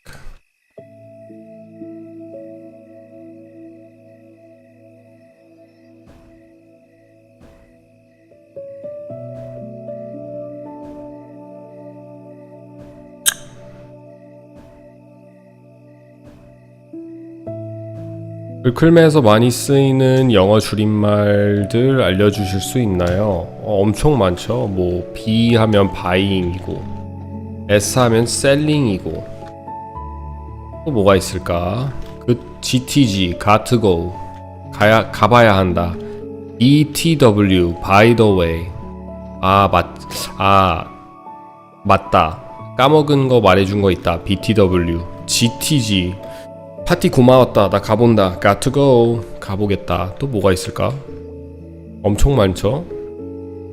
근데 이거는 약간 메이플스토리에서만 쓰는 줄임말이 있다면 뭐 MS를 메이플스토리라고 하고 MS를 메이플스토리라고 하고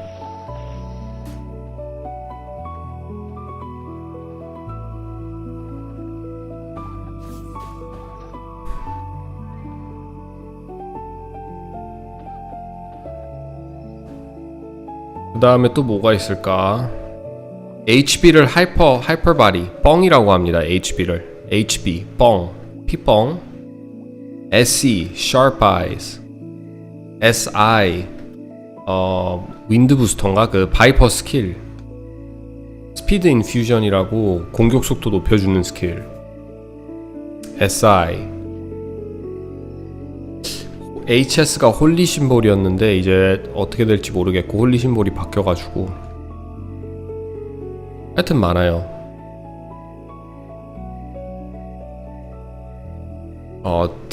TYFP Thank you for party 이것도 있고 또 뭐가 있지? BRB Be right back 잠시만 잠수하겠다 BRB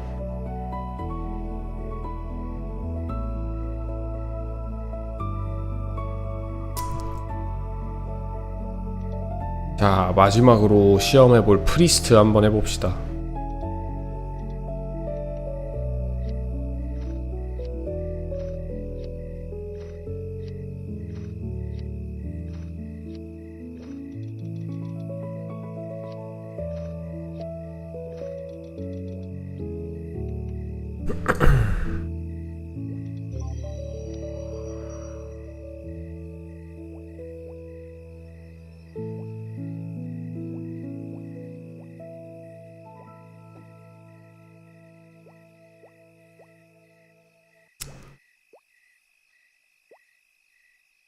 자, 프리스트 한번 봅시다.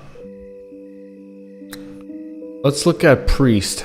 Let's just put our points into like whatever for now. Energy bolt, sure. I think I messed up. Whoopsie. Put max into magic guard. And magic armor. There we go. We'll do something like that. Magic armor is pretty good now too. Gives you 120 weapon defense and 120 magic defense. Better than iron body. Iron body will give you more weapons defense when you're like level 120.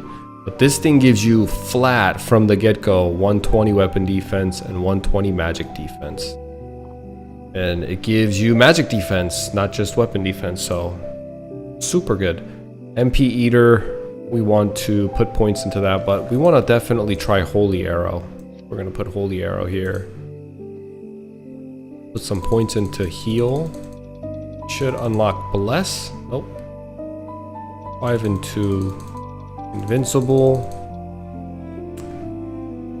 This thing reflects damage, right? So this thing, like, reflects damage. We're gonna try using Bless is a passive now. Heal we'll put here. Teleport.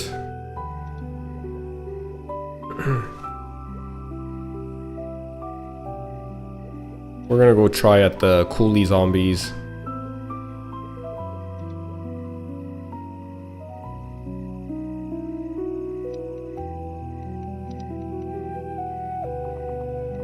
Luck. On the safe side, there we go, sure.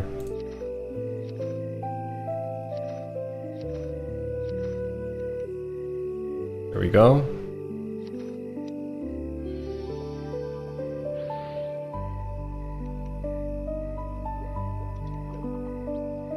We want to put teleport here.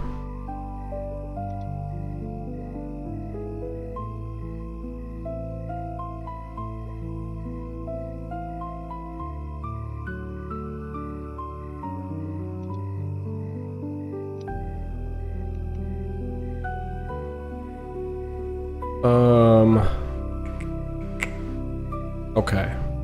Dispel, we don't really need to worry about because we can't use it. We're not going to be in a party. I want to try Holy Symbol. Definitely want to see if we can try Holy Symbol. Mystic Door.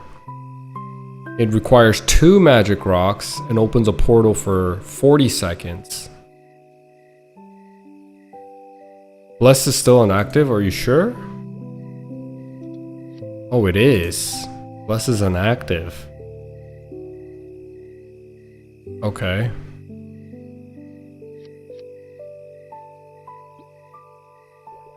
Shining Ray. We want to try this bad boy and Holy Symbol. All the attack skills we kind of want to try. We'll mess around with Doom a little bit. See what this does.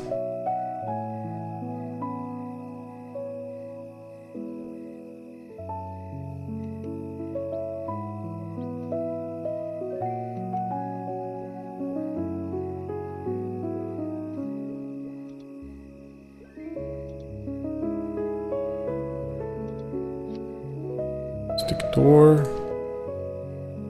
Let's put Doom here. Summon Dragon somewhere here. I don't know. Shining Ray here.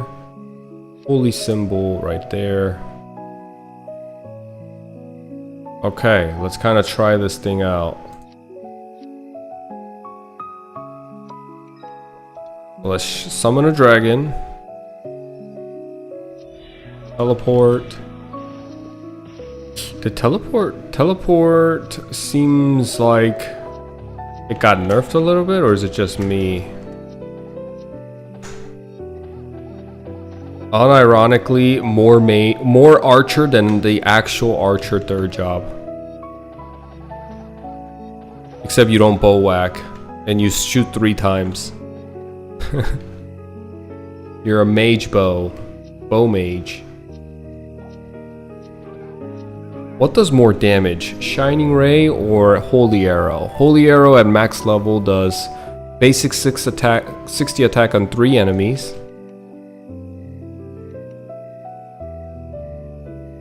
And Shining Ray does up to 4 enemies, 130 basic attack. Okay, so this does a lot more damage than Holy Arrow.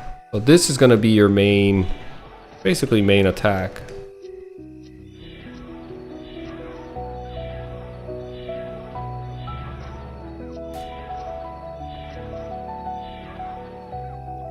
I heard this got buffed or nerfed though.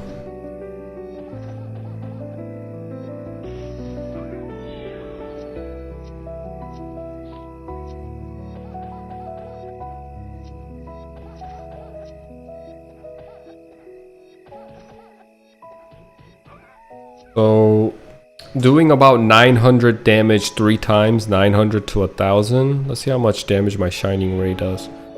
Okay, so if it's a single target damage, I think Holy Arrow still does more damage because it shoots 3 enemies. 180 damage versus Shining Ray 130. So if it's a single target enemy, then Angel Ray does more damage. So this, you'd be using this at bosses. If you get a chance, you'd be shooting your Holy Arrow. So let's kind of think about it. What's funny is, I guess in bosses too, Bowmans would use Strafe, not Arrow Rain. I was about to say it's kind of funny how priests play more like a bowman than actual bowmans, but not true.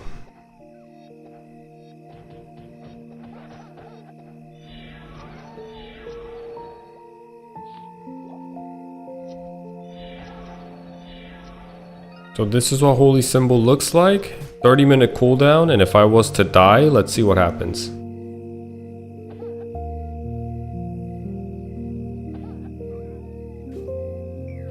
Ooh, so we get an option now. You revive on the spot or revive in town. So if I revive on the spot, I should revive with 35% HP. Okay. Then invincible. Oh, that does a lot of... That reflects a lot of damage. 491?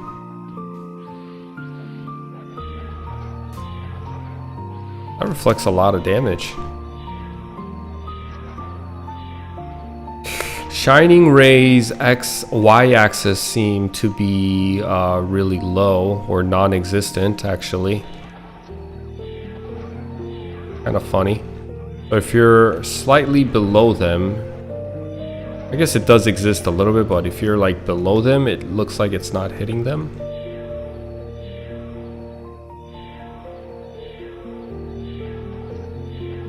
Yeah, it needs to be like at your head level. If it's above your character's head, it looks like it's not hitting.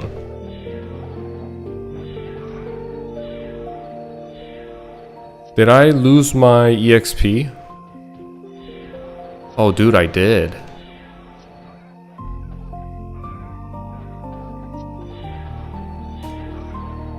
I did lose my EXP, didn't I? So when you die, you still lose your EXP. You just have the ability to resurrect yourself in that spot. Okay. I don't know why I thought it would keep your EXP and prevent you from losing EXP, but it looks like Holy Symbol still, you lose your EXP when you die. You just have the ability to revive yourself in that same spot. That's about it. Then Mystic Door, this is level what? Level 10, lasts for 103 seconds. Kinda go back in and forth. Nothing too crazy here. Did they butcher the priest? They made some changes. Hermit's Meso Save doesn't make you lose EXP. No way. Are you serious, Infernal? I wish they let you keep EXP, not sure if I like this HS. Right. But then you think about it, why would they allow hermits to keep their EXP and not the priests? That's weird. I was gonna say, it is kind of OP to play a class that can always have a buff up, basically. I guess not, because I just died and it's still on a 41-minute cooldown. It doesn't reset on death. That'd be stupid too, if it was able to reset on death.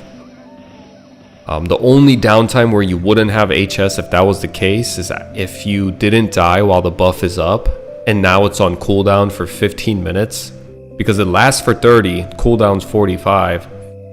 You don't die within its time frame, then you have 15 minutes until you can use it again. I thought if you die, it would reset everything, but it didn't. So yeah, they should prevent you from losing EXP, especially if hermits have that type of, if Meso Save doesn't get rid of EXP for dying, then I feel like you should have the same for Holy Symbol.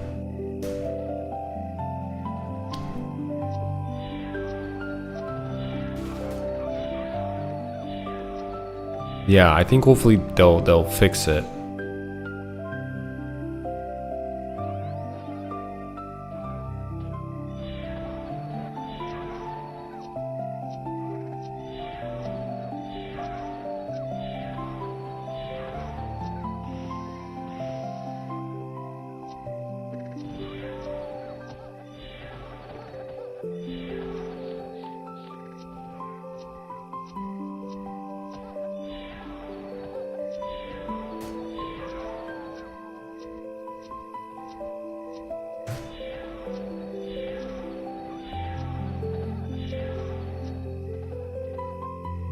Yeah, not really sure if I'm a fan of clerics and priests. I've never been a huge fan of magicians anyway. So, it doesn't really mean much coming from me. Never have I ever mained a magician in MapleStory. In 20 years of me playing this game, I've never, 20 plus years actually, mained a magician. I think I tried to make Fire Poison Mage way back in the day, and I played it for up to like level 40 and I gave up. It's not my playstyle. Especially the cleric. I mean, the cleric is it's unbearable for me.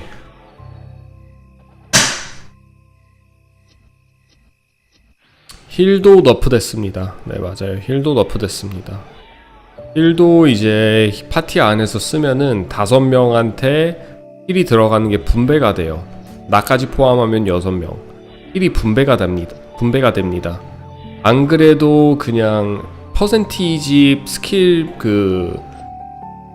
스킬에 나오는 퍼센티지도 힐을 힐량해주는 퍼센티지도 너프가 됐는데, 거기서 더해 이제 파티에 인원이 있는 수만큼 그 너프된 퍼센티지가 분배가 돼요. 그래서 더 큰 너프죠. 엄청 큰 너프죠, 힐.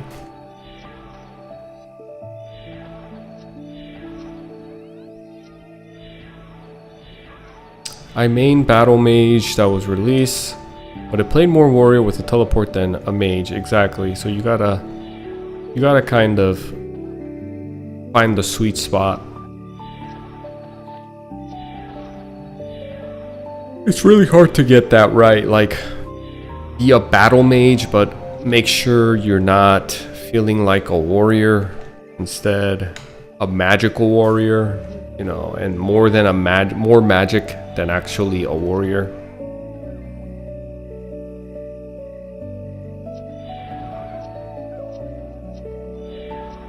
I wonder, I hope somebody does a poll, or there's a poll that gets done kind of asking people what class are they looking forward to playing or creating. 팔라딘이 제일 재밌었어요. 개인적으로 추천드리는 직업은 팔라딘. 나이트가 굉장히 재밌었습니다. 전사 중에서.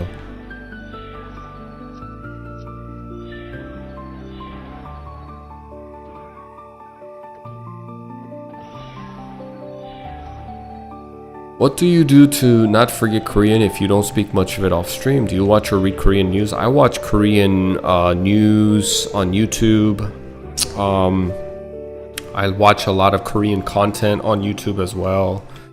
I play Korean video games.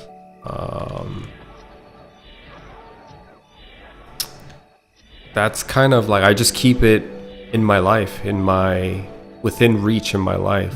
You know what I mean? I don't never speak Korean. It's always there. In one way or another, I'm having contact with Korean. I'm using Korean.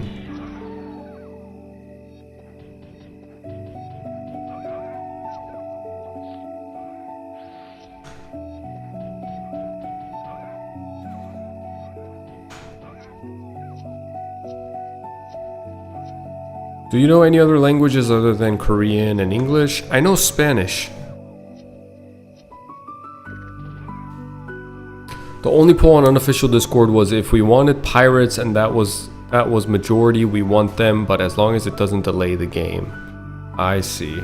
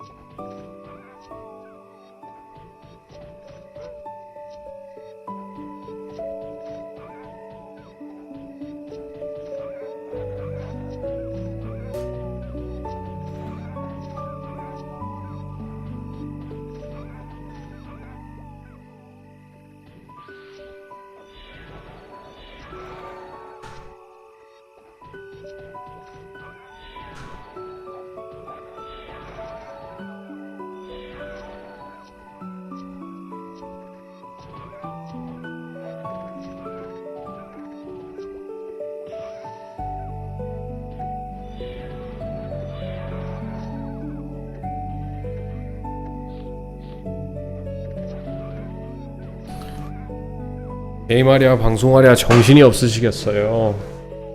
정신이 없기는 합니다. 이게 해보면 아는데 집중하기가 좀 힘들기는 해요. 게임할 이 컨트롤 실수도 많이 나오고.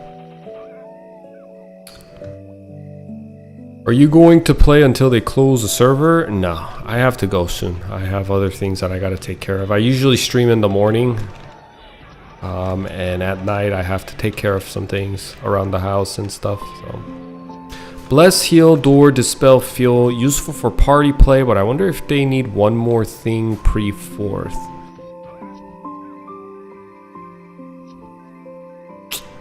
I think they're okay. Let's go check out the zombies. We checked out Shining Ray, and let's see if using heal to grind is still viable.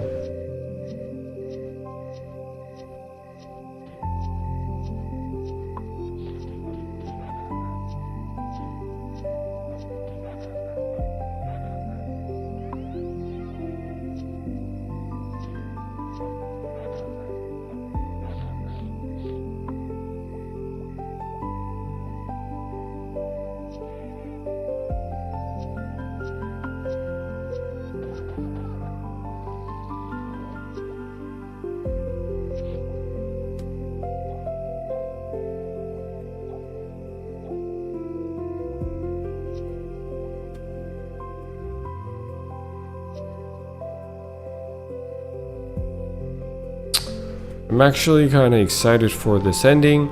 With all of us at level 103rd job, we'll be able to actually fight the boss mobs they summon. Ooh, what do they do at the ending? Tell me, Inferno. I am oblivious to these type of things. I know that they're doing events at nighttime when I'm not streaming.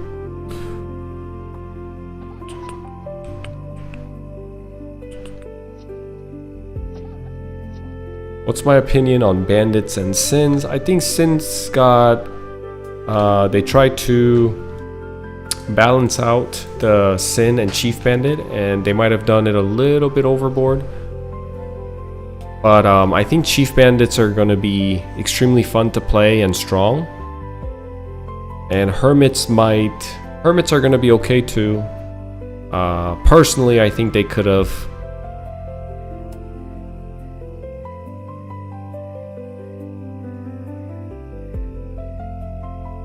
Personally, I think they could have done a little less to punish the hermits. I think hermits didn't need to get punished that bad. And one of the ways I think they can bring back the hermits into relevancy and not in the dumpster is to upgrade their flash jump and bring it back. Not upgrade, but revert it. The distance traveled. I'm not just talking about cooldown. I'm also talking about the distance traveled. I think hermits should get that distance back. It was their identity, and now knowing every other character's mobility is a small push. Is a small compared to the old flash jump. It's a reduced amount of the distance covered is reduced when it's a mobility skill. I think they should just play off that more and give hermits the ability to only hermits, not even chief bandits, because chief bandits are too OP now with flash jump and assaulter. Their mobility is crazy, damage is crazy, avoidability is crazy, everything's too good. So keep the flash jump the way it is for chief bandits at a reduced range, and give hermits the increased range of flash jump with no cooldowns. I think a lot of people would appreciate that and consider playing hermit. I'm sure people will still play hermit, but I just think hermits lost their identity because now everybody has what is it called, mobility, you know what I mean? Last beta they summoned a metric fuck ton of junior Balrogs to kill everyone, but we were level 50 and below. Someone mentioned something about Zack being summoned, but I don't have any confirmation on that. That'd be a fun one to have dropped on us. Gee. 하얀 게 라이칸 맞습니다. 라이칸. 하얀 녀석들이 라이칸. 일비를 주는 녀석들이죠.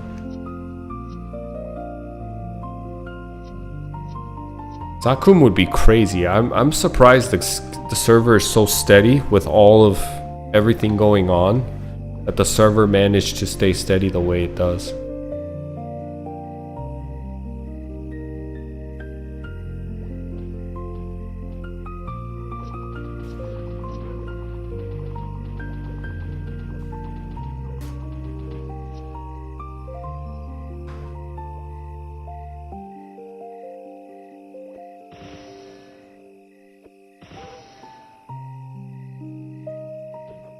Look at him. This is what I mean. Oh, he used strafe there. Okay, he's using strafe on the lichens.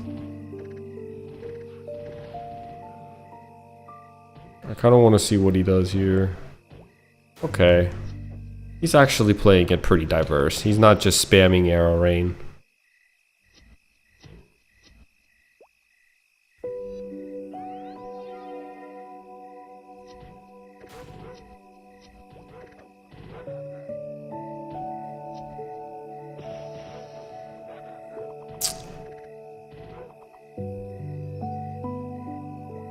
It was so laggy with everyone in Lith Harbor. Okay, so it did lag. So there was some lag. See.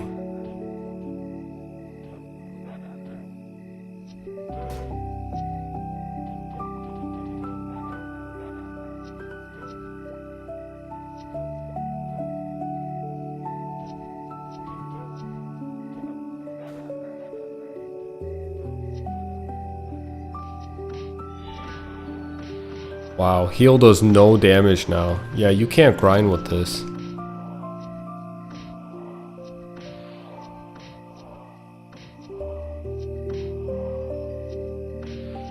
There's no way you can grind with this. And the damage gets split the more mobs are around you. So if I have like 6 mobs around me,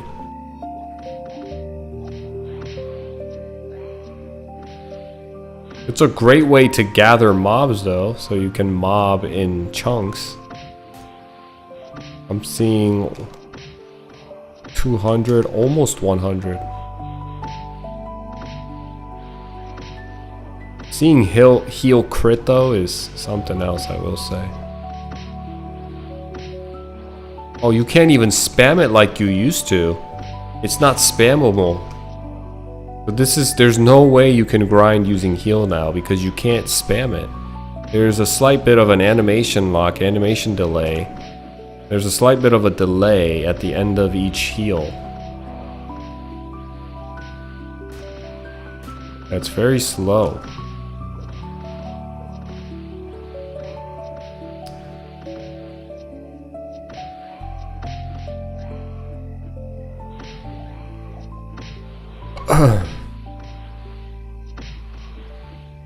They need to show more love to cleric. This is brutal. Yeah, I agree. I agree. This is you have to really like the idea of a cleric, I think. Clerics might not get much love. And I'm sure once they see that, like only cuz you know, I don't know if they will actually. I don't know if you guys know, but in OSMS, paladins had like less than 5% of the entire population playing that class.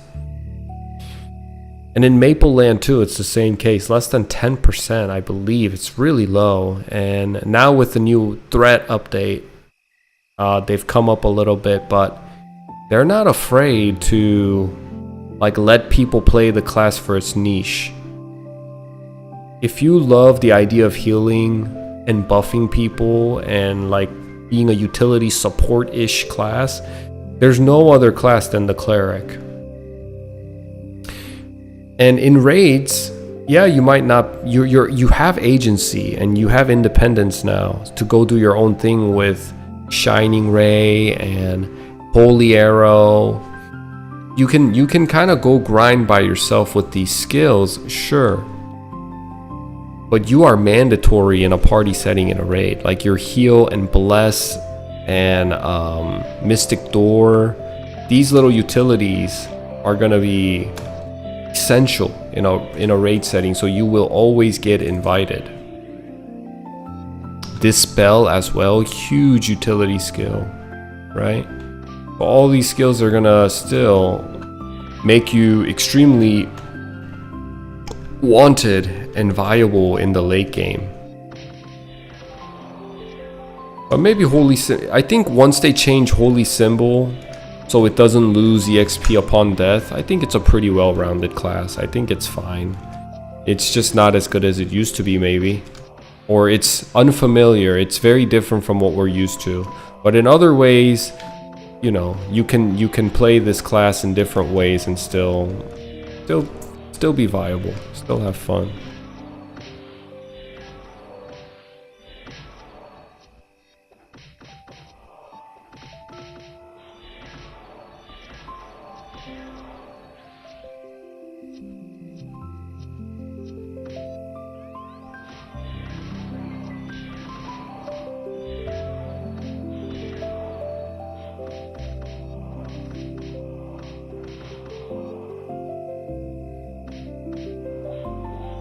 Ooh, I almost died there.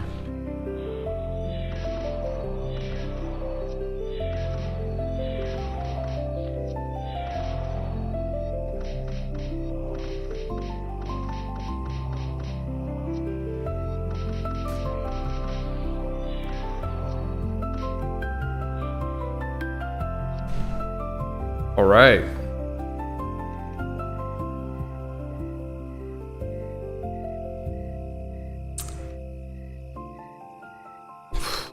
Overall, priests, not bad, not terrible. Maybe they just need to fix up a little bit of Holy Symbol and they'll be fine. And Shining Rays Y-axis could be a little longer, like the attack range could be a little bit more. But other than that, decent class, not bad at all. They're going to be extremely viable and useful and sought after in party content, raids, anything with bossing. You'll want to take a priest with you. Let's go over here. Alright guys, I am going to head out for the day. We did a long stream, about 5 hours today. We checked out all the classes that we could. The only thing we didn't check out is Ice Lightning Mage and Fire Poison Mage. Unfortunately, we didn't have enough time to try those guys out. But we did try everything else. If you're new to the channel, give this video a like and subscribe. I stream 5 days a week. Usually I wouldn't be streaming on a Wednesday like this, but I stream Monday, Tuesday, Thursday, Friday, Saturday. So subscribe and come hang out with me. If you have the leniency, consider joining Johnny TV membership to support me. When you become a member, you get member-specific emotes and member-specific badge to show your support. And there's other benefits that you can look and take advantage of. I will be streaming tomorrow. Most times I stream Maple Land, but I will be streaming MapleStory Classic when it comes out, obviously. And in the meantime, I will probably stream other console games as well, mostly horror games, short story intense horror games, or anything in that realm, something that I can stream easily. Yeah, that's it for me today. 오늘 방송 여기까지 할 거고, 다음에 이제 방송 킬 때, 내일 방송 킬 때는 메이플랜드로 찾아뵙겠습니다. 오늘 캐릭터 직업 소개와 주로 영어로 대화를 많이 했는데, 캐릭터 직업 소개, 불독하고 썬콜만 빼고 다 테스팅 해봤거든요. 아쉽게도 오늘이 베타 마지막 날이라 내일 접속은 못하고, 이제 쇼케이싱은 여기가 이제 마무리일 것 같은데, 뭐 시간이 없으니까 다른 직업들은 다 봤으니까 이렇게까지만 해야 될 것 같아요. 새로 오신 분들 계시면 좋아요와 구독 한 번씩 눌러주시고, 방송 주 5일 진행하고 있으니까 많이들 놀러 오셔서 소통하면서 방송하면서 같이 시간 보내면 좋을 것 같습니다. 여유가 있으신 분들은 조니TV 멤버십 가입하는 거를 한번 권유드릴게요. 조니TV 멤버에 가입을 하면 멤버 특의 이모티콘과 배지를 사용하실 수 있고 다른 혜택도 있으니까 많이들 알아보시길. 그럼 전 오늘 이만 여기까지 하고 내일 방송에서 찾아뵙겠습니다. Silly question, but when was the last time you played the OG and how is it that you can recall it so well? I mean, it's just your core childhood memory, you know?